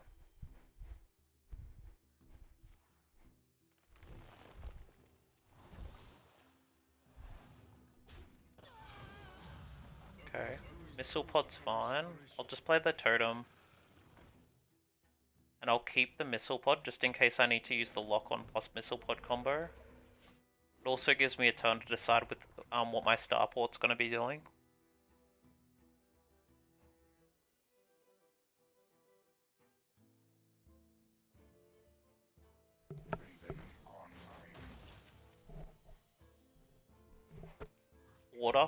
Order. Defense Crystal. I don't want that to get into their pool.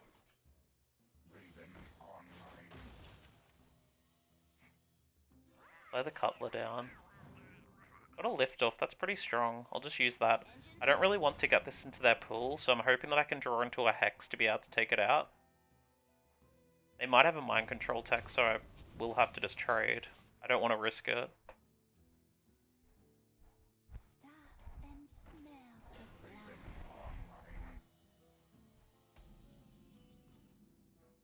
Yes.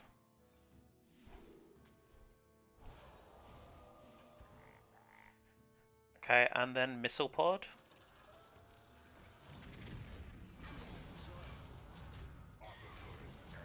I should have done Raven first.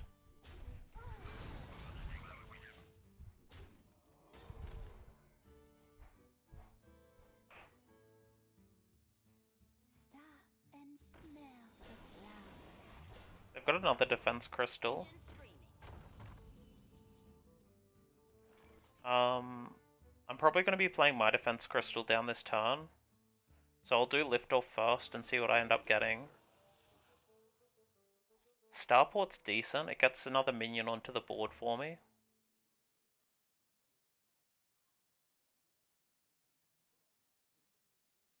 I think I need to get my defense crystal online. I smell gold in their waters.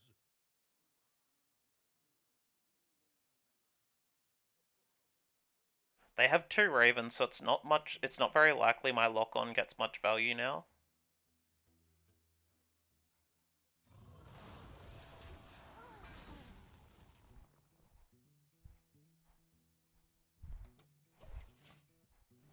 Keep on panning.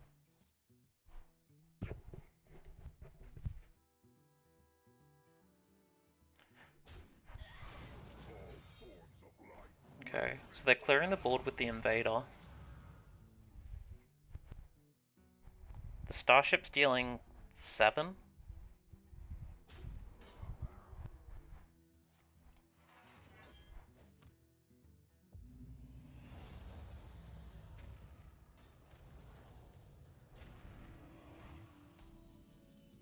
It has elusive.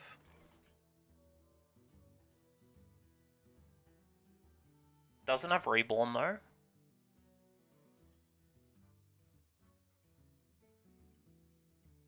I could use lock on onto this. It then AoEs. I'll lock on missile pod. It AoEs. This comes down. This loses its divine shield. And then I can activate this and it's a guaranteed kill. So lock on.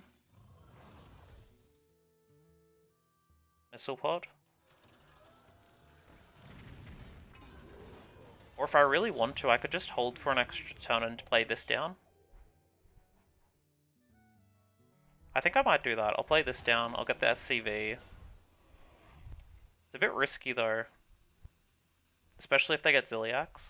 You're the best of the best. Oh, let's not risk it. I can do a second one anyway.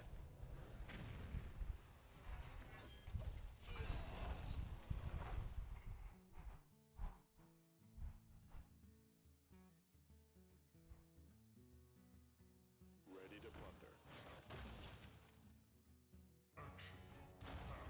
Yeah, it was definitely the correct play. Okay, so they got their Ziliax down.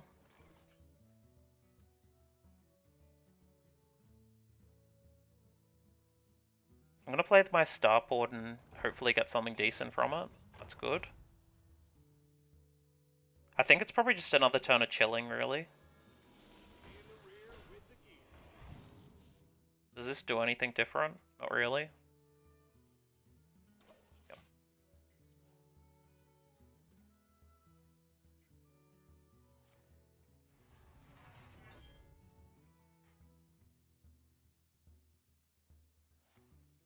Liberation is at hand.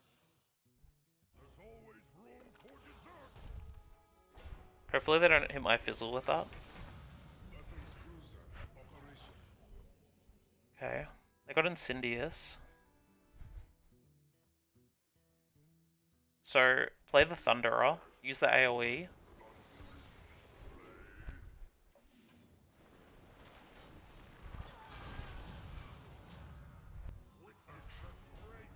Trade and trade. Do I want to keep the defense crystal alive for now? I think so, so I'll do this, and then I'll leave the defense crystal alive. Hex is fine. But I'm still looking for Triangulate and Fizzle at the moment, and Gym.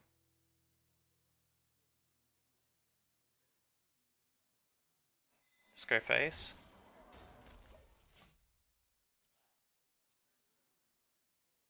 It's a little bit scary, because if they get the Bomb Boss, they're in a very good position. Thanks, Adaptive. I hope that you have a good night as well.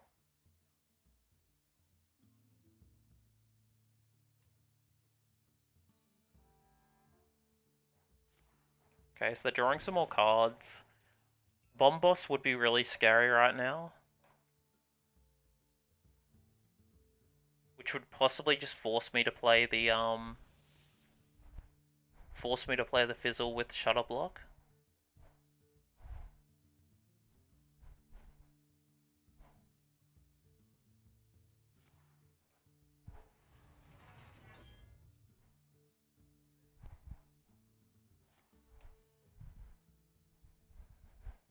They're probably looking for their one as well. Okay, I've got Jim Raynor. Medivac.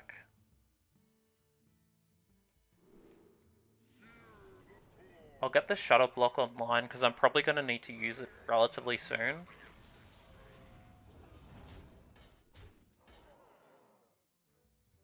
just going to pass.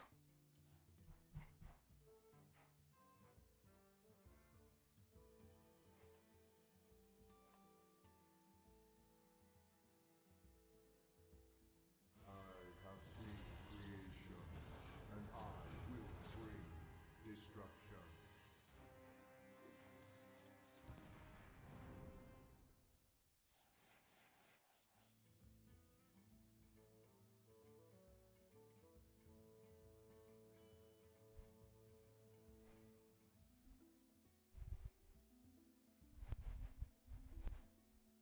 They haven't used their Fizzle yet. They're using it after the Ceaseless, so that means they're using it for their Jim Raynor.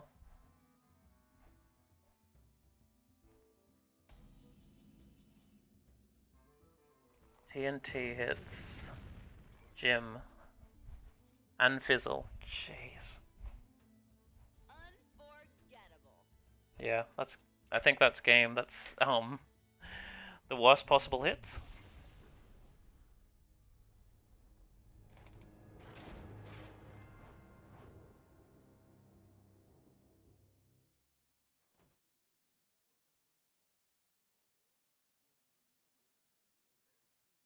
Okay, I might go some Starship Warrior.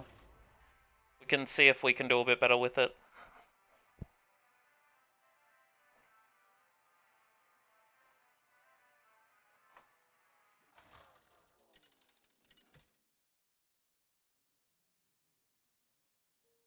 Warrior vs. Warrior. Interesting. Okay, so I might even just keep the Bomb Boss. I think I will because it is a very powerful card in this matchup.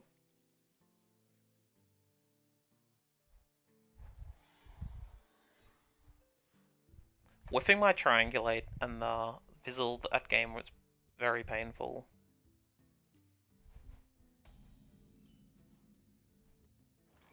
Just passing this turn. Next turn probably is Liftoff. Maybe? So I want to keep the coin so I can get that earlier.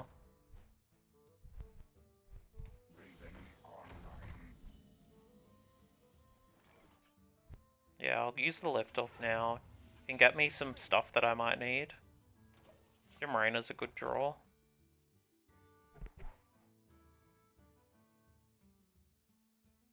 I don't have the... Oh no, I'd have ETC. I was about to say I don't have the infinite combo on this deck, but yeah, I do. I think I go for the second liftoff. Or, actually it might be New Heights here. Just get me in front of the curve.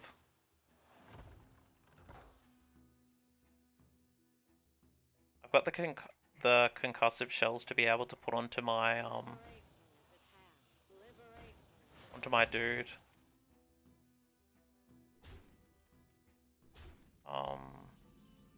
The concussive shells, I need to take out these before I take out that. So concussive shells this one.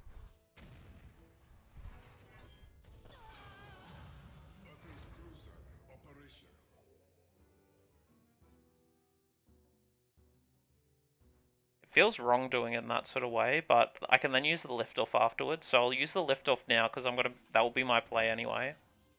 And I'll concussive shells this one, so it means that they don't get the buff going into this AoE first.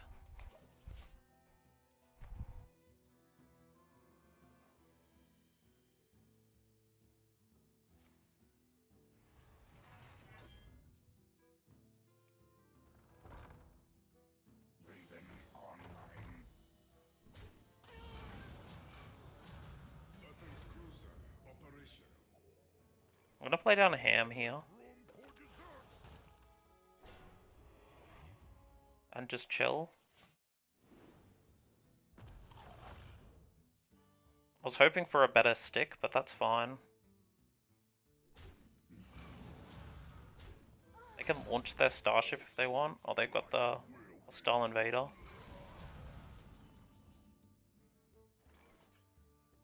I'll get my starport online and just use it.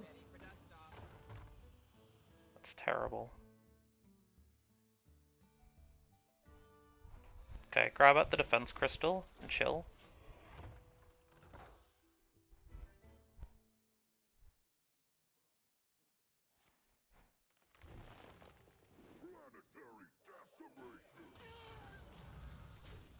Okay, so they've traded into that so far. At least they get one of the bad ones.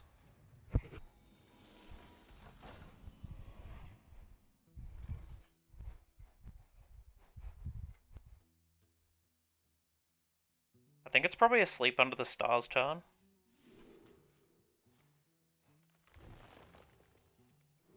Grab two more.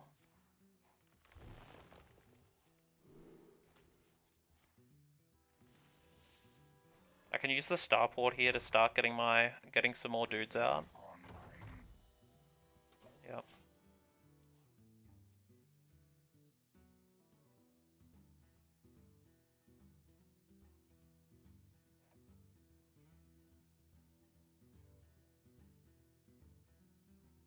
So going into next turn, they'll probably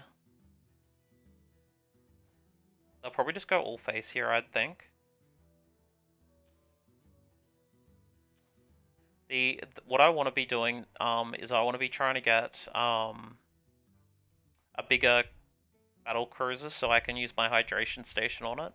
So I want to make sure that I'm getting all my different procs into it.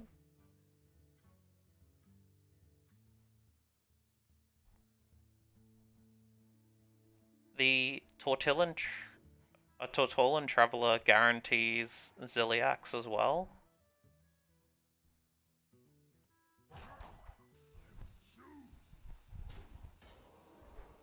They're just trading that, that's fine.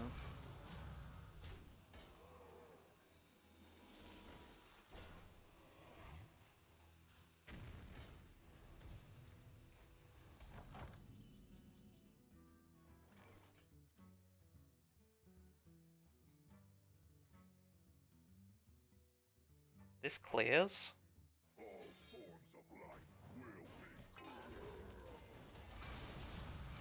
I'll use the proc. So there's the 16, 13, I'm an 11, 8 at the moment.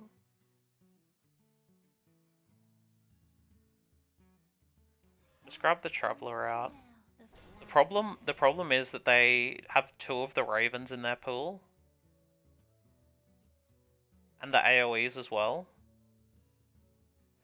At least the AoEs came afterwards, so they won't be able to get the poisonous onto any of my minions.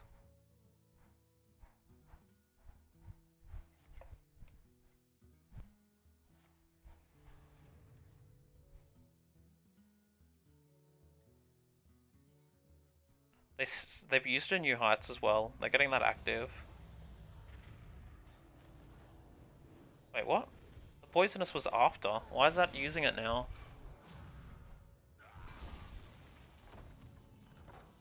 That's strange. Send out the Ziliax. Got another one of those. I guess I use the shield block here. They're already up to 45 health, cracky.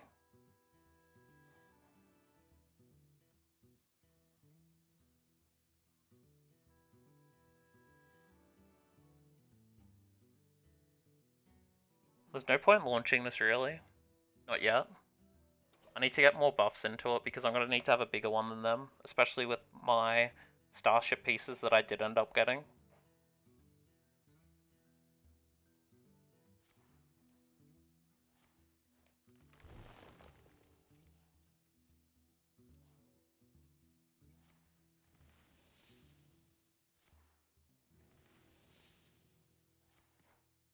Okay. So it looks like they're taking control of my Ziliax.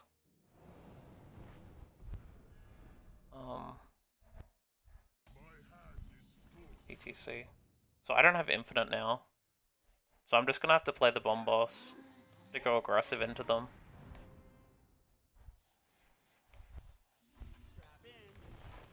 And hope that that hits their combo.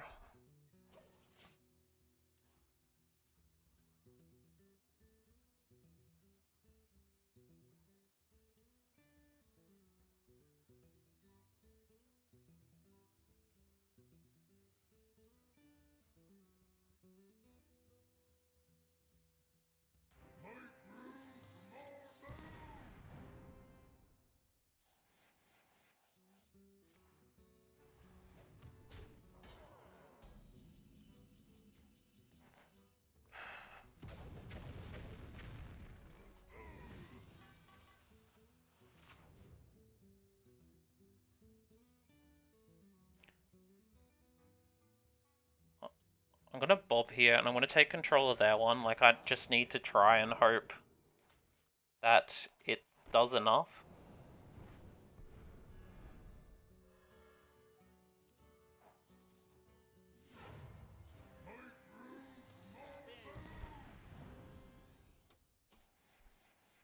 Getting the extra TNTs into their deck.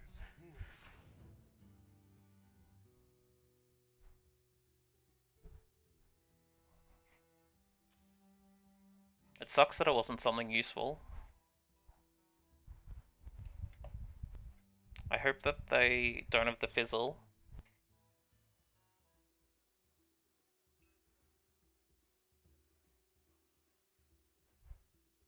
So I got 6 cards in my deck, so it's a 1 in 3 that it draws the TNT.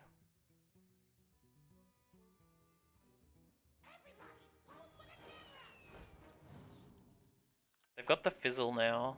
So basically if I don't hit the snapshot, I just lose.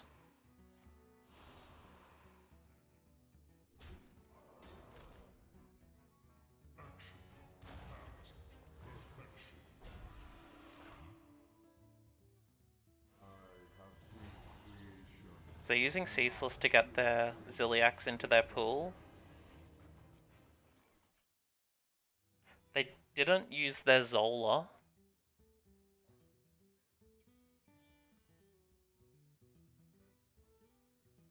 So I always play down the snapshot here.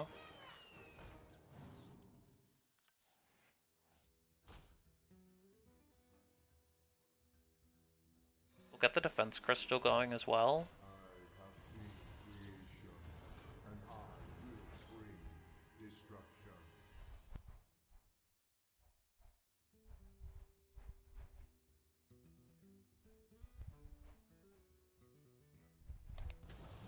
I've got to launch this now.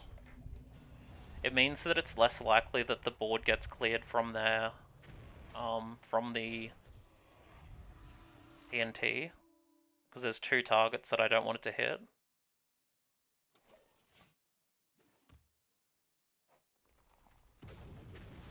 Okay.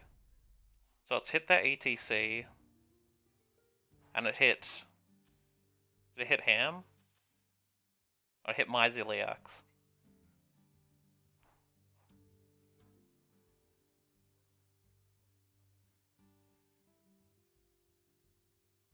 The problem is I've got so many of these medvacs in this pool that I can't even use it effectively. Let's make it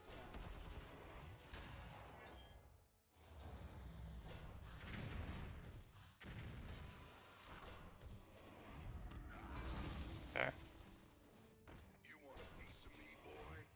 That's got Reborn and Rush.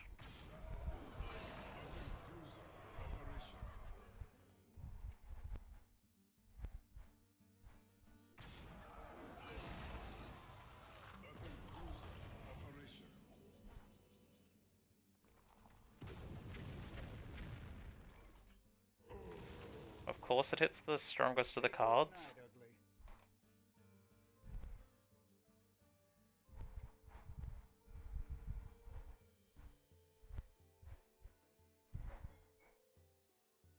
I'm just gonna have to launch the Gem Rainer here. I think it...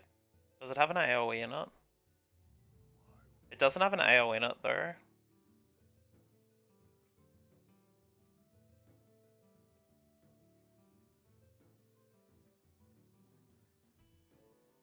Use a hydration station first, it can get a ham out. Let's make it count. Because I've got all those other useless buffs.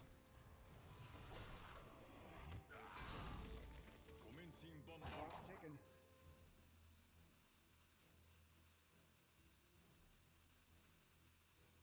Just take out the ham. If I trade into that, it's basically just a lose condition.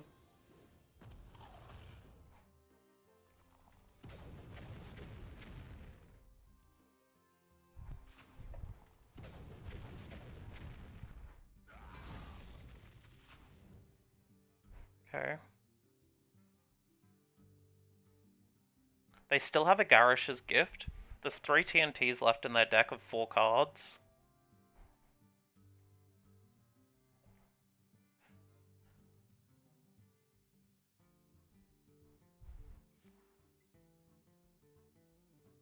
Yep.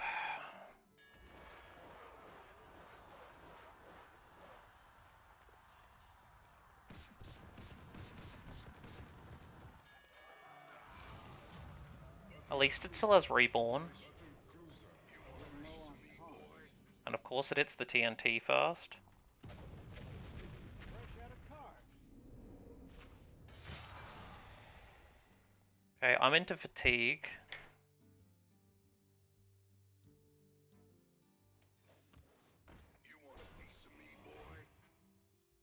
What would that last card be?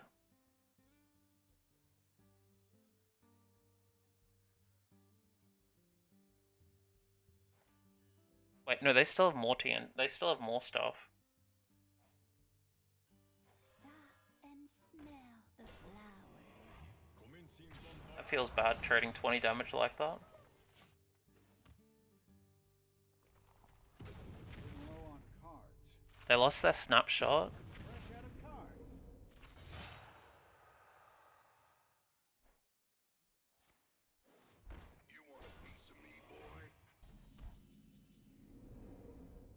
I think, yeah, that's a win. GG. Oh, that was close.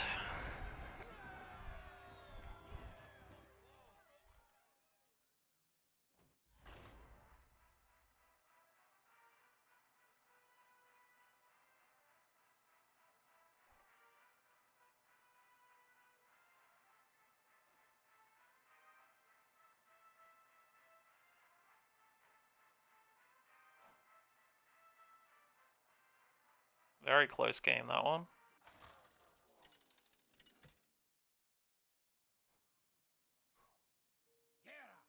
Okay, playing against a Shaman. It's not a very positive matchup start with, so I'll keep the lift off.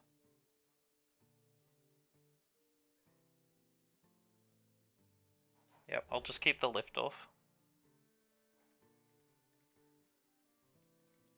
Bomb boss is decent, like getting that as early as possible is gonna be probably the most powerful play I can do for this.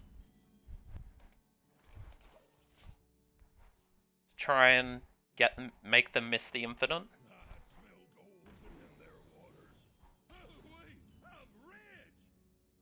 Just use the concussive shells here. I want to get the bomb boss off earlier.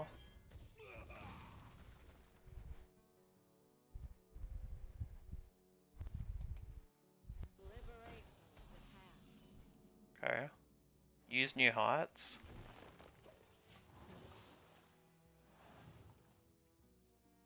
Next turn's going to be lift off and hero power more than likely.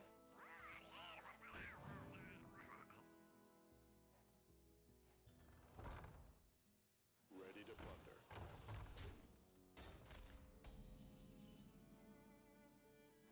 Lift off. Starport obviously is the card instead. Ready to plunder. So we've both got the same in our pools at the moment.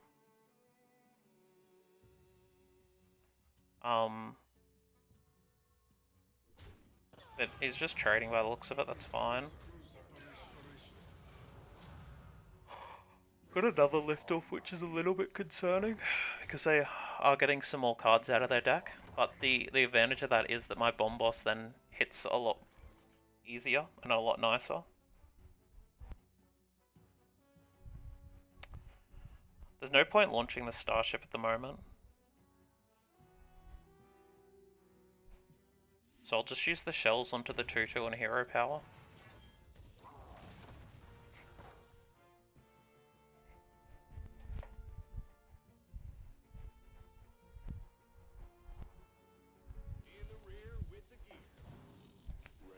Basically, I'm wanting them to waste a bunch of their low-cost spells so the bomb boss is more likely to hit what I want it to.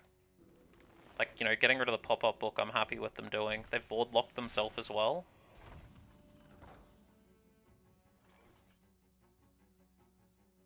So I think I'll take advantage of this turn and just use Sleep Under the Stars.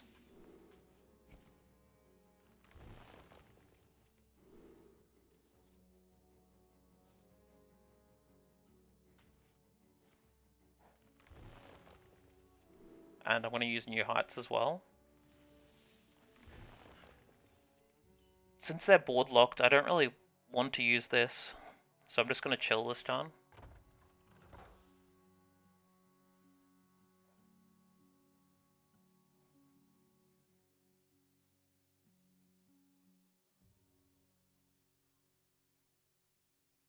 Like, they can use this starport, which unlocks them, but it means they lose one of the value coming from it.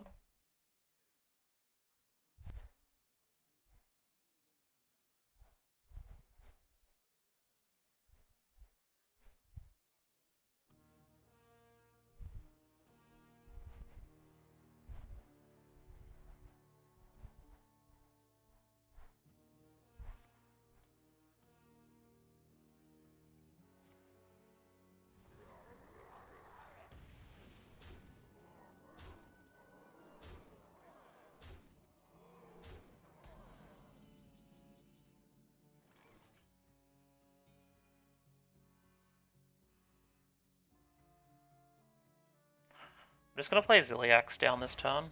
It gets me ready for next turns, and I also can get some more health back using it.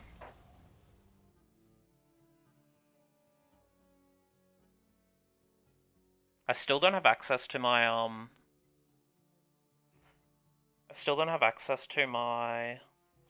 one of my defense crystals yet.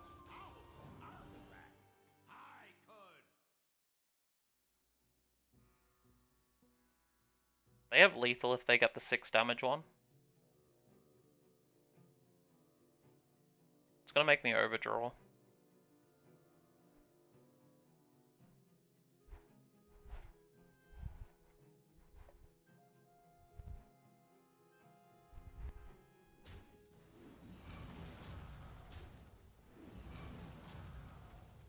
It's fine. They can't clear unless they use one of these.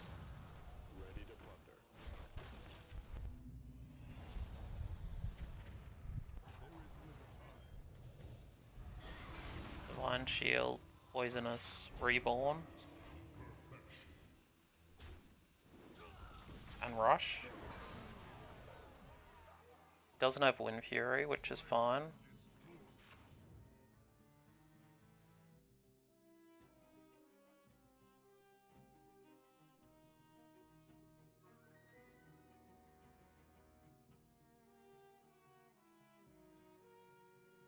I don't really want to launch the Starship.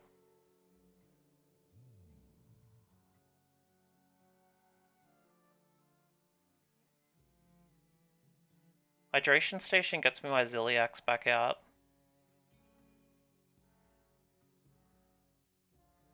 But the Battle Cruiser won't come out of it either, just yet. I could do a Brawl. Brawl's only bad if it lands on this one. This one survives. But then again, I can't clear it after I use the Brawl.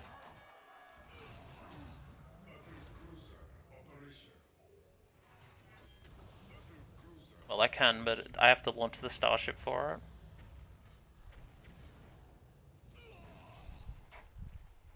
It's not worthwhile taking the 10 damage here, so I need to make sure that I'm posing some sort of threat towards them.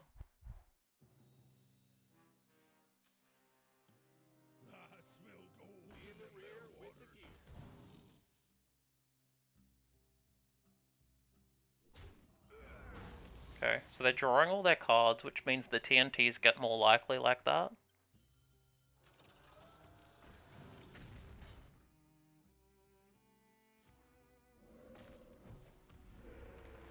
Okay. I'm happy with them playing these sorts of things down, but they could have another Bloodlust, which is a little bit scary in this situation. Does Bloodlust provide lethal though?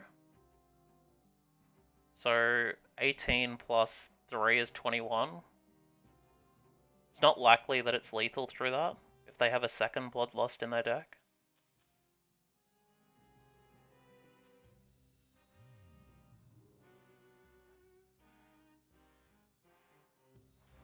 I think I just play the bombs down. And we'll use the Starport as well.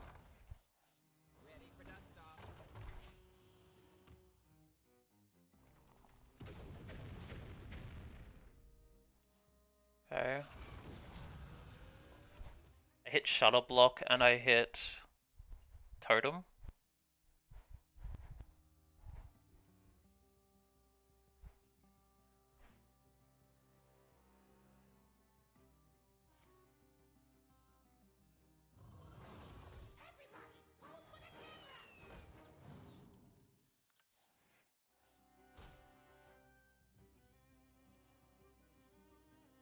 Of course they have the combo.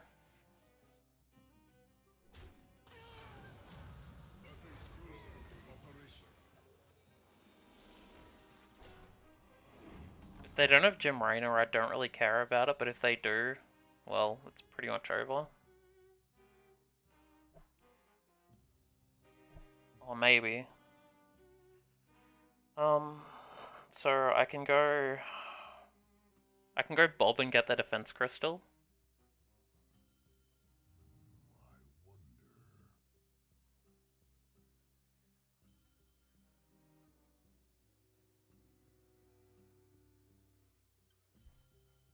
Yeah, I think that's probably going to be my best sort of play.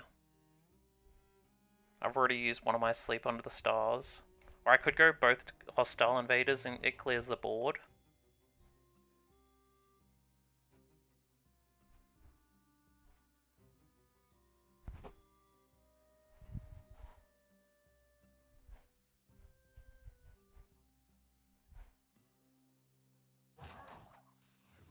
Yeah, we'll get rid of the board.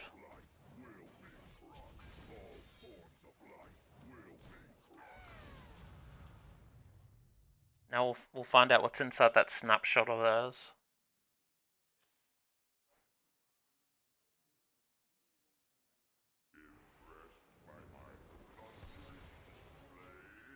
Okay, so they have a Titan in there.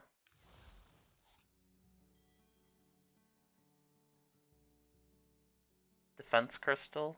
There's 3 other cards.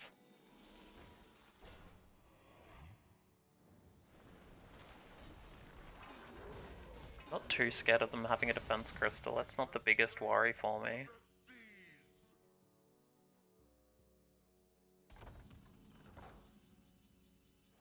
Use the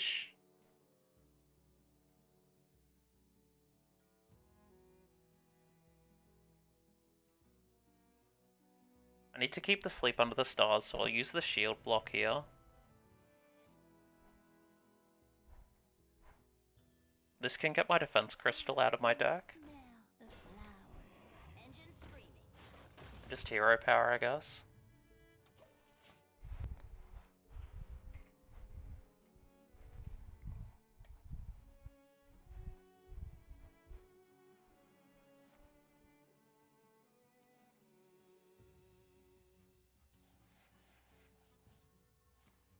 Okay, so they've got a Hex in that hand as well.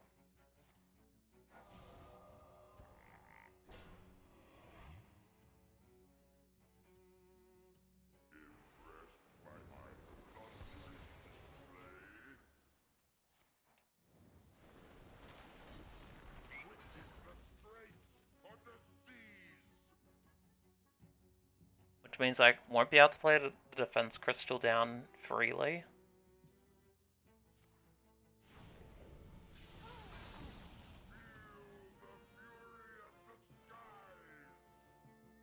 Or the ETC, there's no point not doing that. Got the Zola, so I'm ready to go.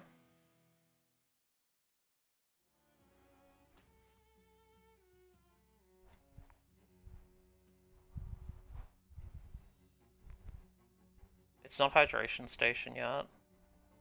Actually, I probably need to clear one out of my hand, so it probably is getting the Hydration Station out. And then just hero power. Because I'm going to get stuck with this in my hand more than likely when I use the Fizzle.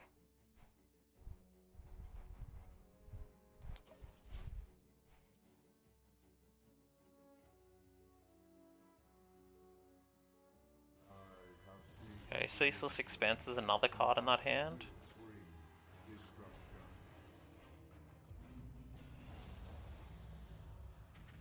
Let's make it count.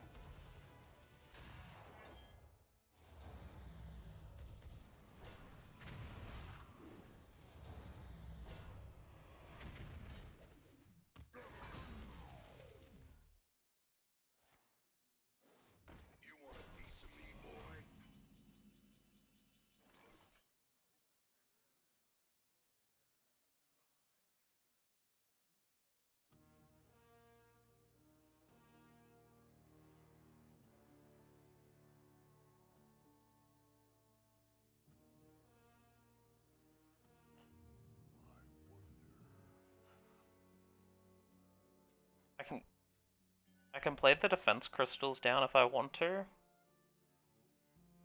And get into the pool. But if I do, it means that they'll be outvaluing me quite easily.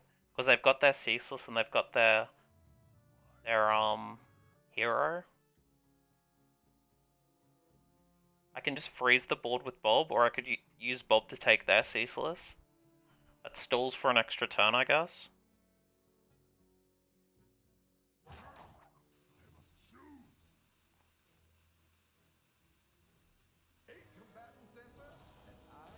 It makes them overdraw actually, so it probably is the play.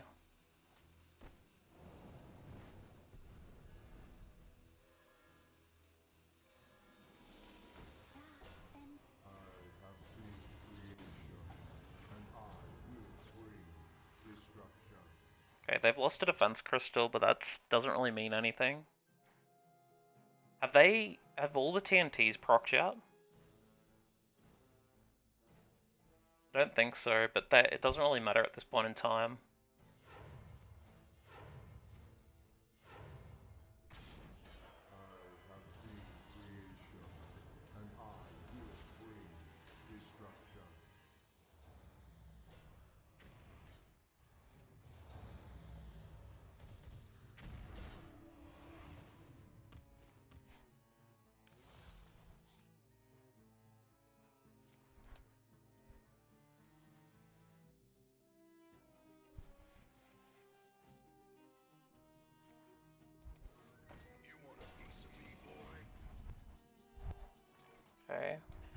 Use Garish's gift. Need to get the shield. I need to get the fizzle.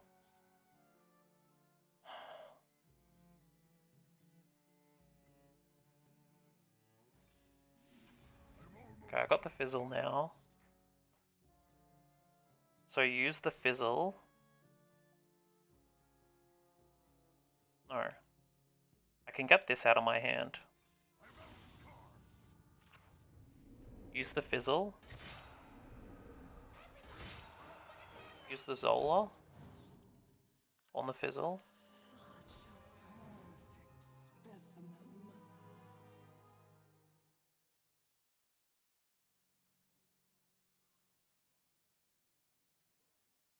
Okay.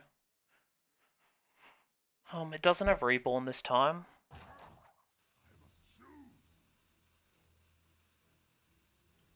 So I'll get the defense crystal out of my hand as well.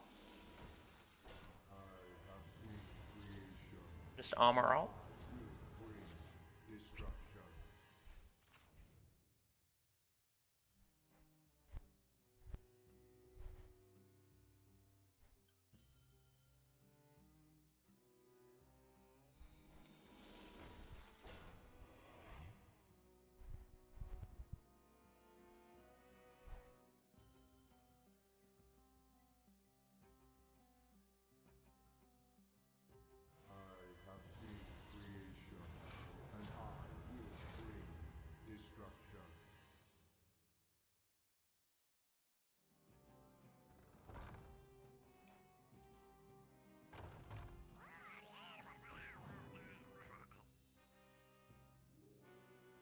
It's the infinite match. I don't know. I don't know this play that well. So would it be? It'd be using the fizzle shop first, yeah. Wait, there's no Zola. Oh, there's a Zola in there. So I'd grab. I guess I grab this out first. But it's 6 cards versus 4, so I think I'll use the fizzle first. And I grab the snapshot. And play the Zola on the fizzle. Use the fizzle again.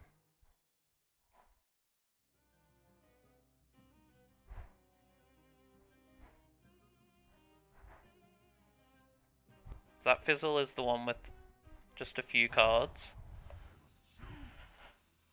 Use the fizzle again, play down the defense crystal. Play down the ceaseless. And armor up.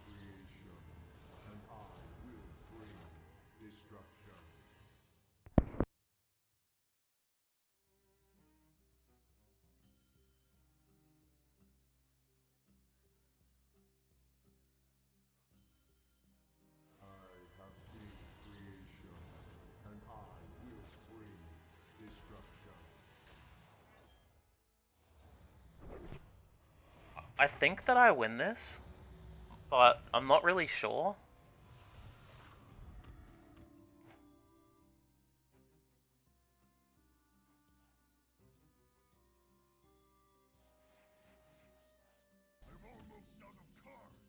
Okay, snapshot for 8 cards, so I need to go... I can launch the gym here, but I want to get this launched too. So let's launch this. Play Sleep Under the Stars to get out of my hand and just refresh the mana.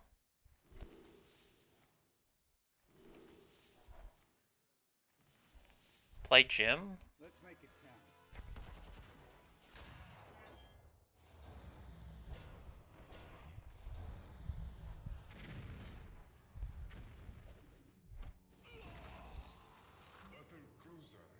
Use the buff. I don't want to overdraw that fizzle card, so I just leave it.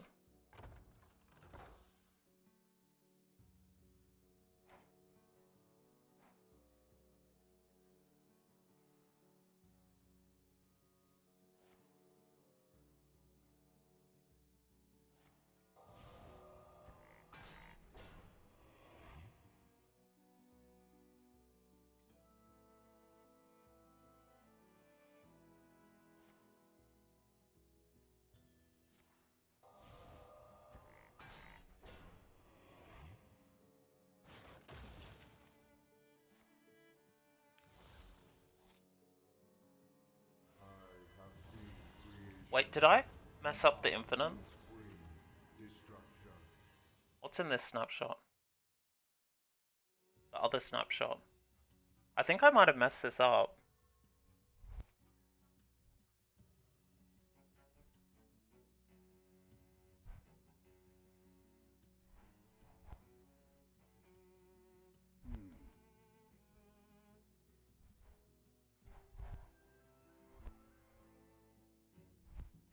I play the hydration station.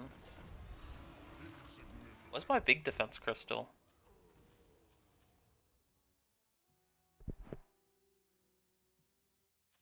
Oh, they used the frog on it.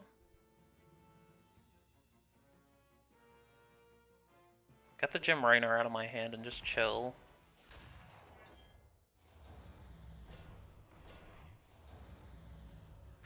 Did I stuff this up? I think I might have.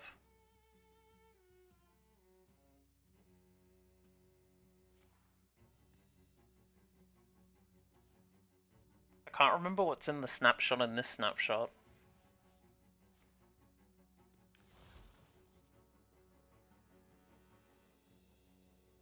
I have seen creation, and I will bring destruction.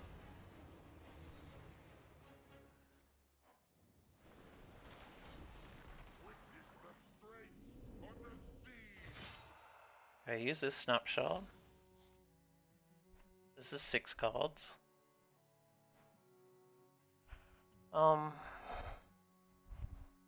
Use the hydration station.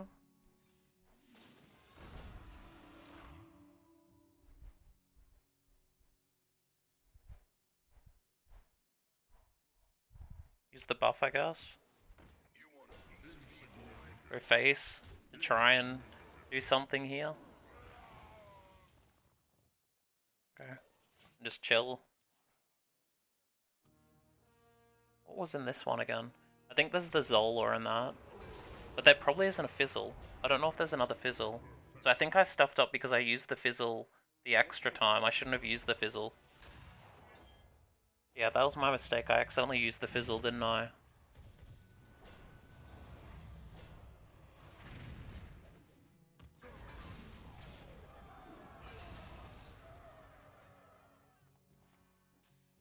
Because this is gonna have the Zola in it, I think.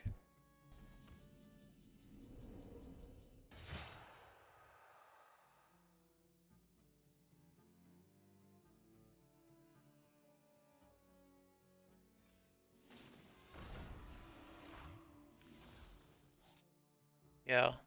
It doesn't have the fizzle access.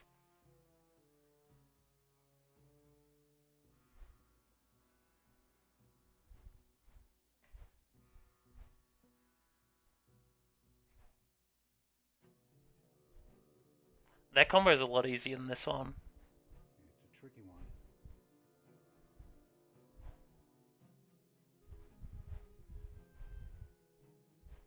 So the cards they have comboed is Gem Rainer, Ceaseless, Titan, Defense Crystal.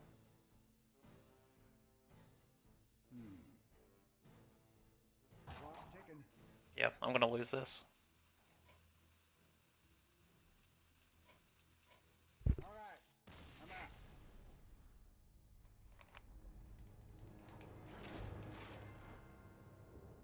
Oh well, good learning experience. I need to make sure. I forgot that I need to keep the fizzle, so if I hadn't applied the fizzle down, because I kept the snapshot, I should have kept the fizzle so I could use the Zola into the fizzle, but I used the fizzle instead, which is obviously my mistake that I had made.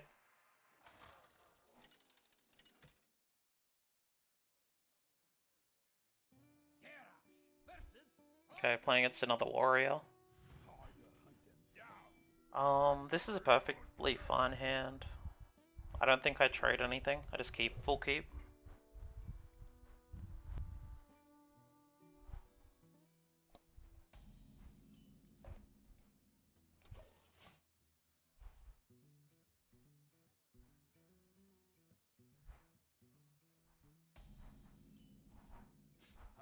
Okay, play Starport, use the Starport. Next turn's probably just going to be using the new heights. can use Liftoff the following turn and hopefully get another starport with it.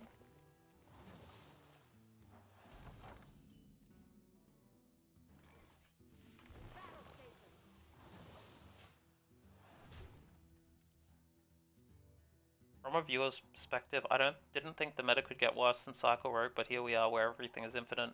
It's very true. There's a lot of infinite decks around. And this is going to be another infinite matchup, really. But it's also a possibility if I do get good enough with these that I don't have to worry about being infinite. Just hero power and just leave it.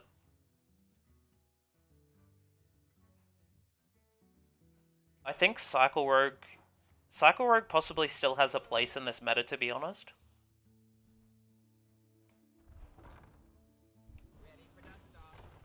That's a terrible hit for them. They're trading into that one first. I got a starport now as well, so I'll use my Liftoff. I think it only gets one card. Yeah. I'll use my starport. Got the bad one. Just trade, I guess, into it. I'll use the concussive shells to get my lock on a little bit cheaper.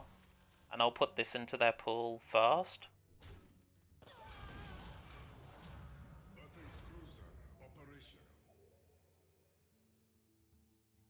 Don't really have anything to do for the next few turns, which is a bit unfortunate.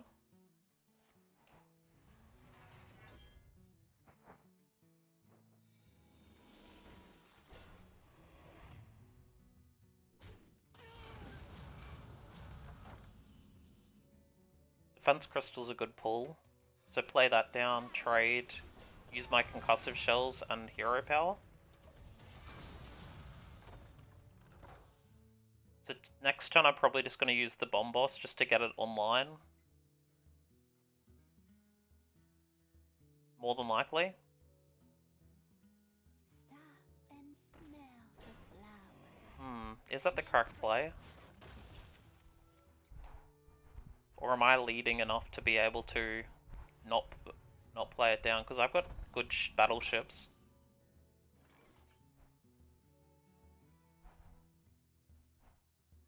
I think I'm probably leading enough not to play it down right now. Because my battleships that I've been getting are the good ones. Draw some more cards. And then I'll play the Traveler down just so I can start, getting ready.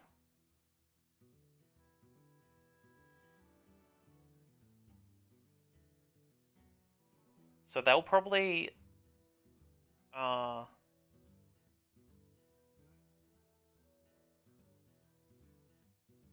don't know what they're going to do here, really. Like, they'll trade, but they can't trade this evenly unless they have concussive shells. Well, that does trade it, I guess. If they take this out, it means that I can, I'll get another defense crystal, or my ham. Ham's a good draw in this situation. Play ham, and I'll use the ETC as well. ETC can get me the Zol already. Actually, it probably was better just holding that just in case they did...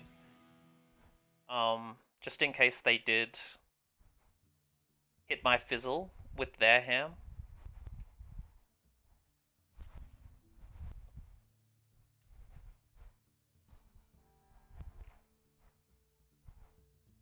Is it worthwhile using this yet?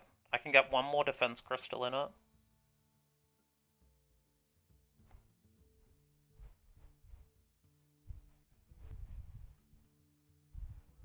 No, it's probably worthwhile just holding it still.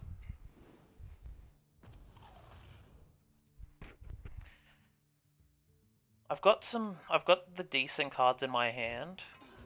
That clears the ham. Probably gonna have to go for a Ziliax play next turn. Oh, they're playing the bomb boss down.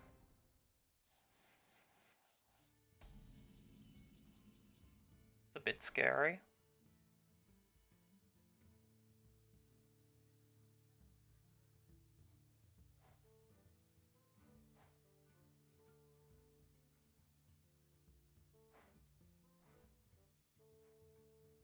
I might hold mine just for an extra turn, just in case I need to use Zola onto it.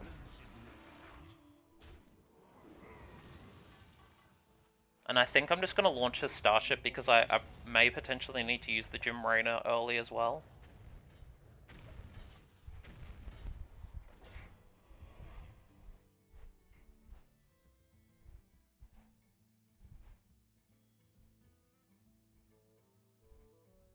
I hope they don't have their fizzle. That'd be quite scary for me. It's gonna be a brawl. Means I still keep tempo on the board.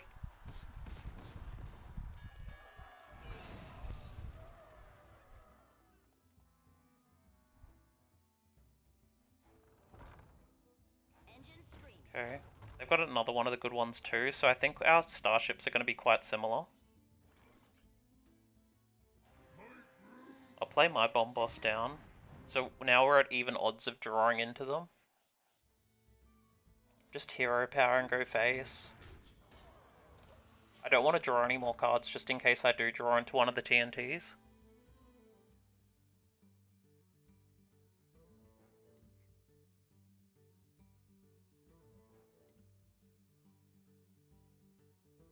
Next turn, if they don't clear this and then they don't have any fizzle, I'm probably just going to use the Zola into this.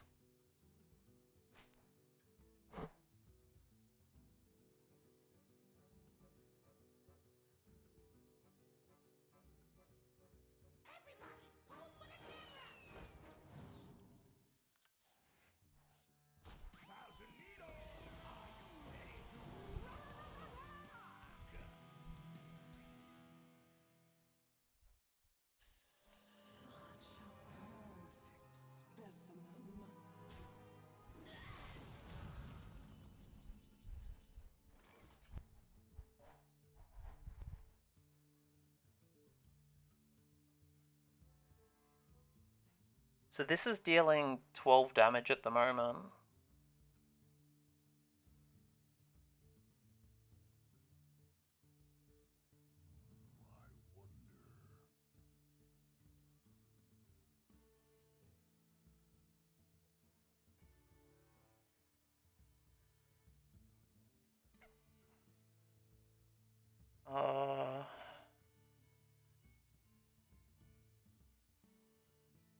I think that I'm gonna Zola this. I feel like it's more likely that I win doing that. And they've got a fizzle in their hand.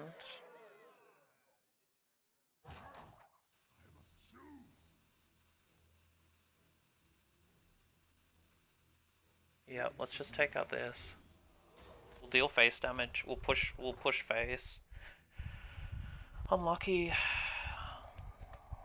with that not hitting.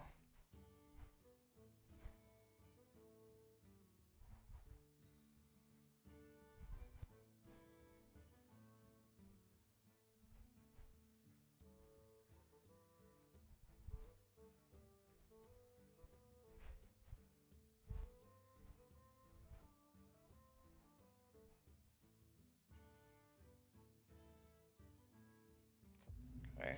They're getting their starship online, so it don't really care too much about that.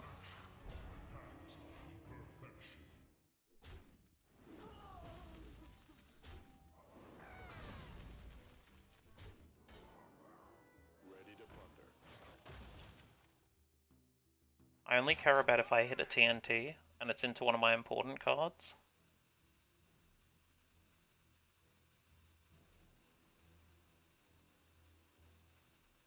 They've still got that fizzle in their hand as well, which I'm a little bit concerned about.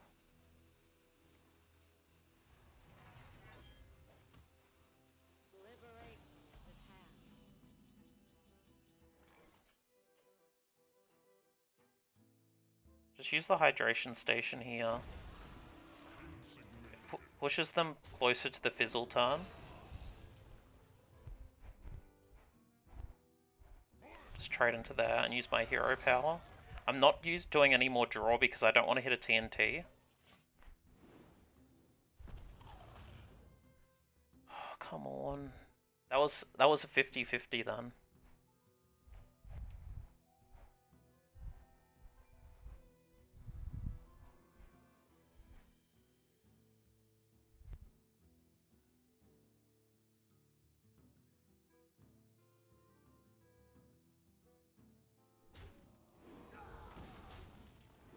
Okay, so taking my Ziliax, they may potentially be using either Brawl or Ceaseless.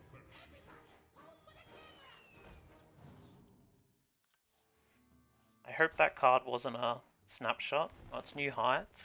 So they might not have access now to their infinite combo anymore. As long as one of those cards they drew wasn't Ceaseless, so just the card just there, the 11 one.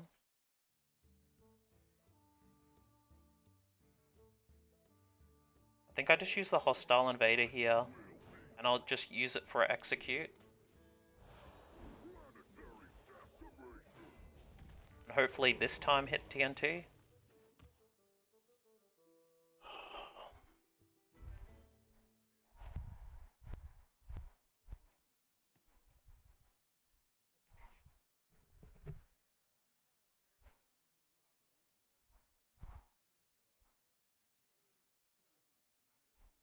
There is quite a lot of RNG in this, I'll tell you. I'm not too concerned with them launching the Starship. They still don't have a Ziliax online either. But what I am scared of is the fact that I haven't hit a TNT of theirs yet. Play this. If I use my hydration station, it does mean that I can't have a lot less chance of going infinite, but it also means that if they aren't hitting their stuff, I can take out another card of their deck.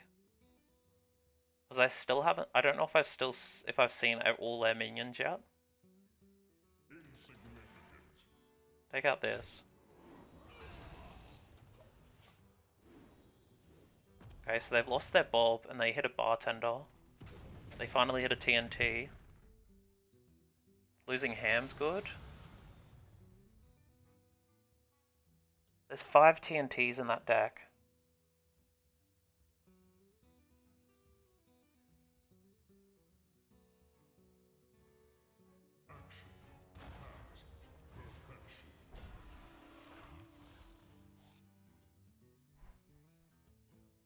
And now if they do this hand properly, they won't lose.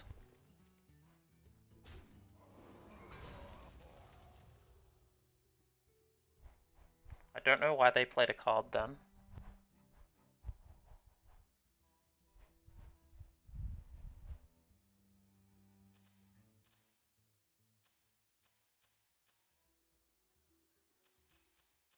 They should have just played the Ziliax and then just fizzled and just kept the hand full.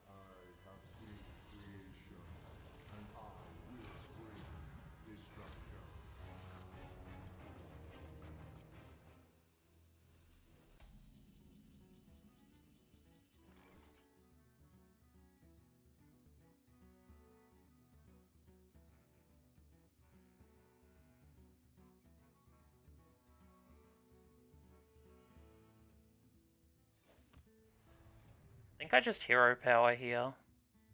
There's 5 TNTs, so it pretty much clears out their hand and their deck.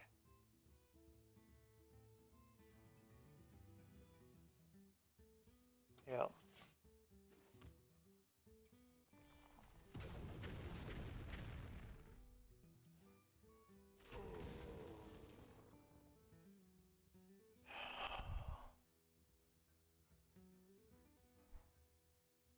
That deck is just TNTs now, I'm pretty sure.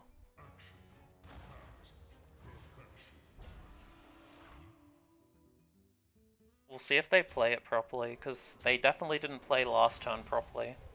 But they didn't get punished for it. Who knows, I might get punished for it.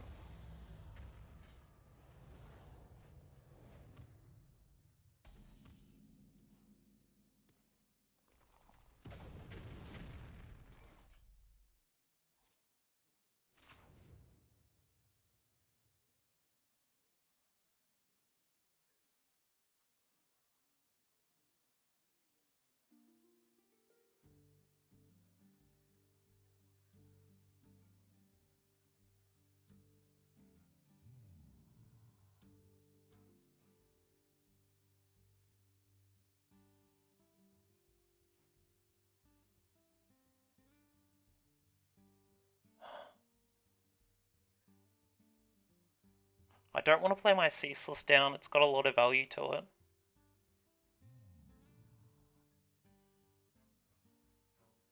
Jim Raynor has a lot of value to it too. So I think I just go the Ceaseless here.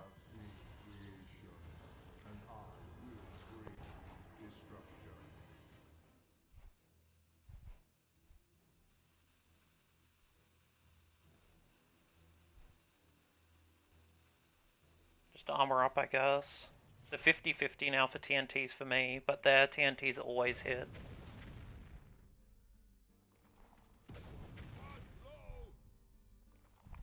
Hit the gym.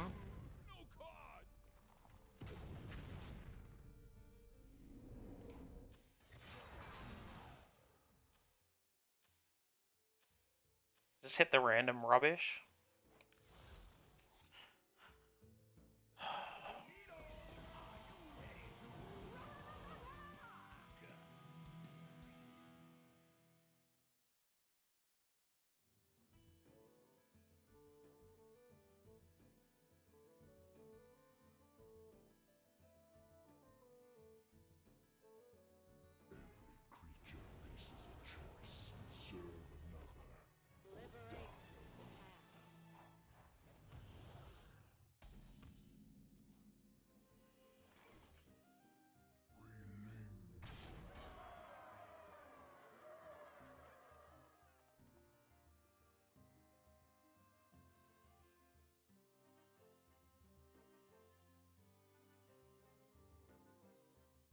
Okay, so they do have access to the Kill Jadens. They won't have any more fizzles. They still have a Zilliax in their hand, and they still have a Ceaseless Expanse in their hand.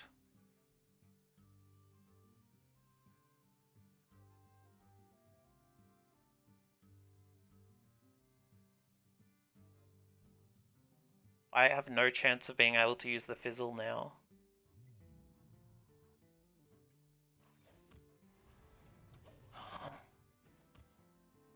I think I just lose. Get punished because they played worse than me.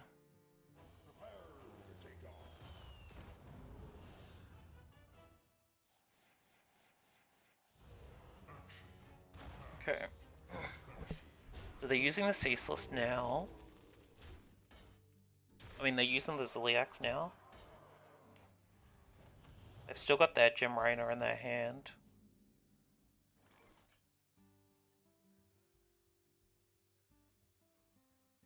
Fizzle.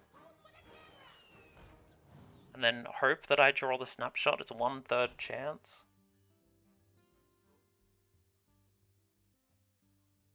Let's make it count. Okay. Use the Jim Raynor. Hope for the best.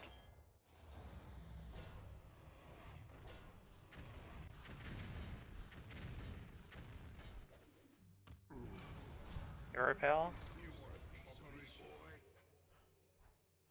So they'll probably trade. They'll probably just use Ceaseless here.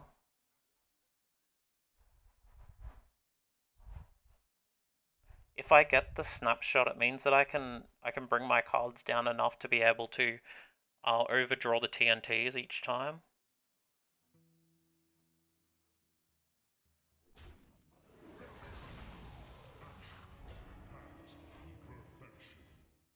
Let's make it count.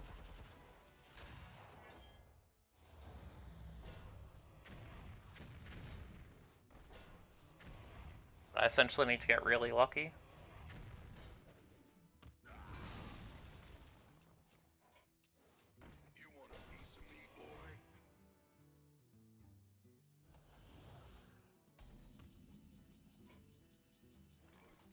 Okay, so I got the snapshot, so now I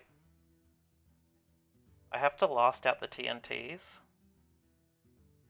Do I?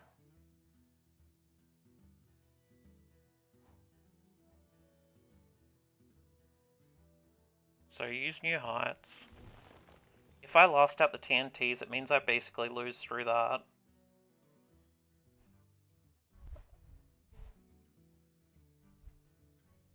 That's 6 cards, this is 5.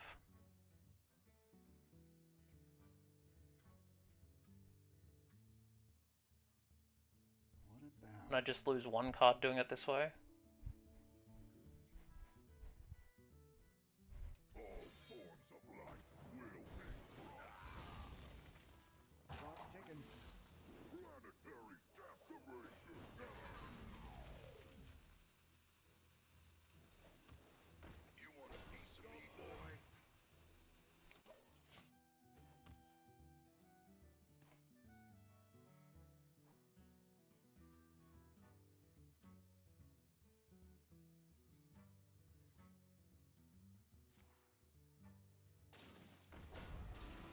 So they've got a hydration. They've still got another hydration station, so I don't really like my odds of this game.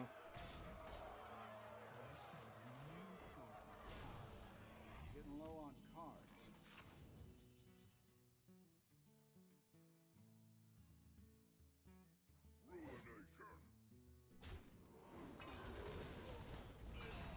Fresh out of cards. Okay. So these are dead cards. This is dead card basically.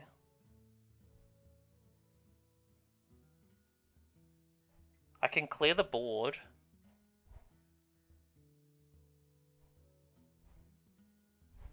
Except for that. But they still have Ceaseless and Hydration Station. And obviously getting bigger buffs each time with the Drug Lord.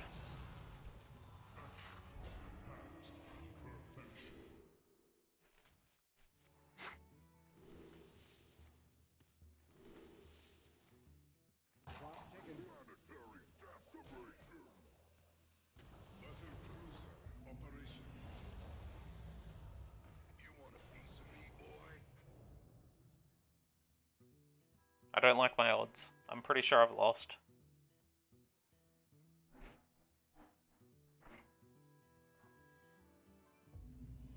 Okay, Battle Cruiser.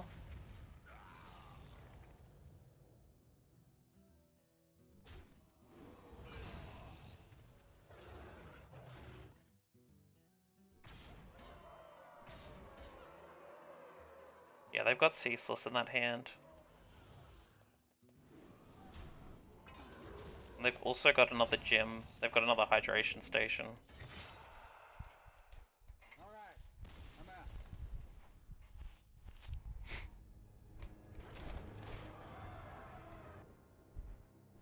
Feels bad.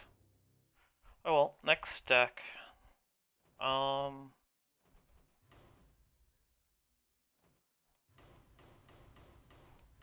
Guess let's go for some Trample Hunter.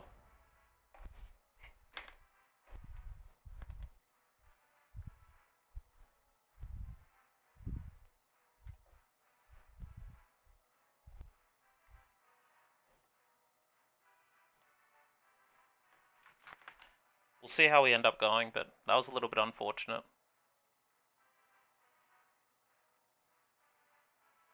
The missing of the TNTs, I think, was a big issue with it, but ways that I could have probably played around a little bit better, possibly. Let the hunt begin.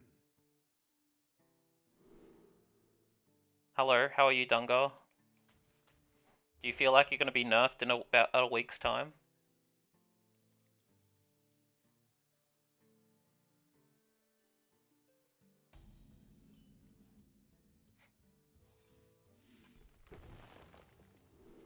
I think you're going to be nerfed in about a week's time.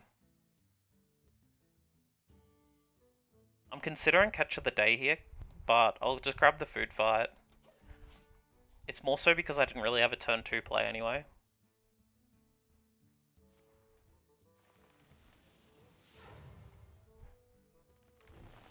I feel like I'm out on an adventure of a lifetime. Have you got the check with you? Your travel book? Your itinerary ready to get Ziliax and Yogg? And smell the flowers. Hey, this isn't Dungar. Lush wilds and clear skies. This could be our home.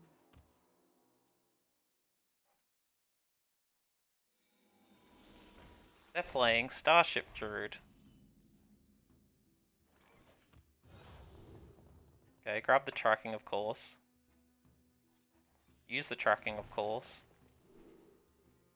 I guess it's Cup of Muscle here. Like, they're going to be quite defensive too, so I'm just going to get my traps online. I don't really want to get this, I don't really want this to die. So, let's trade there.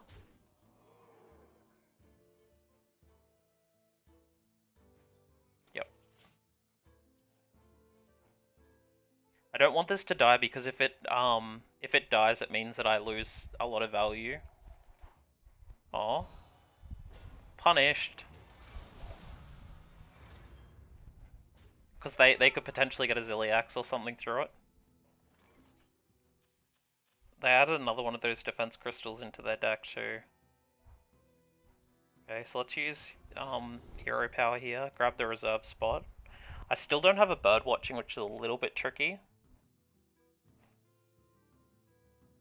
Just put down the monkeys.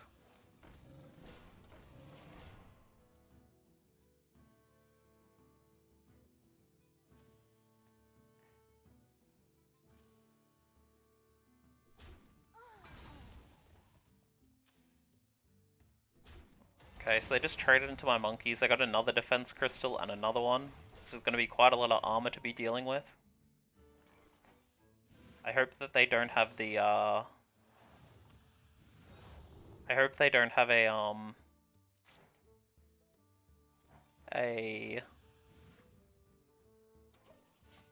another one. I hope not, anyway. New Heights is fine. They're gonna trade it away. They're gonna launch that starship. They were hovering over it, so they were thinking about getting the launch ready.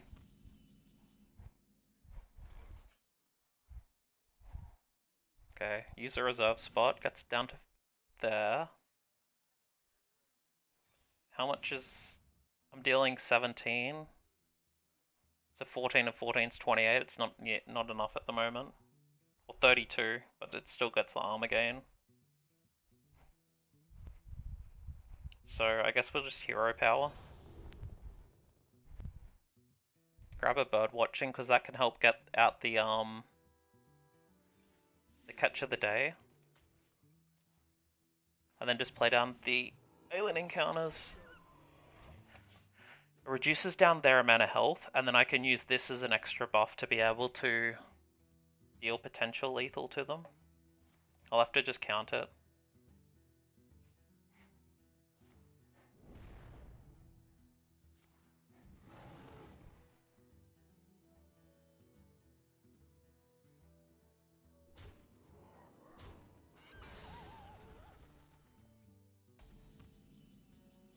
Okay, so this goes up to 19, so it's 18, 18.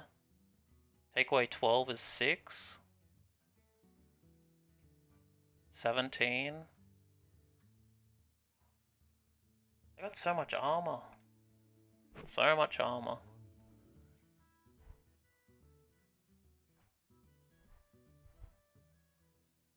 I don't have a way to lethal them, but maybe I just apply the pressure to them.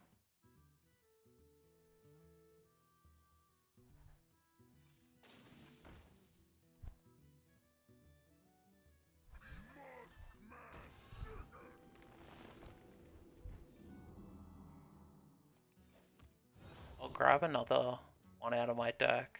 I'll use bird watching to get it so it gets a few more stats onto it.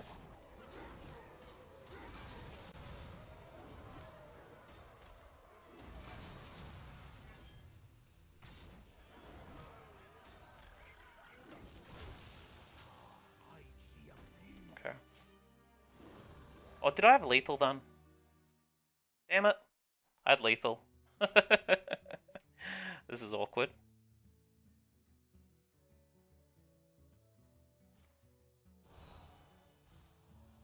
Wait, are they reverse lethaling me?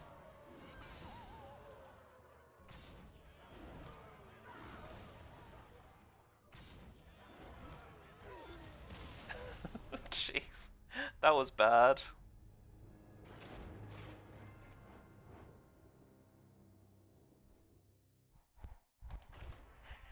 Okay, well, that was my own fault. I had lethal very easily and I just didn't do it.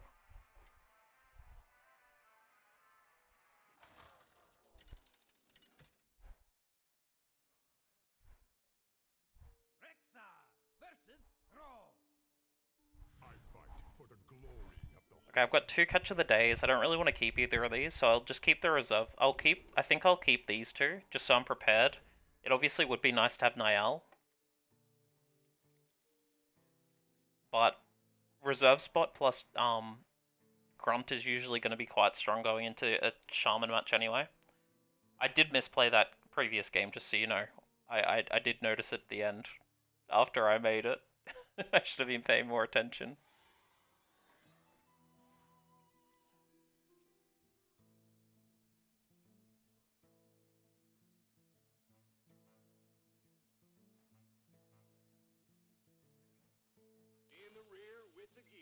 Okay, playing against a, unsurprisingly, playing against a Starship Shaman. So just trade into the SCV, and they'll probably end up just trading into this, I'd say. Turn 2, I don't really have any sort of play that I want to do anyway. Might just coin into reserve spot.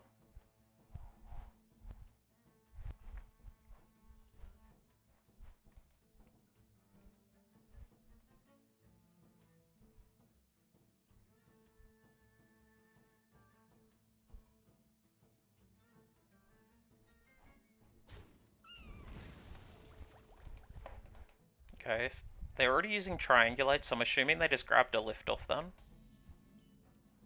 I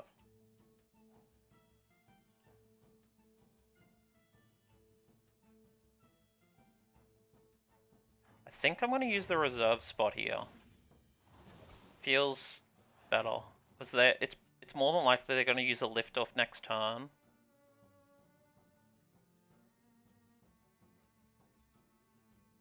And it means that I can get the buff onto this Warsong Grunt. Because otherwise it potentially may not hit for a few turns, especially if I get a Ranger Gully. So always bird watching here. Grab the Niall. Put down the Sneaky Snakes. I could have possibly just gotten away with just using the, grabbing the other one. The Catch of the Day.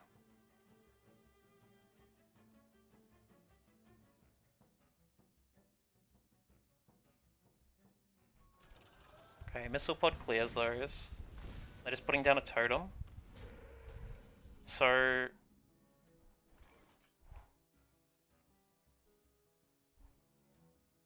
this is dealing 9, so if I go 8... 8, 6... so that's 14 plus another 7. Oh, sorry, another 8. That's 22. Plus this. Let's play it down because otherwise they won't be establishing anything otherwise. So if they don't do anything this turn, I end up just having lethal. In a future turn, but if they, like I'm ending up going advantage in that. Yeah, so play this down, play this, and trade.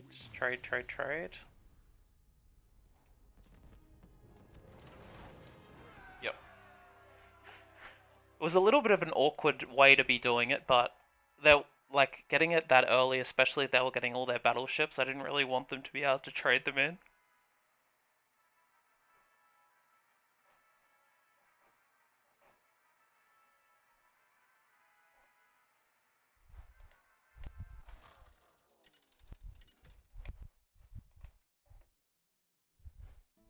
Okay, playing against a Death Knight Zerg is a reasonable matchup for this.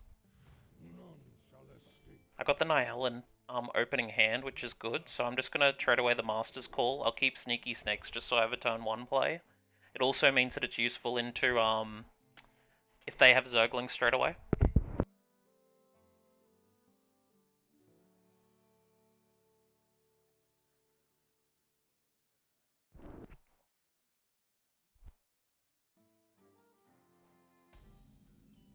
Okay, a Char's decent, so I just play Sneaky Snakes here. More than likely I'm just going to be hero powering next turn.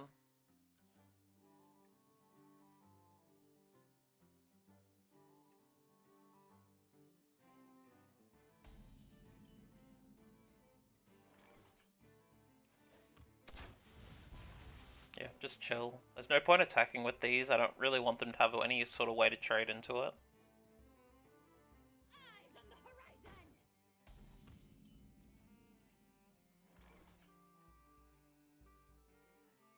I'm going to play Catch of the Day down here because it trades into this. And it's more than likely they were going to go for the Infestor turn. And then I'll just play down a barrel of monkeys just so I can apply a little bit more pressure. Next turn I can get the Niall plus hero power anyway.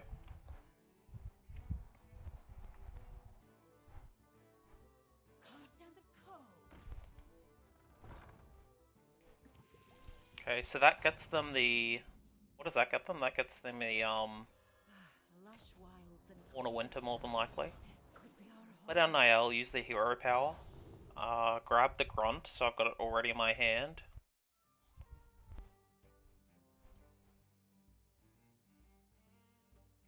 I think it's face, because they're gonna have the Zerglings anyway. Yeah, it's just face, because they'll have the Zerglings for the buff anyway. It means that they potentially may not have the Horn of Winter combo.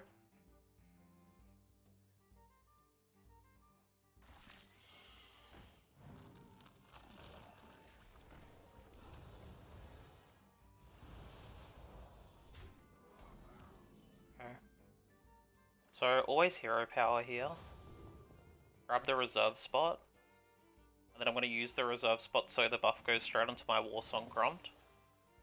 And then tracking. Another reserve spot. I can use it next turn. And I just send everything face. And then next turn I'll have lethal. Depending on how they trade.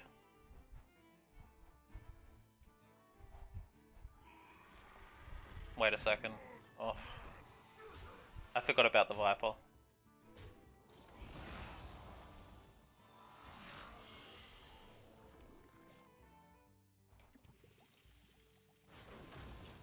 Okay, so they're giving rush to all their dudes. I still should be okay.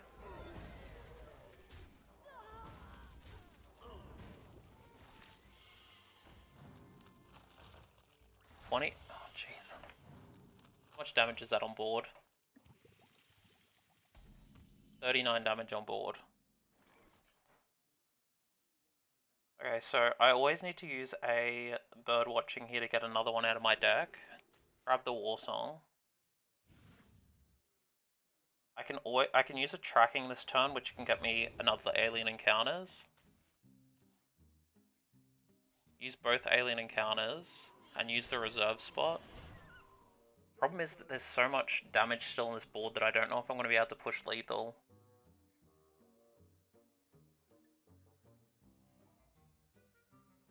Actually, 9 and 9 is 18.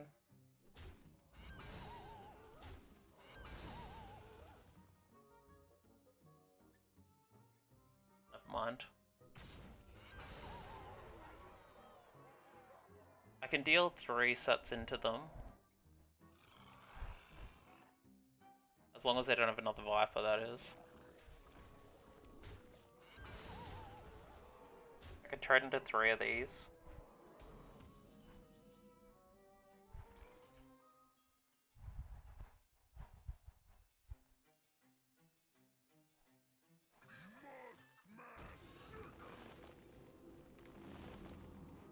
Should be lethal. Yep. That was close. The Viper definitely made it scary, but obviously having Niall as the backup meant that I was fine.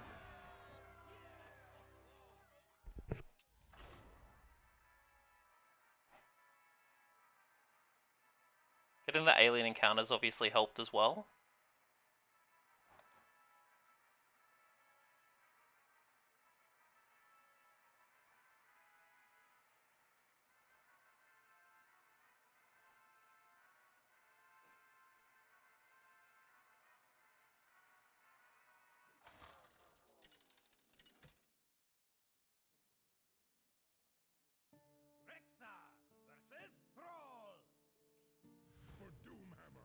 Okay, I've got Niall in the opening hand, which is really good. I'll keep the tracking as well. Do I keep this? Probably not. Got 2 trackings in a catch of the day. So I'll use the tracking first. I'll probably use the second tracking and catch the day turn 2, and then I'll use this turn 3, probably with the coin.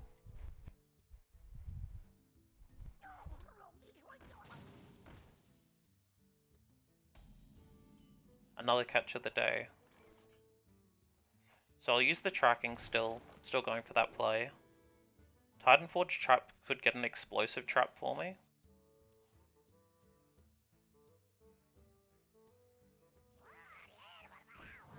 Okay, so they're using the Turbolist Shaman.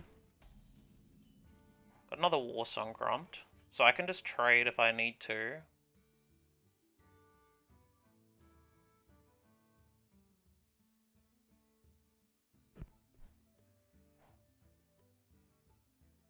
If this hits explosive trap, that's really good for me, but it's not a guarantee. It's like a 50-50.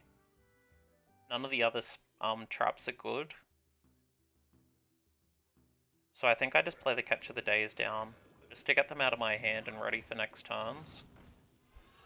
Trade into that, gets rid of the battle cries from the field in case of Turbolus.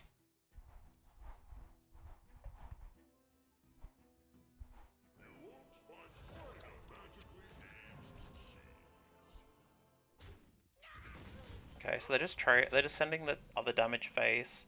So I think I'm fine here just using the Niall now. And I'm going to coin and use my tracking as well. And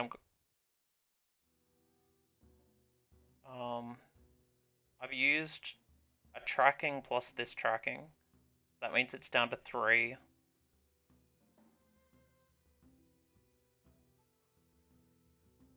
I think it's still alien encounters just to defend myself a bit.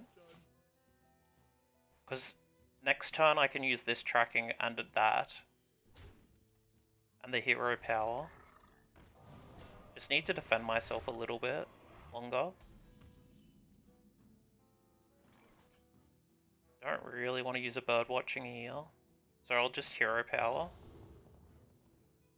Grab the reserve spot. It can set me up for next turn. So I'll use this tracking here. Grab the card that allows the AoE. Then I just play down the Titanforge traps. And I'll put it onto a bait and switch because it means that my alien encounters are even bigger. So they won't be able to trade very well into them.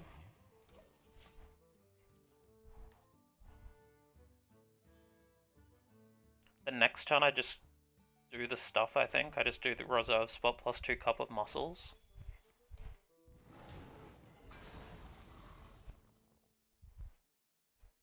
Depending on what they end up doing, obviously.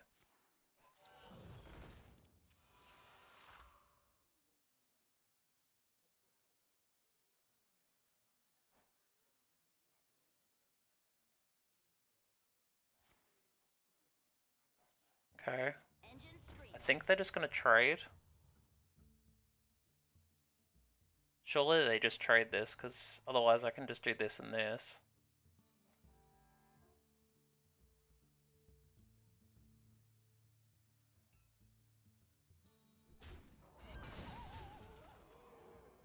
Okay, he had Rush. How much damage are they posing on board? So they got 3, 5, 7, 10, 12, plus 15 is 17. It's 21. They've got lethal on board at the moment. If I trade into this, it puts it as 21 still. So I need to grab monkeys or something.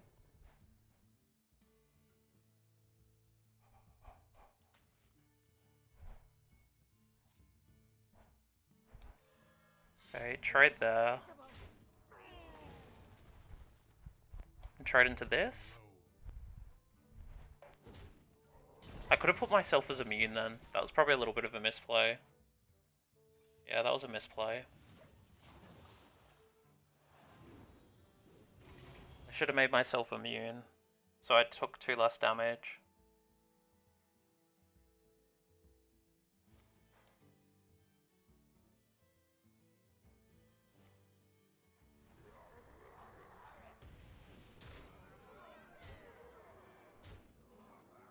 Okay, I'm down to 3.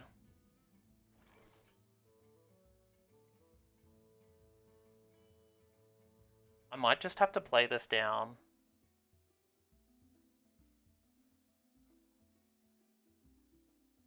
But it can't trade into everything anyway.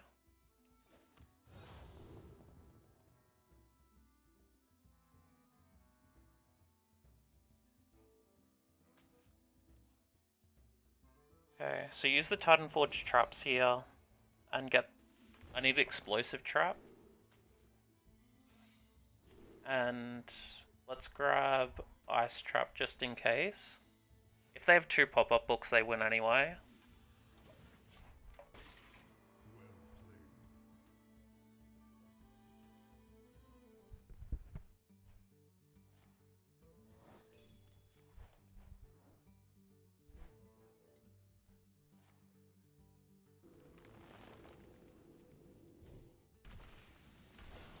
Oh, Missile Pod wins too, yeah. I don't think I really could have done much different in that game. Just, actually, I could have done the shield. If I'd done the shield, I would have survived, I think. Yeah, that was the misplay.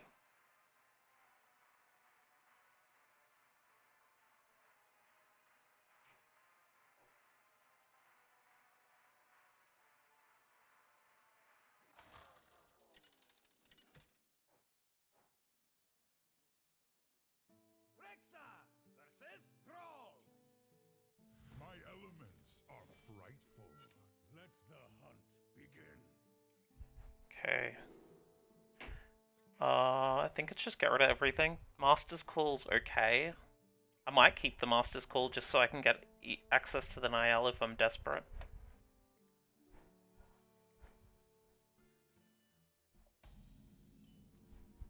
Ugh. Yep, it's gonna be a slow game this game. That's the worst card you can draw on this deck.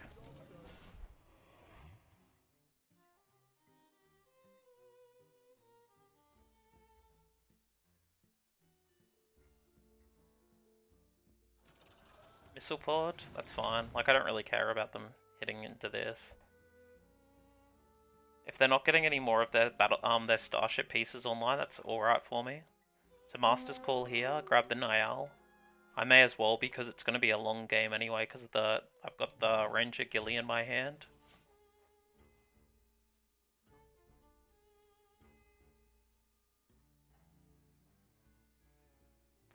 This will probably be my last game. Since I'm making so many silly and easy misplays, I think it's probably best just to call it.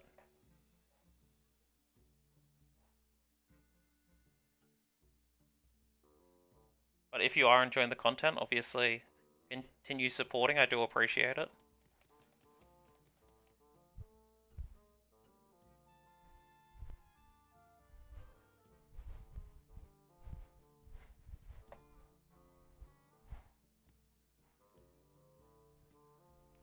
I could always set up 2 of the Titanforge traps as well next turn.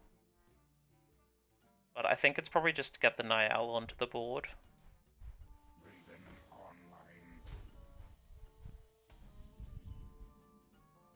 Yeah, it's definitely get the Niall onto the board, especially since I just drew onto a Catch of the Day. Could be our home.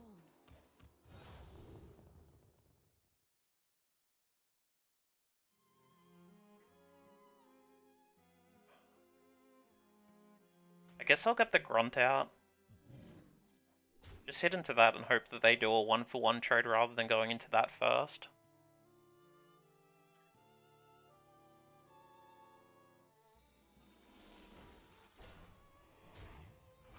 Good. Okay, so always just get the Gilly out of my hand. Is there any point in trading that? Not really, because then they can just do a little trade into that.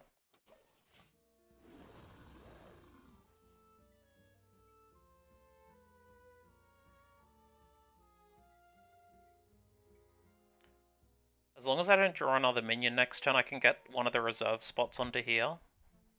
Next turn. It might not be the best idea though.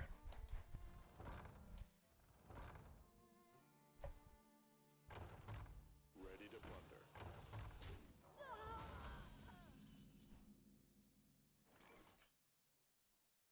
It might be better just to get the alien encounters live, but I still can't get rid of this ghillie, which is going to be causing problems by getting all the these dudes in my hand, so I think I'll just get these out.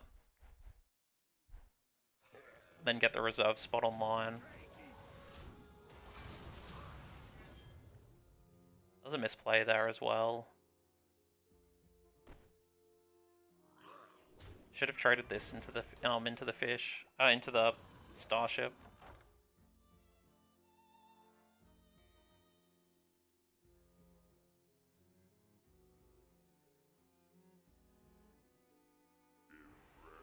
Thunder is fine, so they're gonna they might just AoE clear. Don't really mind too much about that. Okay, I've got all the buff things that I need to do, so just get the island, get the dude into the field.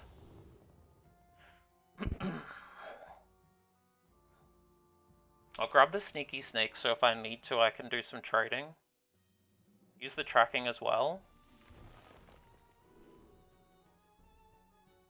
I'll grab the charge just in case I need to deal some big damage, and I can use it onto my sneaky snakes to get the extra buff.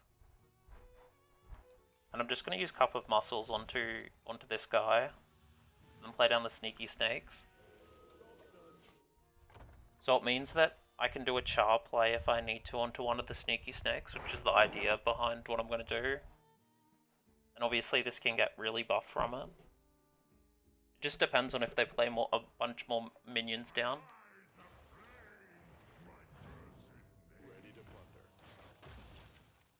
Is that just lethal? 14 plus 8, 22 plus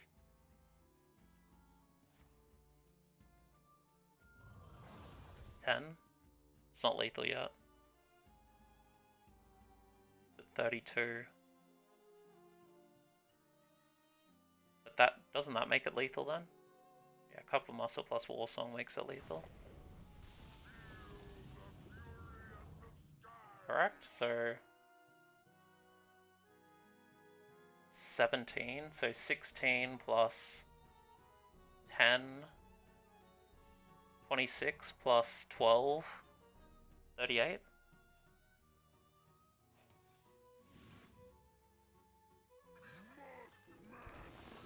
GG.